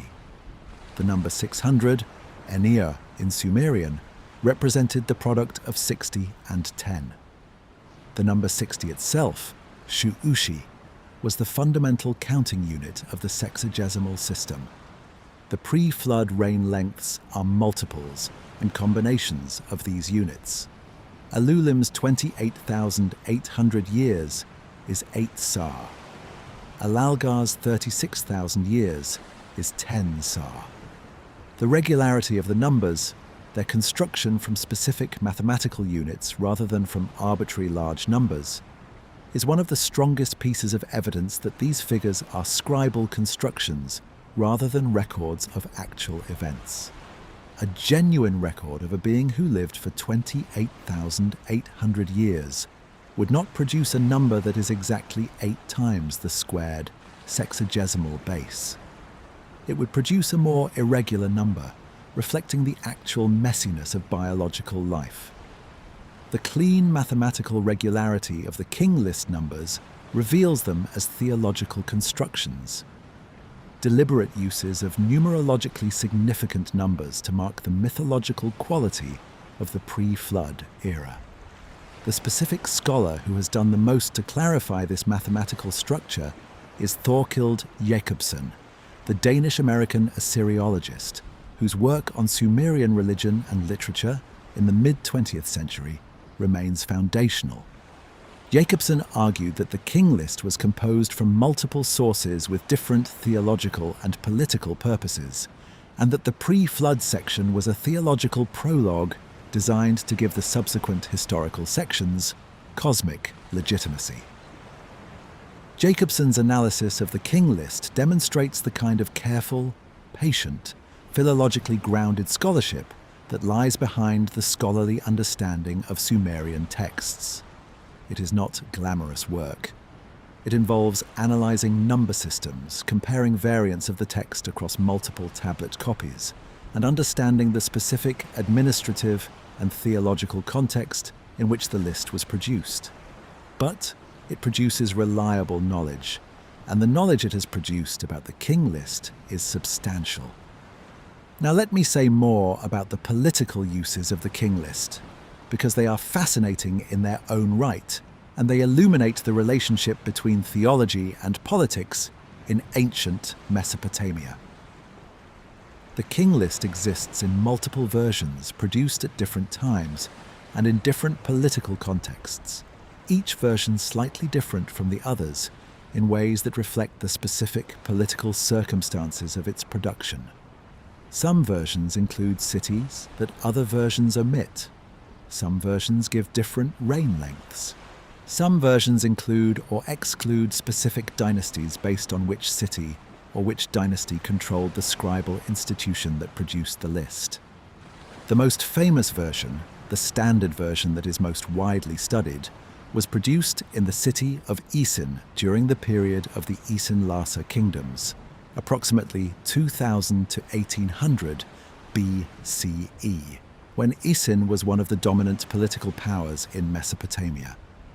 The specific version of the list produced at Isin elevated the Isin dynasty to the culmination of the entire history of legitimate Sumerian kingship, making the current Isin rulers the inheritors of a divine institution stretching back to the pre-flood era.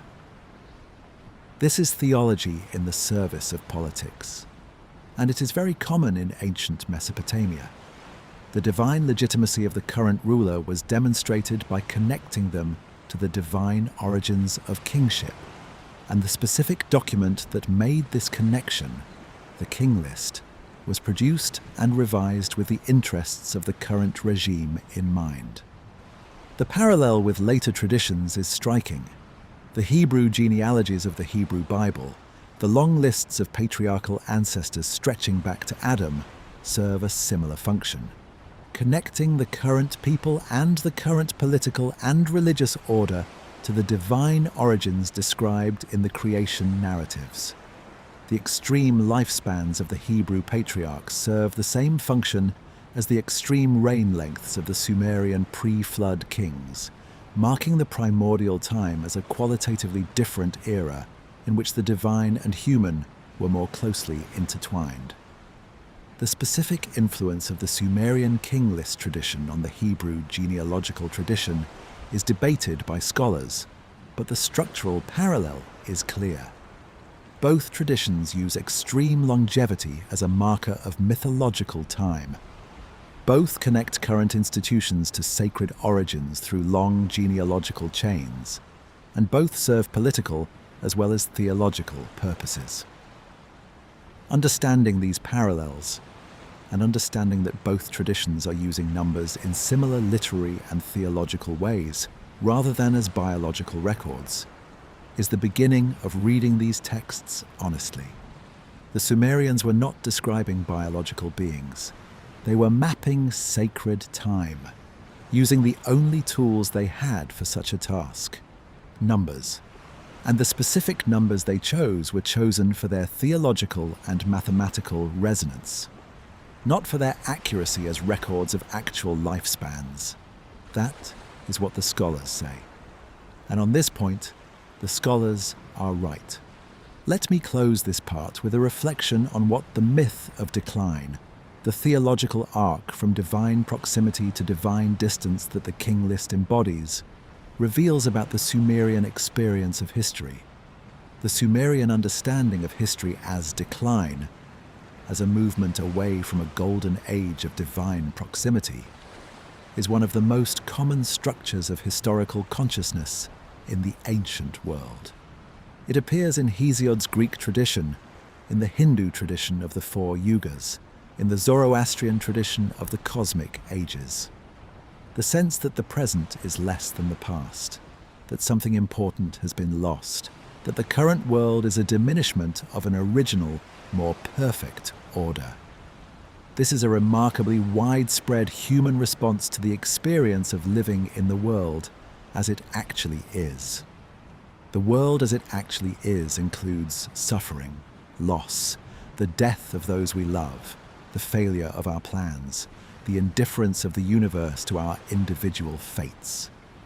These experiences create a specific kind of nostalgia for a state of things that might have been, for a world in which the divine was present and attentive, in which human beings were in right relationship with the cosmic powers, in which the chaos and suffering of ordinary life were absent. The myth of the Golden Age, the primordial era of divine proximity that the King List records in its pre-flood section, is a response to this nostalgia. It says, there was a time when things were better. The gods were here, the reign lengths were extraordinary. The world had not yet been diminished by the flood and the post-flood chaos. This is not a factual claim about history. It is a theological claim about the structure of time and the nature of the current human situation. It says, we are not where we should be. Something important has been lost. The present is a diminishment of an original wholeness. Whether this claim is true in any sense beyond its emotional and theological resonance is a question that transcends the Sumerian tradition and touches the deepest questions of human religious experience.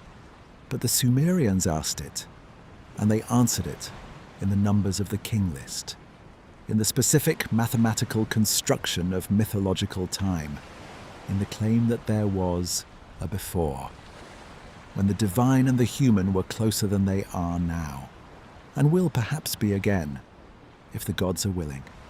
Let me tell you the flood story, not one version of it, there are several, but the tradition as a whole.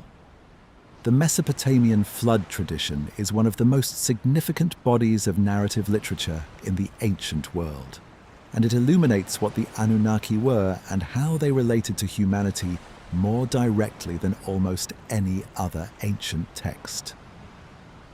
The oldest surviving flood narrative is the Eridu Genesis, a Sumerian text that survives in fragmentary form.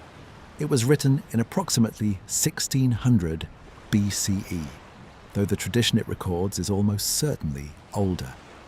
The Eridu Genesis describes a flood sent by the gods, a man named Ziusudra, who is warned by the god Enki, the construction of a boat, and the survival of Ziusudra and the seeds of life through the flood.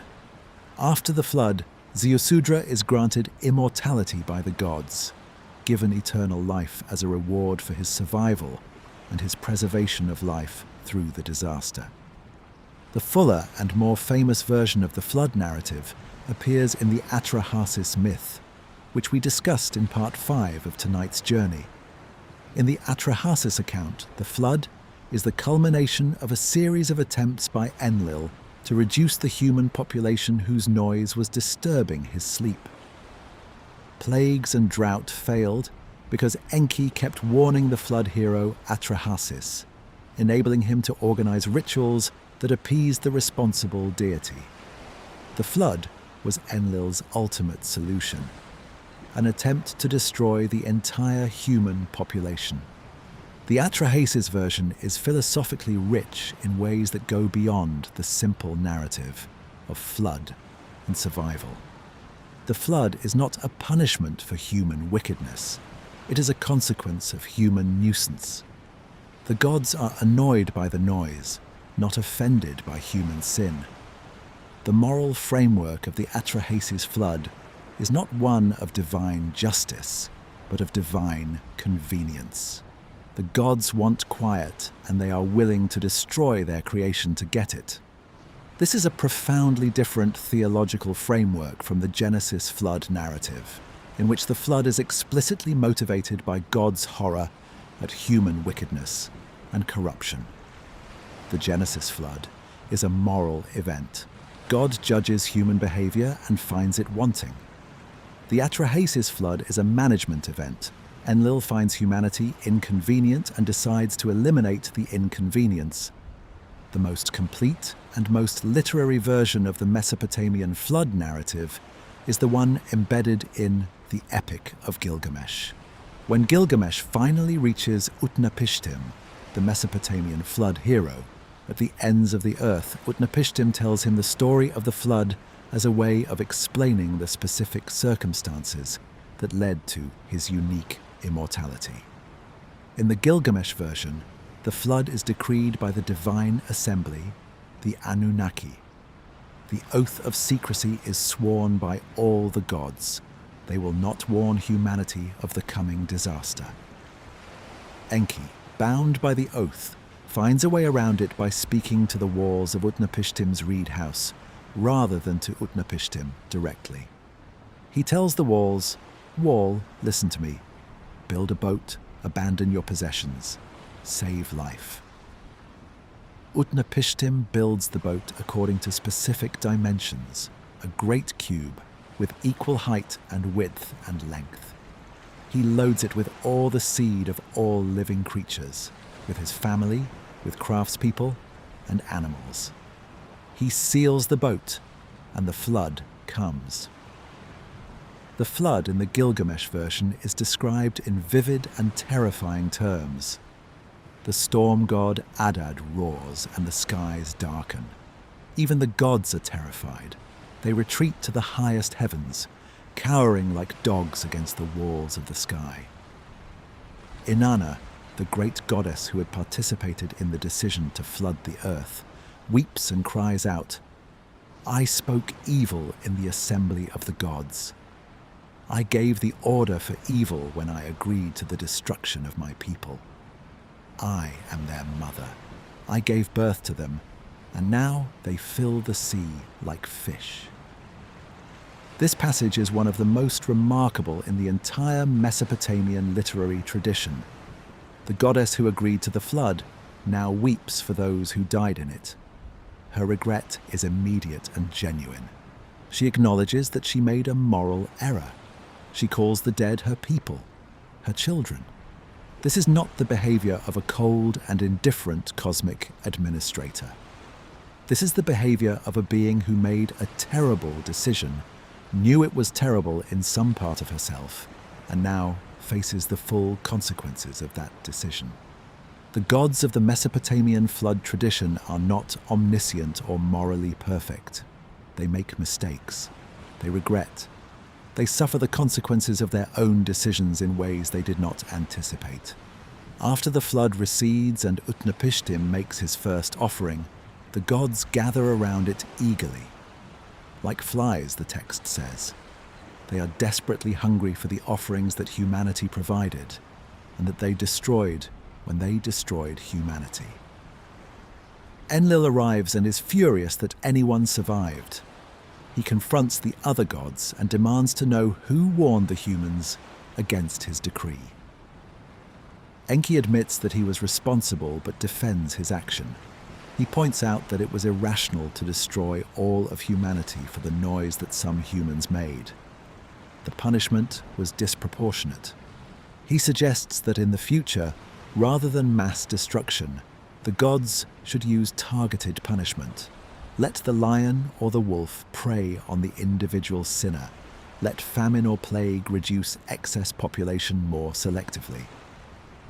Enlil is persuaded. He grants Utnapishtim immortality as a specific exception, not as a model for all humans, but as a recognition of the unique circumstances of his survival, and as a gesture toward Enki's argument for proportionality. The theological content of this exchange is extraordinary. The god who decreed the flood is persuaded by another god's moral argument that the decree was wrong. Divine decisions are not necessarily right. Divine power does not guarantee divine wisdom. The interaction between the gods is a moral dialogue. And in this dialogue, Enki's argument for proportionality and mercy is vindicated. The relationship between the Mesopotamian flood narratives and the Genesis flood narrative has been studied extensively by biblical scholars, and the connections are clear. The basic narrative structure is the same: a divine decision to send a flood, a righteous man warned and given instructions to build a boat, the loading of animals, the flood itself, the sending out of birds to find dry land, the landing on a mountain, the offering of sacrifice. The specific details vary, but the structural correspondence is unmistakable. The scholarly consensus, as we noted in Part 10, is that the Genesis flood narrative reflects the influence of, or parallel development with, the Mesopotamian tradition, through the specific historical channels of contact between Hebrew and Mesopotamian cultures during the Assyrian and Babylonian periods. But the Genesis flood is not simply a copy of the Mesopotamian flood. It is a theological revision. The specifically moral motivation for the flood, God's horror at human wickedness, is the Genesis tradition's most significant departure from the Mesopotamian version. The Genesis tradition transforms the flood from a management event into a justice event, and in doing so, gives it a moral significance that the Mesopotamian version lacks. The specific deity who sends the flood in Genesis, the one God of Hebrew monotheism, is also morally accountable in a way that the Mesopotamian divine assembly is not. After the flood, God makes a covenant with Noah never to send a flood again, sealed with the rainbow. This covenant is a moral commitment, a divine promise that constrains the divine action in ways that the capricious Anunnaki of the Atrahasis tradition are not constrained. The comparison between the Mesopotamian and Genesis flood narratives illuminates the theological differences between the two traditions as much as their structural similarities. Both traditions were grappling with the same fundamental question: how do we understand the relationship between a powerful divine order and a vulnerable humanity? But their answers were different. The Mesopotamian answer: the gods are powerful and capricious. Humanity exists at their sufferance, and the best available response is careful management of the divine relationship through ritual. The Hebrew answer: God is powerful and morally consistent. Humanity is accountable to God's moral standards, and the relationship between the divine and the human is ultimately grounded in covenant and promise. These are different theologies. Both are interesting. Both are sophisticated. Both are serious engagements with the hardest questions of human religious experience. The Anunnaki's flood is one answer. Noah's flood is another. And the distance between them tells us something important about the history of religious thought. Let me develop Inanna's weeping in the flood narrative more fully, because it is one of the most theologically significant moments in all of Mesopotamian literature, and it deserves more attention than it typically receives. The specific words attributed to Inanna: "I spoke evil in the assembly of the gods, I gave the order for evil," are a direct acknowledgement of divine moral failure. This is extraordinary in any religious tradition. Most traditions protect the moral character of the divine from direct criticism. The gods may act in ways that humans find incomprehensible or painful, but they are rarely made to confess that they were simply wrong. The Mesopotamian tradition does not protect the divine in this way. Inanna participated in the decision to flood the earth. The decision was a mistake. She says so. Her grief is not the grief of a being who is suffering because doing the right thing was painful. It is the grief of a being who did the wrong thing and now faces its consequences. This willingness to portray the divine as capable of moral error is one of the most distinctive features of Mesopotamian religious literature, and it is quite different from the dominant Western religious traditions that developed from it. The Abrahamic God, the God of the Hebrew Bible, the New Testament, and the Quran, is understood as perfectly just and perfectly wise. The specific catastrophes and suffering that occur in the world under divine governance require justification. The problem of evil is a genuine theological problem because divine perfection is assumed. In the Mesopotamian tradition, there is no problem of evil in the same sense. The gods are not perfect. They make mistakes. They act from narrow self-interest.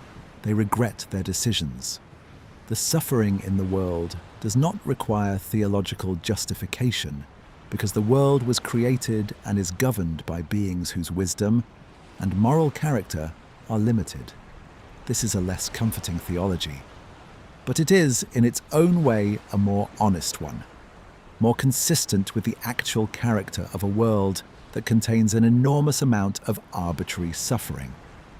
Let me also describe the Eridu Genesis and the Ziusudra version in more detail, because it illuminates the earliest layer of the flood tradition. The Eridu Genesis is fragmentary. Much of the text is missing, but what survives gives us a specific theological framing of the flood that differs in interesting ways from the later versions. In the Eridu Genesis, there is a divine debate about whether to tell humanity about the coming flood. The gods disagree. Eventually, Enki reveals the plan to Ziusudra, a man described as a pious and God-fearing king who regularly received divine communications. The specific character of Ziusudra as a king is significant. Unlike Atrahasis, who is primarily a man of practical intelligence who responds to Enki's warnings, Ziusudra is characterized by his piety, his regular practice of prayer, and his receptivity to divine communication. He is saved not just because Enki warns him, but because he is the kind of person who could receive the warning. After the flood, Ziusudra makes his offering and the gods appear. The sun god Utu breaks through the clouds and illuminates the world. The gods bless Ziusudra and grant him immortality, eternal life and eternal breath, and send him to live in the land of Dilmun, a paradise at the edge of the world. The specific paradise of Dilmun appears in other Sumerian texts, notably the myth of Enki and Ninhursag that we touched on in Part 6, as a primordial land of purity and abundance, a place without death or disease, where the animals do not prey on each other. Ziusudra's translation to Dilmun after the flood is a statement about his elevation above ordinary humanity. He is no longer mortal, no longer subject to the conditions of human existence, but has been translated to a semi-divine state. This narrative of flood survival leading to immortality is one of the threads that connects the flood tradition to the Epic of Gilgamesh. Gilgamesh seeks Utnapishtim specifically because Utnapishtim received immortality after the flood. And if the secret can be discovered, it might be applicable to Gilgamesh. The flood hero's immortality is the specific exception to the general rule that human beings are mortal, and Gilgamesh wants to know if that exception can be repeated. The answer is no. The Anunnaki granted immortality once, in exceptional circumstances that will not be repeated. The human condition is mortality. And the flood is one of the ways the Anunnaki enforce that condition. By reminding humanity, periodically, catastrophically, that its existence is contingent, not guaranteed, permitted by the divine, and capable of being revoked. Let me close this part with a reflection on what the flood narratives reveal about the specific character of Mesopotamian religious anxiety. The flood is the ultimate expression of the specific theological fear that runs through all of Mesopotamian religion. The fear of divine withdrawal. Not the fear of divine punishment in the sense of a specific response to specific wrong actions, but the fear of the cessation of divine support. The possibility that the gods might simply decide that humanity is no longer worth maintaining. This fear is connected to the specific understanding of the human-divine relationship that we have been tracing throughout tonight's journey. Humanity was created to serve the gods. If humanity becomes too troublesome, too noisy, too much trouble, more problem than benefit, the gods might decide to eliminate it. The flood is the mythological expression of this possibility realized.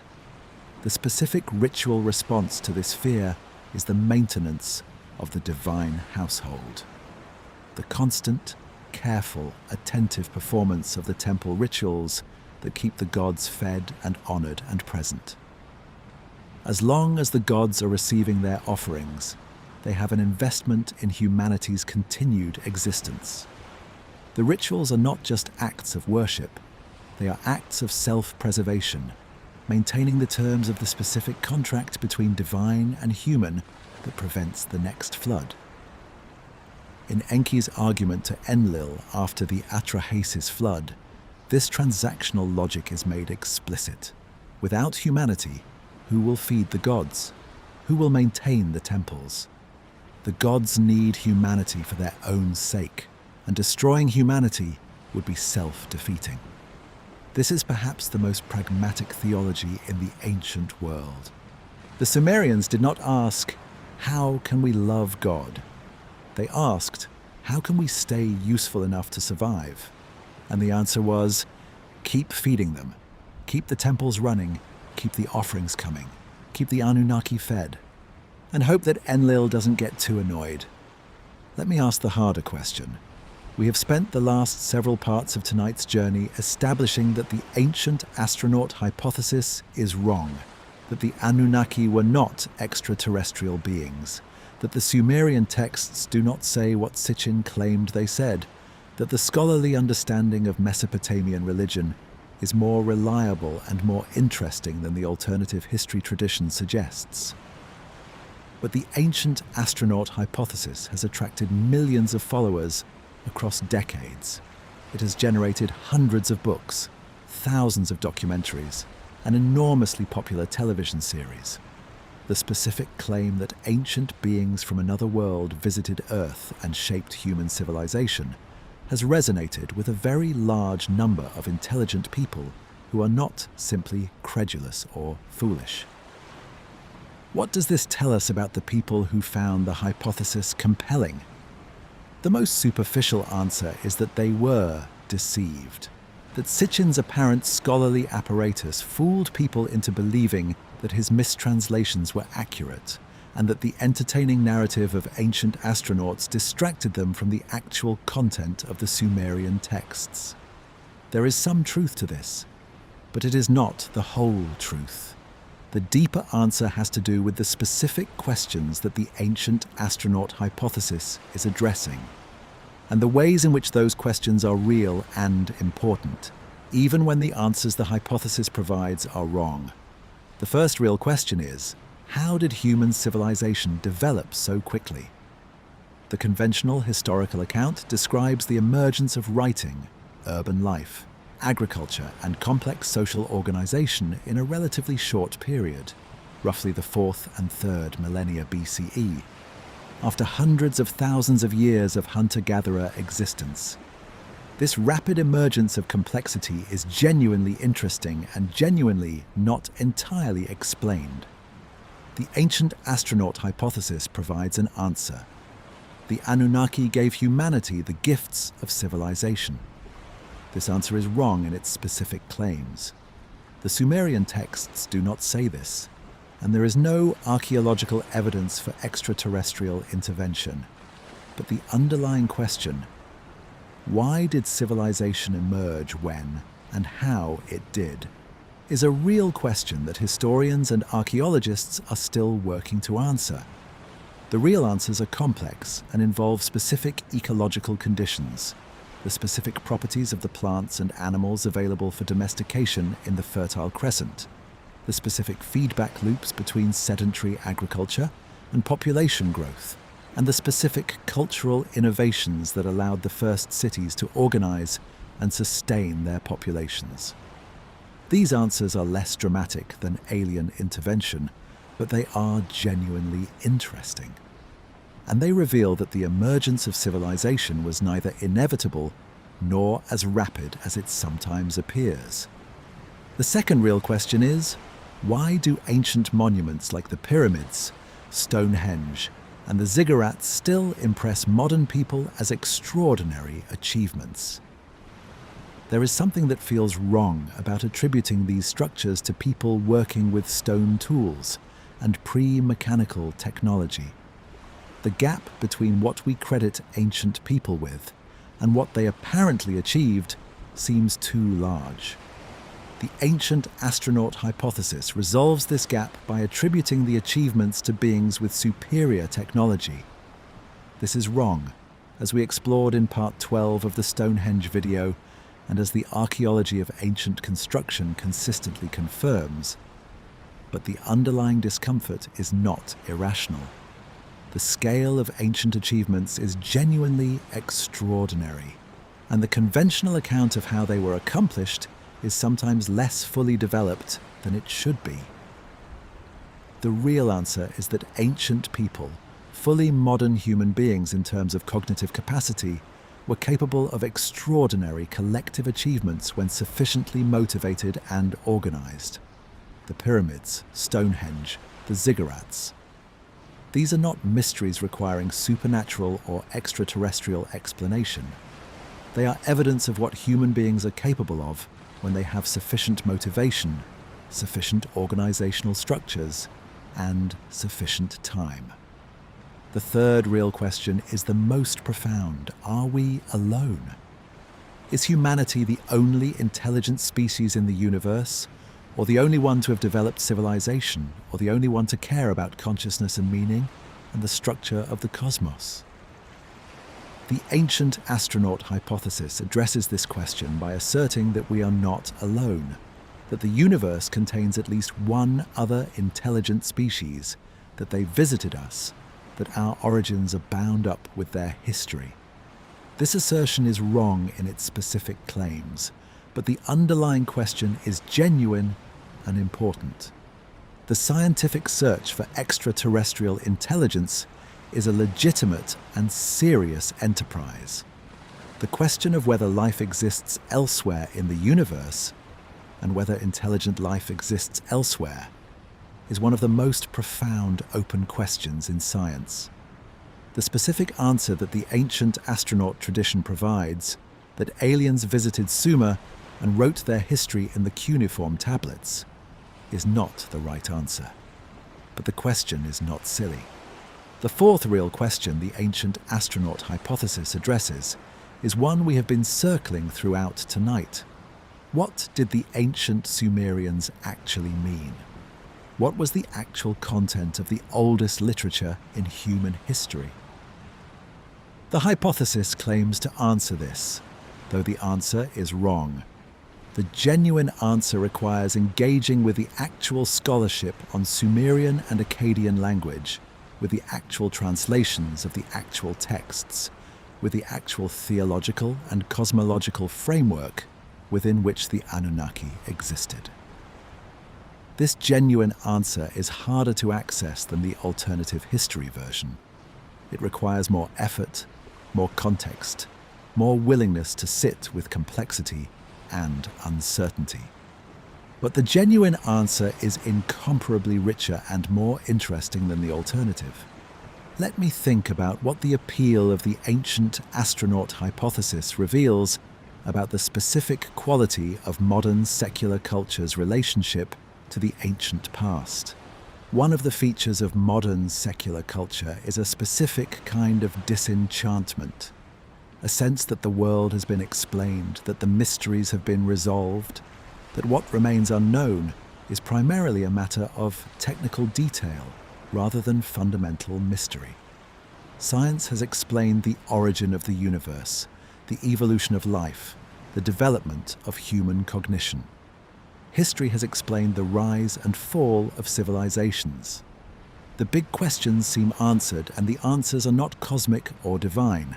They are physical and evolutionary and historical. In this context, the ancient astronaut hypothesis offers re-enchantment.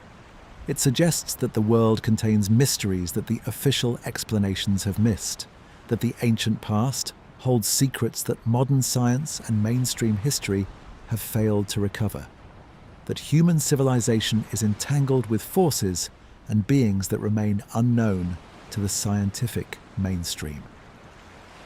This re-enchantment is what millions of people found compelling about Sitchin's work, and about the ancient astronaut tradition more broadly. Not the specific claims about Nibiru or genetic engineering necessarily, but the general suggestion that the world is more mysterious than the official account allows. This desire for re-enchantment is not irrational. It is a response to a real cultural condition, the specific dryness of a purely materialist account of the world and its history. The universe described by modern science is genuinely extraordinary, vast, ancient, complex in ways that exceed imagination. But it is also, in its most reductive presentations, a universe without meaning, without purpose, without the specific quality of presence that the ancient world found in its gods.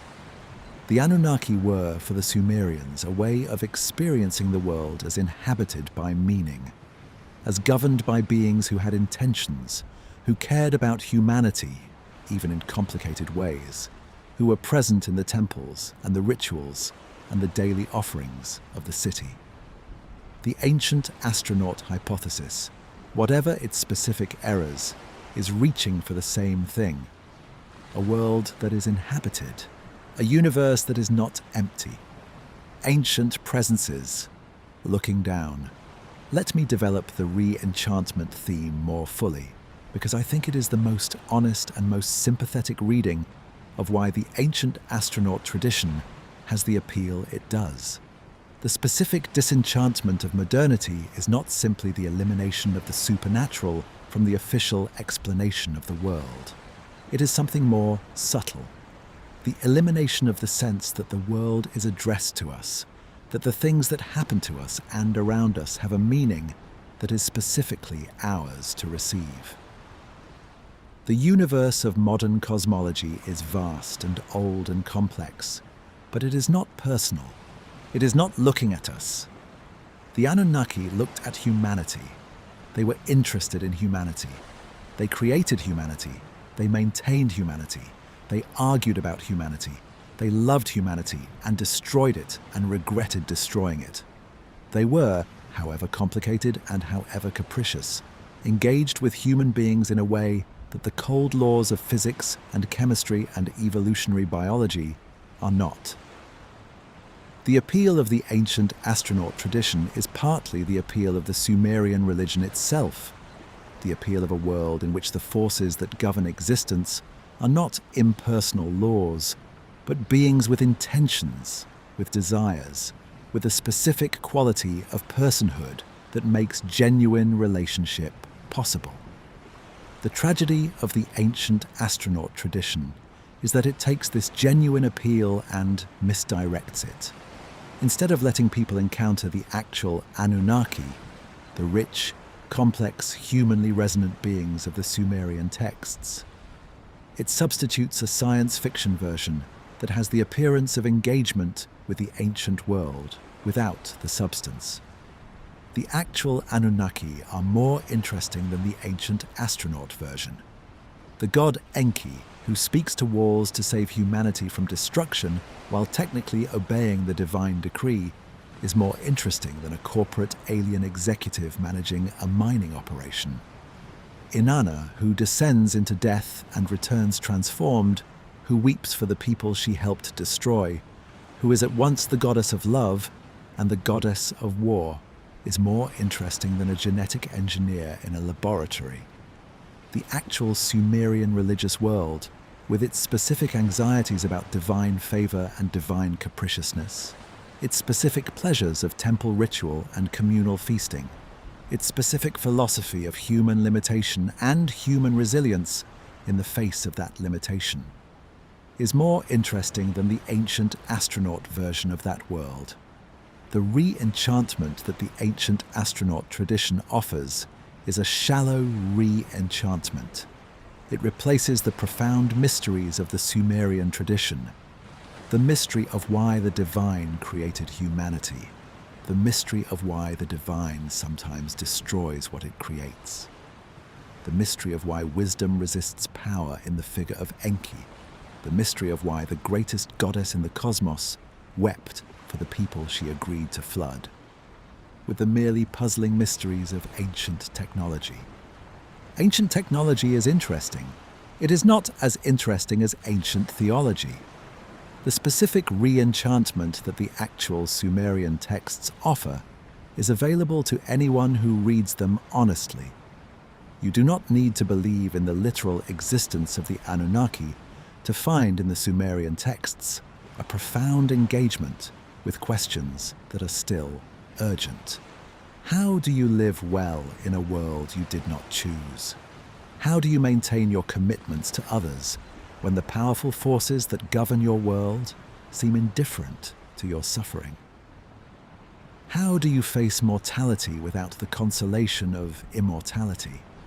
What does it mean to be the kind of being that builds things intended to outlast you? These are the questions the Sumerians were asking. These are the questions the Anunnaki were created to address. And they are still being asked by the people listening to this, in the dark, at whatever hour the night has reached. Let me close this part by thinking about what the ancient Astronaut tradition has actually given us, despite its errors, and what it has taken away. What it has given us is the popularization of Sumerian civilization. Millions of people who would never otherwise have heard of the Anunnaki, of the Epic of Gilgamesh, of the Atrahasis myth, of the Sumerian king list, have encountered these things because of the ancient Astronaut tradition. The initial encounter was distorted, presented through Sitchin's Mistranslations and the ancient Astronaut framework. But the encounter happened. Some of those people went further. Some of them, encountering the Sumerians through the ancient Astronaut lens, became curious enough to seek out the actual scholarship. Some of them read Samuel Noah Kramer's History Begins at Sumer, or Stephanie Dalley's Myths from Mesopotamia, or Andrew George's translation of the Epic of Gilgamesh. Some of them went to museums and stood in front of the actual cuneiform tablets, and felt the specific quality of connection to something genuinely ancient. For those people, the ancient Astronaut tradition was a door, a wrong door, leading initially to a wrong room, but eventually opening onto the actual ancient world through their own curiosity and persistence. What it has taken away is harder to quantify, but real. For every person who went further, many more stayed in the wrong room. Many more came away from Sitchin believing they had learned what the Sumerians believed, when what they had actually learned was what Sitchin believed. The Sumerians themselves remained obscured. Behind the ancient Astronaut narrative, behind the mistranslations, behind the science fiction scenario. The actual Sumerians, the people who wrote the instructions of Shurupak and the descent of Inanna, and the Epic of Gilgamesh and the Atrahasis myth, deserve better than this. They wrote things that are still true. They ask questions that still need answering. They built a tradition that shaped the subsequent history of religious thought in ways that are still working themselves out. They deserve to be read, not decoded, not excavated for alien messages, but read as the human beings they were, writing for other human beings, including us. Let me give you the honest accounting. We have spent 15 parts of tonight's journey exploring the Anunnaki, through the Sumerian texts, through the Epic of Gilgamesh, through the Atrahasis creation myth, through the descent of Inanna, through the king list, through the flood narratives, through the archaeology of the temples and the ziggurats and the votive figurines. And we have spent several parts of tonight establishing what the Anunnaki were not. Not extraterrestrial beings, not genetic engineers, not the literal descriptions of spacefaring visitors that Sitchin claimed. Let me now lay out clearly what the Anunnaki were, what the evidence establishes, and what remains genuinely uncertain. What the Anunnaki were within the context of their own tradition. The Anunnaki were the great divine beings of the Sumerian and later Mesopotamian religious tradition. They were the cosmic governors, the beings who had established the order of the world, who maintained the divine hierarchy, who decreed the fates of human beings, and who were worshipped in the temples of the cities they patronized. They were not a single unified group with a single consistent identity. The term Anunnaki was used in different ways in different periods and different texts, sometimes referring to all the great gods collectively, sometimes specifically to the underworld judges, sometimes to the divine assembly as a whole. The meaning of the term evolved across 2,000 years of Mesopotamian writing. They were understood as having created humanity, not out of love or generosity, but for the specific purpose of relieving the lesser gods of their labor burden. The creation theology of the Atrahasis myth is one of the most distinctive features of Sumerian religion, and it reflects a specific and honest understanding of the relationship between power and creation. Powerful beings create things for their own purposes, and the created things must find meaning within those conditions. They were understood as governing the cosmos through collective decision, through the divine assembly that met to decree human fates. These decisions were not always wise, not always just, not always good for humanity. The gods made mistakes, regretted them, argued with each other, were persuaded by moral arguments. The Anunnaki of the Mesopotamian tradition are not omniscient or morally perfect. They were understood as present in the physical world through the cult statues and the temples. Not metaphorically present, but literally, actually present in the material form of the statue in the sanctuary. The daily rituals of the temple were not symbolic gestures toward a remote divine reality. They were the direct maintenance of the divine household. What is well established by the evidence, the Sumerian and Akkadian texts describe the Anunnaki in ways that are internally consistent with the polytheistic religious tradition of ancient Mesopotamia. The texts are extensive, hundreds of thousands of surviving clay tablets, and they have been studied by specialists in the relevant languages for over a century. The scholarly translations of the key texts are reliable and available. The specific translations proposed by Sitchin are wrong. This has been established by multiple independent scholars with expertise in Sumerian and Akkadian, and the specific errors have been documented in detail. The Anunnaki do not mean those who came from heaven to earth. Nibiru is not a hidden planet. The pre-flood king list reigns are theological constructions, not biological records. The flood is not a literal historical event for which archaeological evidence should be sought. The archaeology of ancient Mesopotamia is consistent with the development of Sumerian civilization through normal human processes, through ecological conditions, cultural innovation, and the specific feedback loops between agriculture, urbanization and social complexity. There is no archaeological evidence for extraterrestrial intervention. What remains genuinely uncertain, the specific origins of the Sumerian people and the Sumerian language remain uncertain. Sumerian is a language isolate with no established relatives, and the question of where the Sumerians came from and how their language developed is genuinely unresolved. The archaeological evidence for the pre-Sumerian populations of southern Mesopotamia is sparse, and the transition from the Ubaid culture to the Uruk culture, in which Sumerian civilization emerged, is not fully understood. The specific development of the earliest phases of Sumerian writing is not completely resolved.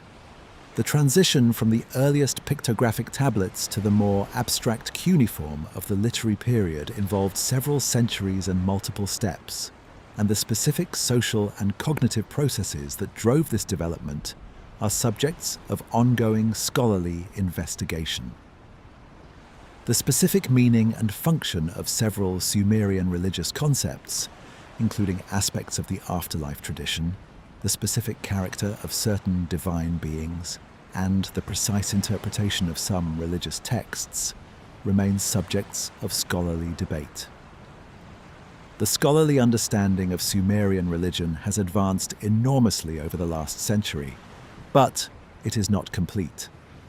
The specific character of the religious experiences of ordinary Mesopotamians, what it felt like to participate in the daily temple rituals, what the specific quality of the divine encounter was in Sumerian religious life, is something that the physical and textual evidence can point toward, but cannot fully recreate. The inner life of the ancient Sumerians is irretrievably gone.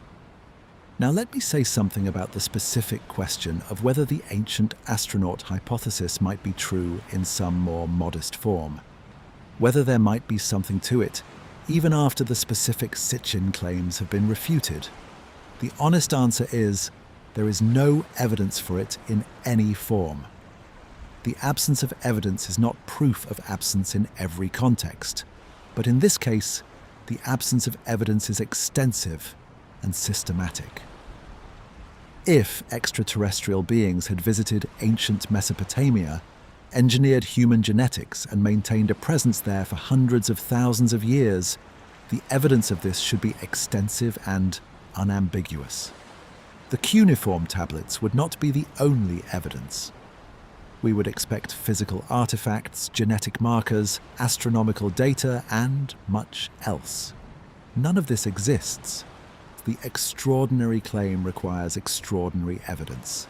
The extraordinary evidence does not exist. The claim is not established. What is established is remarkable enough. A civilization of extraordinary complexity and productivity emerged in southern Mesopotamia in the 4th and 3rd millennia BCE.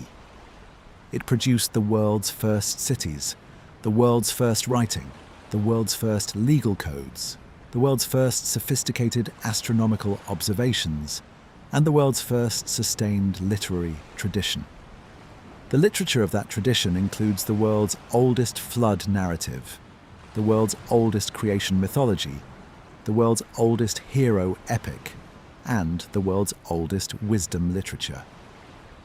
It addresses questions that are still urgent, in language that is still accessible with a specific and unsentimental intelligence that is still recognizable.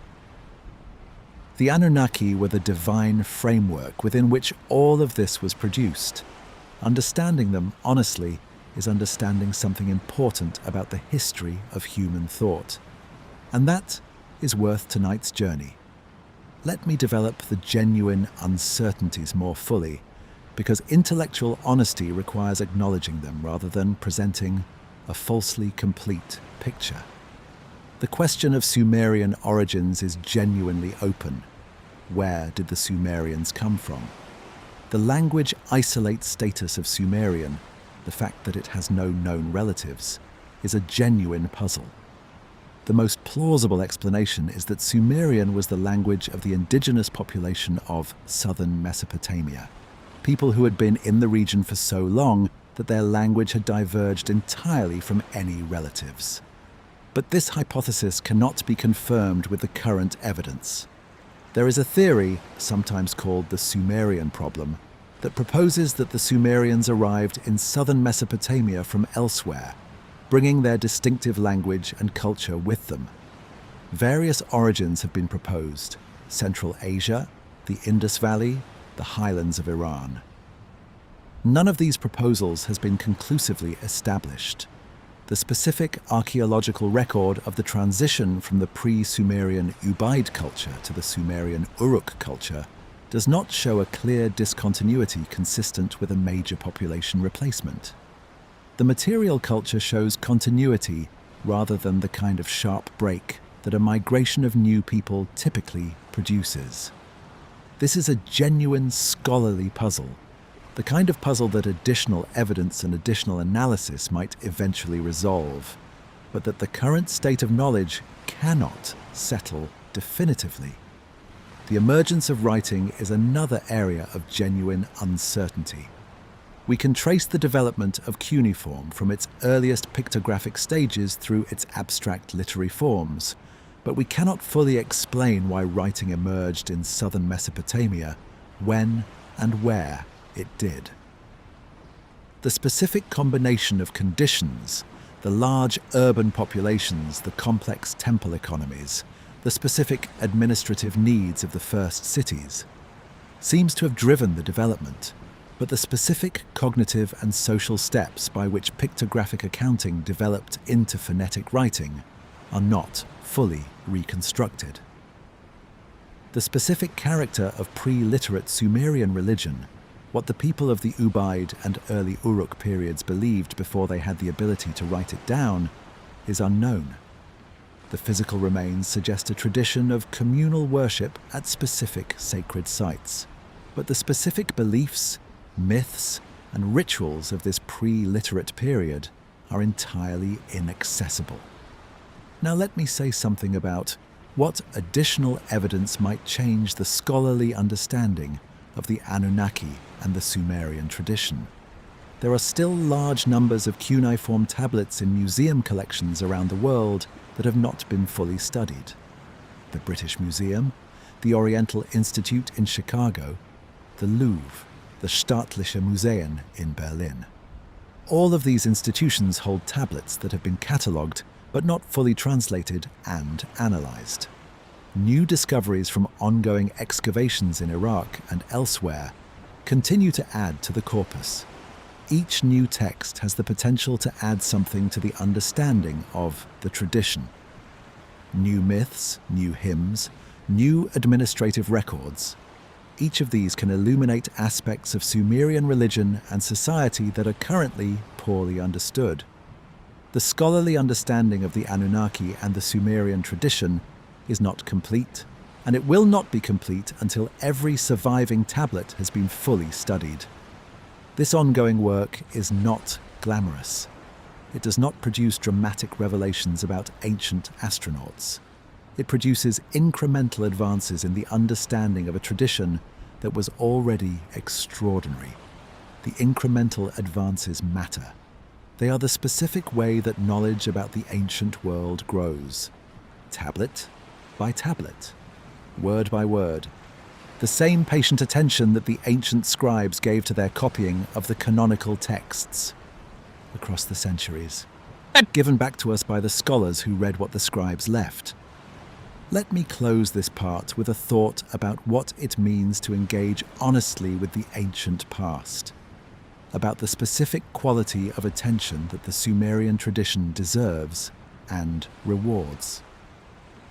Honest engagement with the ancient past requires a specific kind of intellectual humility, the willingness to encounter traditions that are genuinely different from our own on their own terms, without either forcing them into familiar frameworks or treating them as primitive versions of our own thought. The Sumerian tradition is genuinely different from the religious traditions that most modern people are familiar with. Its understanding of the divine is not our understanding. Its attitude toward death is not our attitude. Its vision of the human condition as a labor force created to serve the needs of capricious and self-interested gods is not the vision most modern people would choose. And yet, the tradition is recognizably human. The specific fears and hopes and philosophical questions that animate it are our fears and hopes and questions. The specific literary genius that produced the Epic of Gilgamesh is genius we can recognize. The specific wisdom of the instructions of Shurupak is wisdom we can apply. Honest engagement means holding both of these things simultaneously. The genuine difference of the Sumerian tradition and the genuine continuity between the Sumerians and us. The Anunnaki were the specific form that the questions took for the Sumerians. They are not our form, but they illuminate what the questions are. And that illumination is what tonight has been about. Let me ask the philosophical question.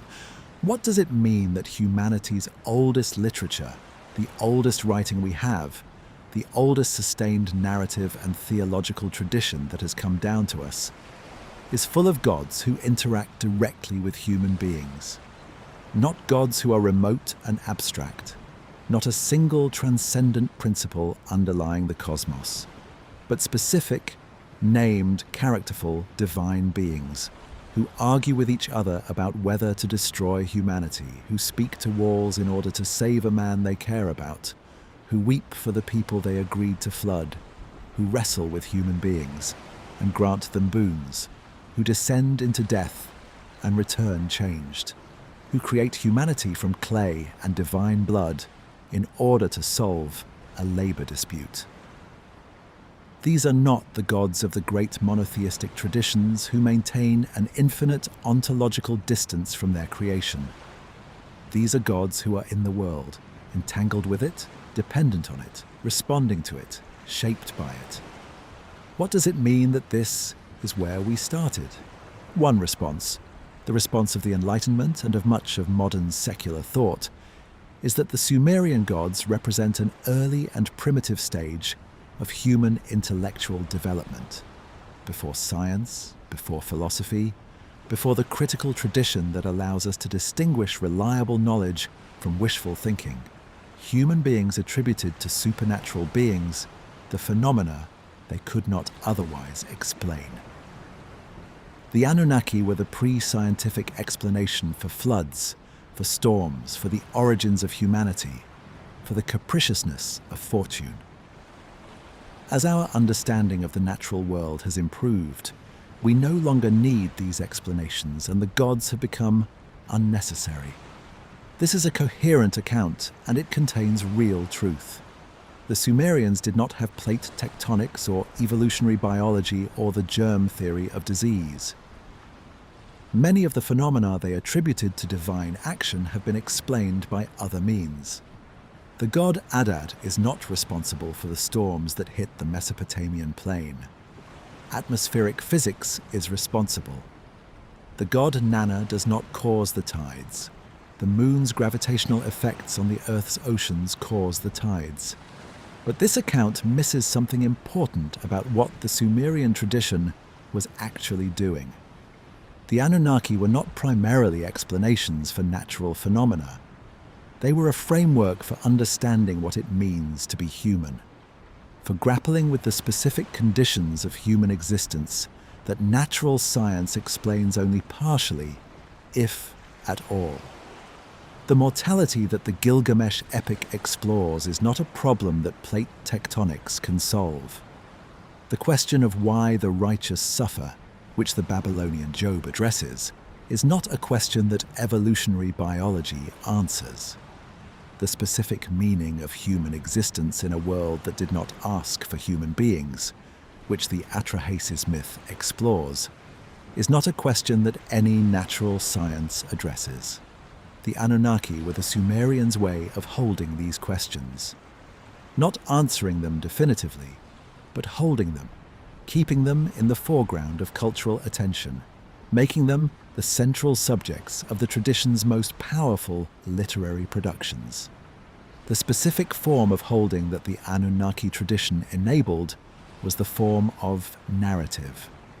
The questions were not addressed as abstract philosophical propositions, but as stories.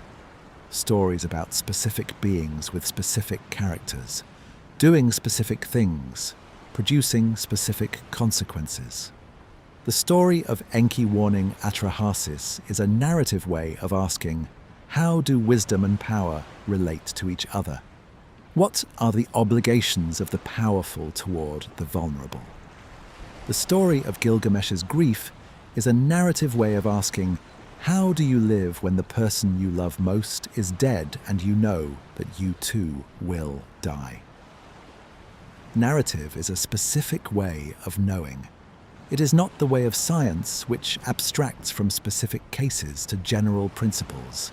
It is not the way of philosophy, which reasons from premises to conclusions. It is the way of literature which stays with the specific case, the particular person, the individual moment, and finds in the particular something universal. The Sumerian literary tradition is the oldest surviving expression of this specifically narrative way of knowing. The Anunnaki were the characters in a narrative tradition that was genuinely trying to understand the world, not through abstraction or experiment, but through story. Now let me think about what the specific character of the Sumerian divine interaction with humanity tells us about the Sumerian understanding of personhood. The Anunnaki were persons, beings with specific identities, specific histories, specific relationships, specific responses to experience. Enki was clever and kind. Enlil was powerful and irritable. Inanna was passionate and dangerous. Ereshkigal was absolute and inexorable. These are not abstract principles. They are persons. The human beings of the Sumerian tradition were also persons, specific individuals with specific names, specific histories, specific relationships. Gilgamesh is not a type, he is a character. Inanna is not merely the principle of love and war. She is a character whose specific decisions and specific responses to the situations she faces make her recognizable and memorable. This understanding of the world as populated by persons, divine and human, is a specific ontological commitment. It says, the fundamental units of reality are not particles or forces or abstract principles. They are persons and their relationships. The world is understood as a web of relationships between beings with inner lives, intentions, histories, and the capacity for genuine interaction. This is, in a specific sense, the opposite of the reductive materialist worldview that has become dominant in modern secular culture. Reductive materialism says, the fundamental units of reality are physical particles and forces, and everything else, including consciousness, including personhood, including meaning, is a product of the interactions of these fundamentals. The world is not populated by persons at the fundamental level. Persons are emergent phenomena. The Sumerian tradition says something very different. The world is populated by persons at every level. The storm is Enlil, who has a history and a character. The sun is Utu, who makes judgments. The underground water is Enki, who has a perspective on human affairs. The world is thick with personhood, not thin. Neither of these ontological commitments is obviously correct. Both are ways of seeing the world that have specific implications for how we live in it. The reductive materialist view tends toward a world in which meaning is something we construct rather than something we discover, in which the universe does not care about our lives, and it is up to us to create the meanings we need. The Sumerian view tends toward a world in which meaning is woven into the fabric of reality, in which the forces that govern existence are themselves beings with specific intentions toward humanity, and the task of the human being is to understand and navigate those intentions. Neither view produces a comfortable world. The reductive materialist world is cold and indifferent. The Sumerian world is capricious and dangerous, but both worlds are structured in ways that make specific kinds of human response appropriate. Stoic meaning-making in the first, careful ritual maintenance of divine relationships in the second. The Anunnaki are the Sumerian version of the question, is the world inhabited or empty? 4,000 years later, that question is still open. And the specific way the Sumerians answered it, with specific beings, specific stories, specific relationships, is worth sitting with. Not because they were right, but because the question they were asking is still ours. Let me develop the narrative way of knowing more fully, because I think it is one of the most important and most undervalued contributions that the ancient literary traditions made to human intellectual life. Science produces reliable knowledge by abstracting from specific cases to general principles. The specific case of this particular apple falling from this particular tree is not what interests the physicist. What interests the physicist is the general principle of gravitational attraction that the specific case instantiates. The specific experience of watching my friend die is not what interests the neurologist. What interests the neurologist is the general biological process of brain death that the specific experience exemplifies. This abstraction is enormously powerful. It produces knowledge that is universally applicable, that can be verified by anyone, and that generates increasingly accurate predictions about the behavior of the natural world. The scientific project has been the most successful knowledge-producing enterprise in human history. But it produces this power at the cost of the specific. The apple that fell on Newton's head is interesting to the physicist as an instance of a general principle. As a particular apple in a particular orchard, at a particular moment, it is of no interest to physics at all. The general principle is what matters. The particular is just the means by which the principle is revealed. Literature takes the opposite approach. The specific case, this particular person in this particular situation, making these particular decisions, is not a means to a general principle. It is the thing itself. The particular is where the meaning lives. The Epic of Gilgamesh is not interesting because it illustrates the general principle that human beings are mortal. It is interesting because it shows a specific person, this king, this man, this grieving friend, encountering mortality in a specific way, making specific choices, finding specific things that matter when the comfort of immortality is refused. The story of Gilgamesh does not give you a general theory of grief and mortality. It gives you the specific experience of grief and mortality, lived through in the particulars of one extraordinary life. And in those particulars you find yourself, not because you are Gilgamesh, but because the specific quality of the human experience of loss and limitation is something you share with Gilgamesh across 4,000 years. This is what literature can do that science cannot. It cannot give you general principles. It can give you particular experiences, lived through in all their specificity, that expand your understanding of what it is to be human. The Anunnaki were the characters in a literary tradition that was doing this work at the highest level. They were not abstract principles. They were specific persons, and the stories about them were the medium through which the Sumerians explored the specific quality of human experience.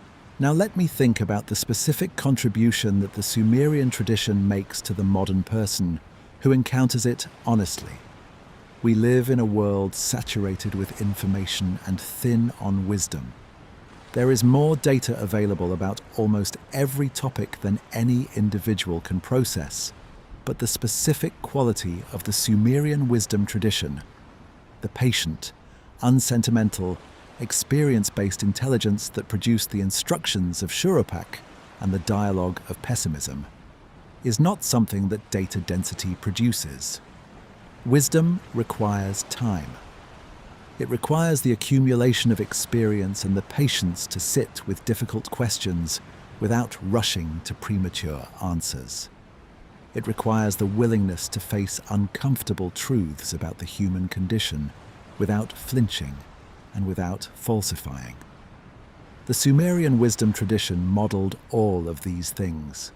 The specific texts that the scribal schools transmitted, the proverbs, the dialogues, the theodicy literature, were the products of exactly the kind of patient, experience-based, unsentimental engagement with human reality that the modern world finds difficult to sustain. The Anunnaki were the specific divine framework within which this wisdom was embedded. They were not comforting gods. They did not offer the specific consolations that later religious traditions would develop. No paradise, no resurrection, no unconditional divine love. They offered something harder and, in its own way, more honest. A cosmos that was real, that was difficult, that was governed by powers you could not control, and that required from you the specific qualities of intelligence and resilience and careful ritual maintenance that allowed human life to go on. This is a demanding vision. It is also, I think, a true one. Not literally true. The Anunnaki were not real beings. The cosmos is not governed by a divine assembly, but true in the sense that the specific conditions of human existence that the Anunnaki embodied, the powerlessness, the contingency, the need to maintain the relationships that sustain you, the mortality, are genuinely the conditions of human existence. The Sumerians were right about that. They just expressed the truth in the specific form available to them. Divine beings, ancient and capricious, present in the world, and in the end as dependent on humanity as humanity was on them. Let me close this part by saying something about what this night has been. Not just as a journey through Mesopotamian history and theology, but as a specific kind of intellectual activity. We have been engaging with the oldest sustained literary and religious tradition that human beings produced. We have read myths that were old when the pyramids were being built. We have followed the arguments of gods who are now entirely forgotten, except by scholars and by the people who have taken the time to sit with the tablets they left behind. This is a specific kind of attention, an attention that extends backward through time, that refuses to dismiss the ancient as merely historical, that insists on engaging with what the ancient people were actually saying rather than with a convenient myth about what they were saying. It is the same attention that the Sumerian scribal students gave to their canonical texts when they copied them in the Eduba. The same texts, the same patient engagement, the same willingness to let the ancient words do their work. The Anunnaki were the specific form that the questions took for those students. The questions were, what are the gods?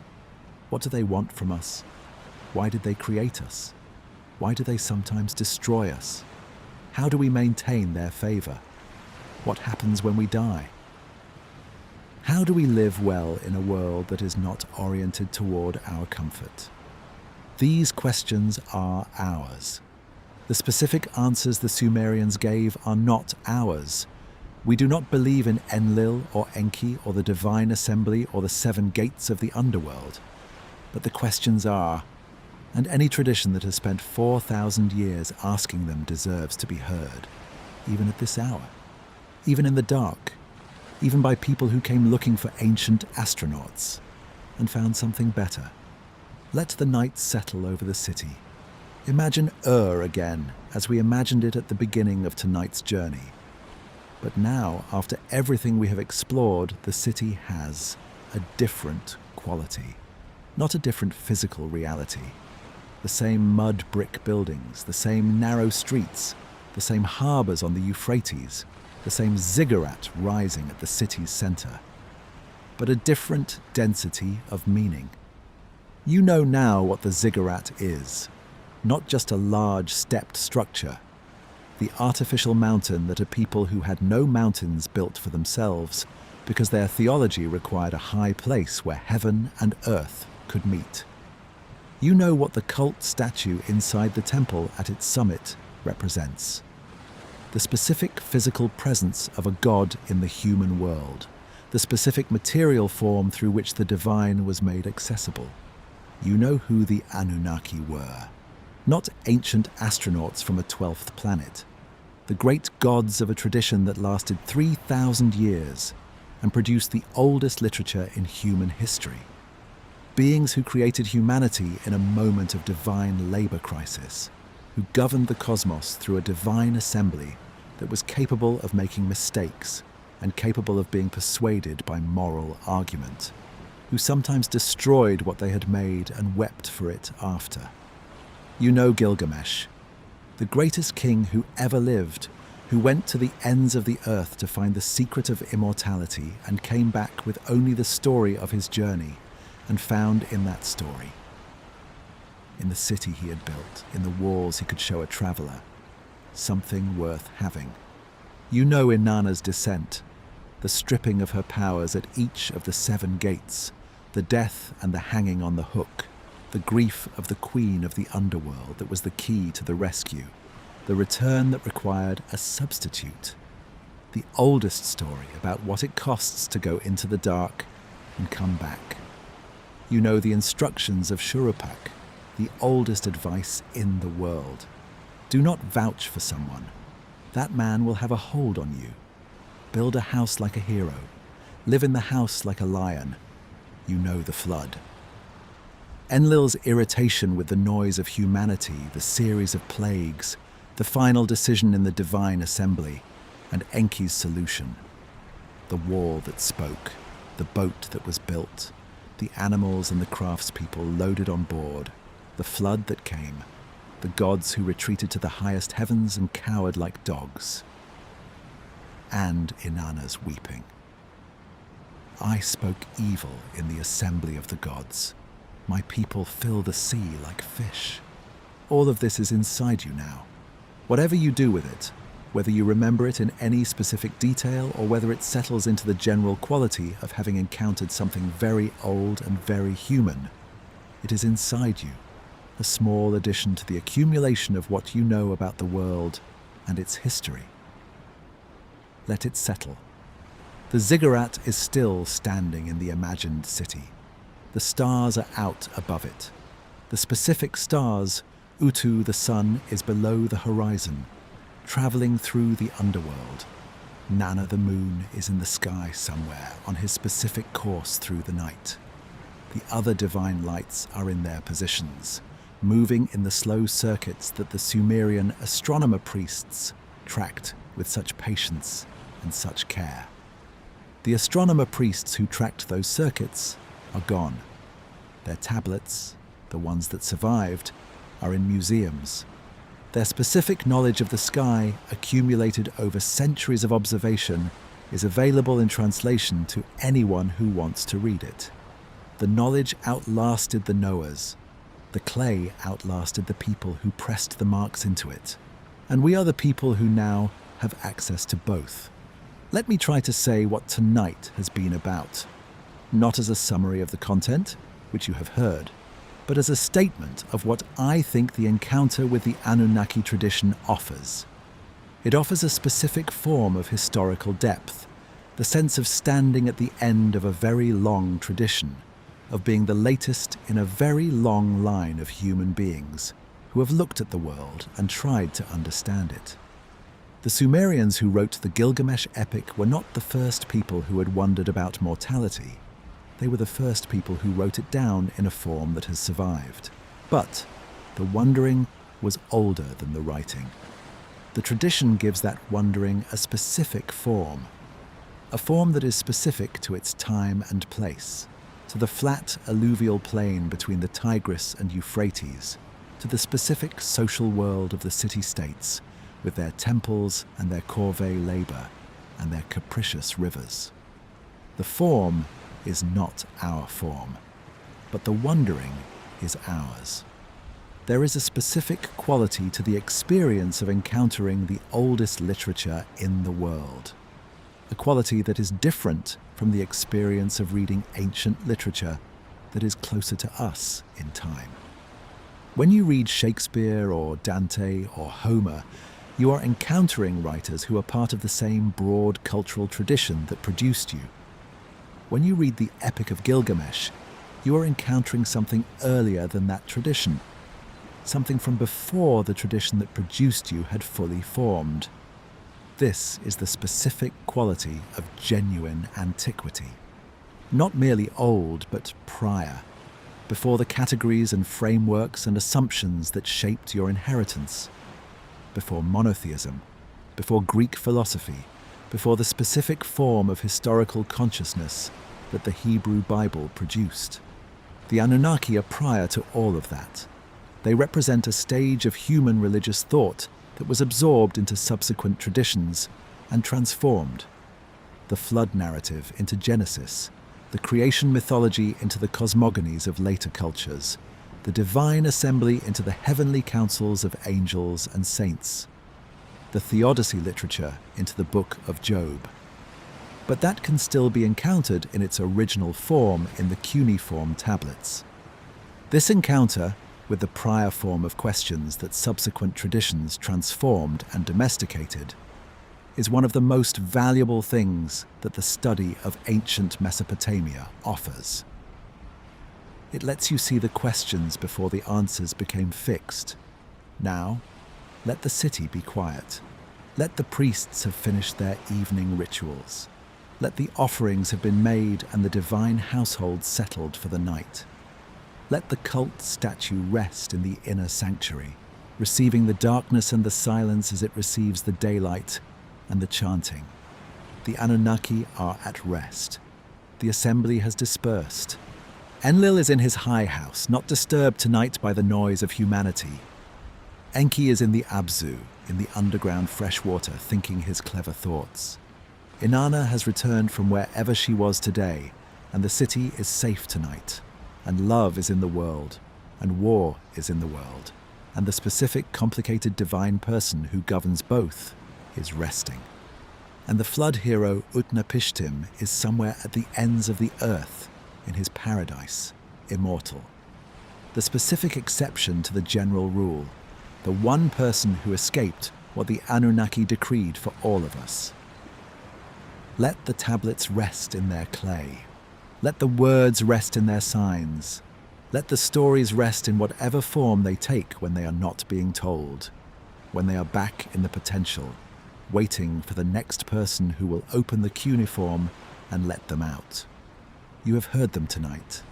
The oldest stories about the oldest gods, about the oldest questions, which are also the newest, the ones you went to sleep with before you heard any of this. Sleep well, but stay with the city a little longer if you can. There is something specific about at night that deserves more time. The specific quality of a place that was once one of the most important cities in the world, and is now a set of low mounds in the Iraqi desert, not far from the city of Assyria, in a landscape that still bears the marks of the ancient irrigation systems in the patterned shadows visible from the air. The ziggurat of Ur-Nammu still stands, partially. It is one of the better preserved ziggurats in Mesopotamia, having been partially reconstructed in modern times. The basic structure of the three stages is intact, the massive battered walls still rising from the Mesopotamian plain. Visitors to the site can walk up the restored staircase and stand near the top, and look out over the flat landscape that stretches to every horizon. The view from the top of the ziggurat of Ur is the same view that the priests of Inanna had when they performed their rituals there 3,000 years ago. The specific flatness of the Mesopotamian plain, the specific quality of the light in the late afternoon, the specific geometry of what was once the harbour and is now a dry depression in the sand. All of this is still there. This is the specific materiality of the ancient world that I want to hold for a moment. The The ziggurat did not vanish into mythology. It is still standing. The city of is still in the ground around it. The tablets that the scribes wrote are still in the museums of the world. The gods that the tablets describe were not real in the way that the tablets are real, but the theological tradition they represent. The specific attempt to understand the cosmos through the lens of divine persons was real, and its products are real, and they are still accessible. The Anunnaki are not accessible as beings, but the Anunnaki are accessible as ideas. As the specific conceptual form through which the Sumerians engaged with the hardest questions of human existence. And ideas are a specific kind of persistence that is different from the persistence of stone or clay. An idea, when it is expressed in a form that can be transmitted, in writing, in narrative, in image, can outlast the people who held it and the civilization that produced it. The specific ideas that the Sumerians encoded in their tablets about mortality, about the relationship between power and wisdom, about the obligations of the powerful towards the created, about the reciprocity between the divine and the human. These ideas did not end when Sumerian civilization ended. They continued in the traditions that absorbed the Mesopotamian heritage, and they continue now in the minds of the people who have read the texts. You have read some of those texts tonight through the medium of tonight's journey. You have encountered the specific ideas that the Anunnaki embodied. Whatever you do with them, whatever fraction of them you carry forward, whatever they mix with or modify in the complex of things you already know and believe, they are now part of your intellectual inheritance. This is how the ancient world persists. Not as a collection of dead artifacts to be catalogued and preserved behind glass, but as a living current of ideas and questions and stories that continues to move through human minds, shaping how people understand the world they inhabit. The Sumerians are dead. The Anunnaki are gone. The ideas persist. Let me also say something about the specific experience of encountering the ancient world in the small hours of the night. At the hour when these videos find most of their listeners, when the daily world has receded and the mind has a different quality of availability. There is something appropriate about encountering the oldest literature in the world at the time of night, when the ancient world is most available. Not the day, with its demands and its activities, and its specific pressure of the present moment.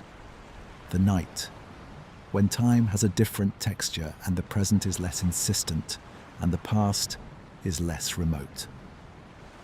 The specific quality of the sleep hour, the liminal state between waking and sleep, is a state in which the mind is more permeable than usual. The defenses are lower. The readiness to receive is higher. The specific experience of listening to stories in the dark, in the half-conscious state that precedes sleep, is an experience that connects to the oldest forms of human cultural transmission, the oral traditions in which stories were told in the dark, around fires, in the hours before sleep, across all the generations before writing was invented. The Sumerian scribes had writing, but the tradition they wrote down was older than the writing. The stories about Gilgamesh and Inanna and the flood existed before anyone inscribed them in cuneiform. They existed in the air, in the mouths of storytellers, in the darkness before the invention of the lamp that allowed the scribes to work at night. Somewhere in the transmission of the Gilgamesh story from its oral origins to its first written form, someone told the story in the dark, to someone lying on the edge of sleep, and the story was received in exactly the condition you are receiving it in now. That connection, across 5,000 years, across the entire transformation of the human world, is real. The story was told in the dark. It is still told in the dark. The questions it was asking are still alive, and you are the latest in the long line of people who have received them, Let everything settle now. Let the ziggurats stand against the night sky. Let the stars move in their ancient circuits, Utu preparing his underworld journey, Nanna making his slow progress through the stars. Let the tablets rest. Let the gods rest. Let the city rest. Let the oldest questions rest without urgency. They have been asked for 5,000 years. They will be asked for 5,000 more. They do not need your answer tonight. Sleep well.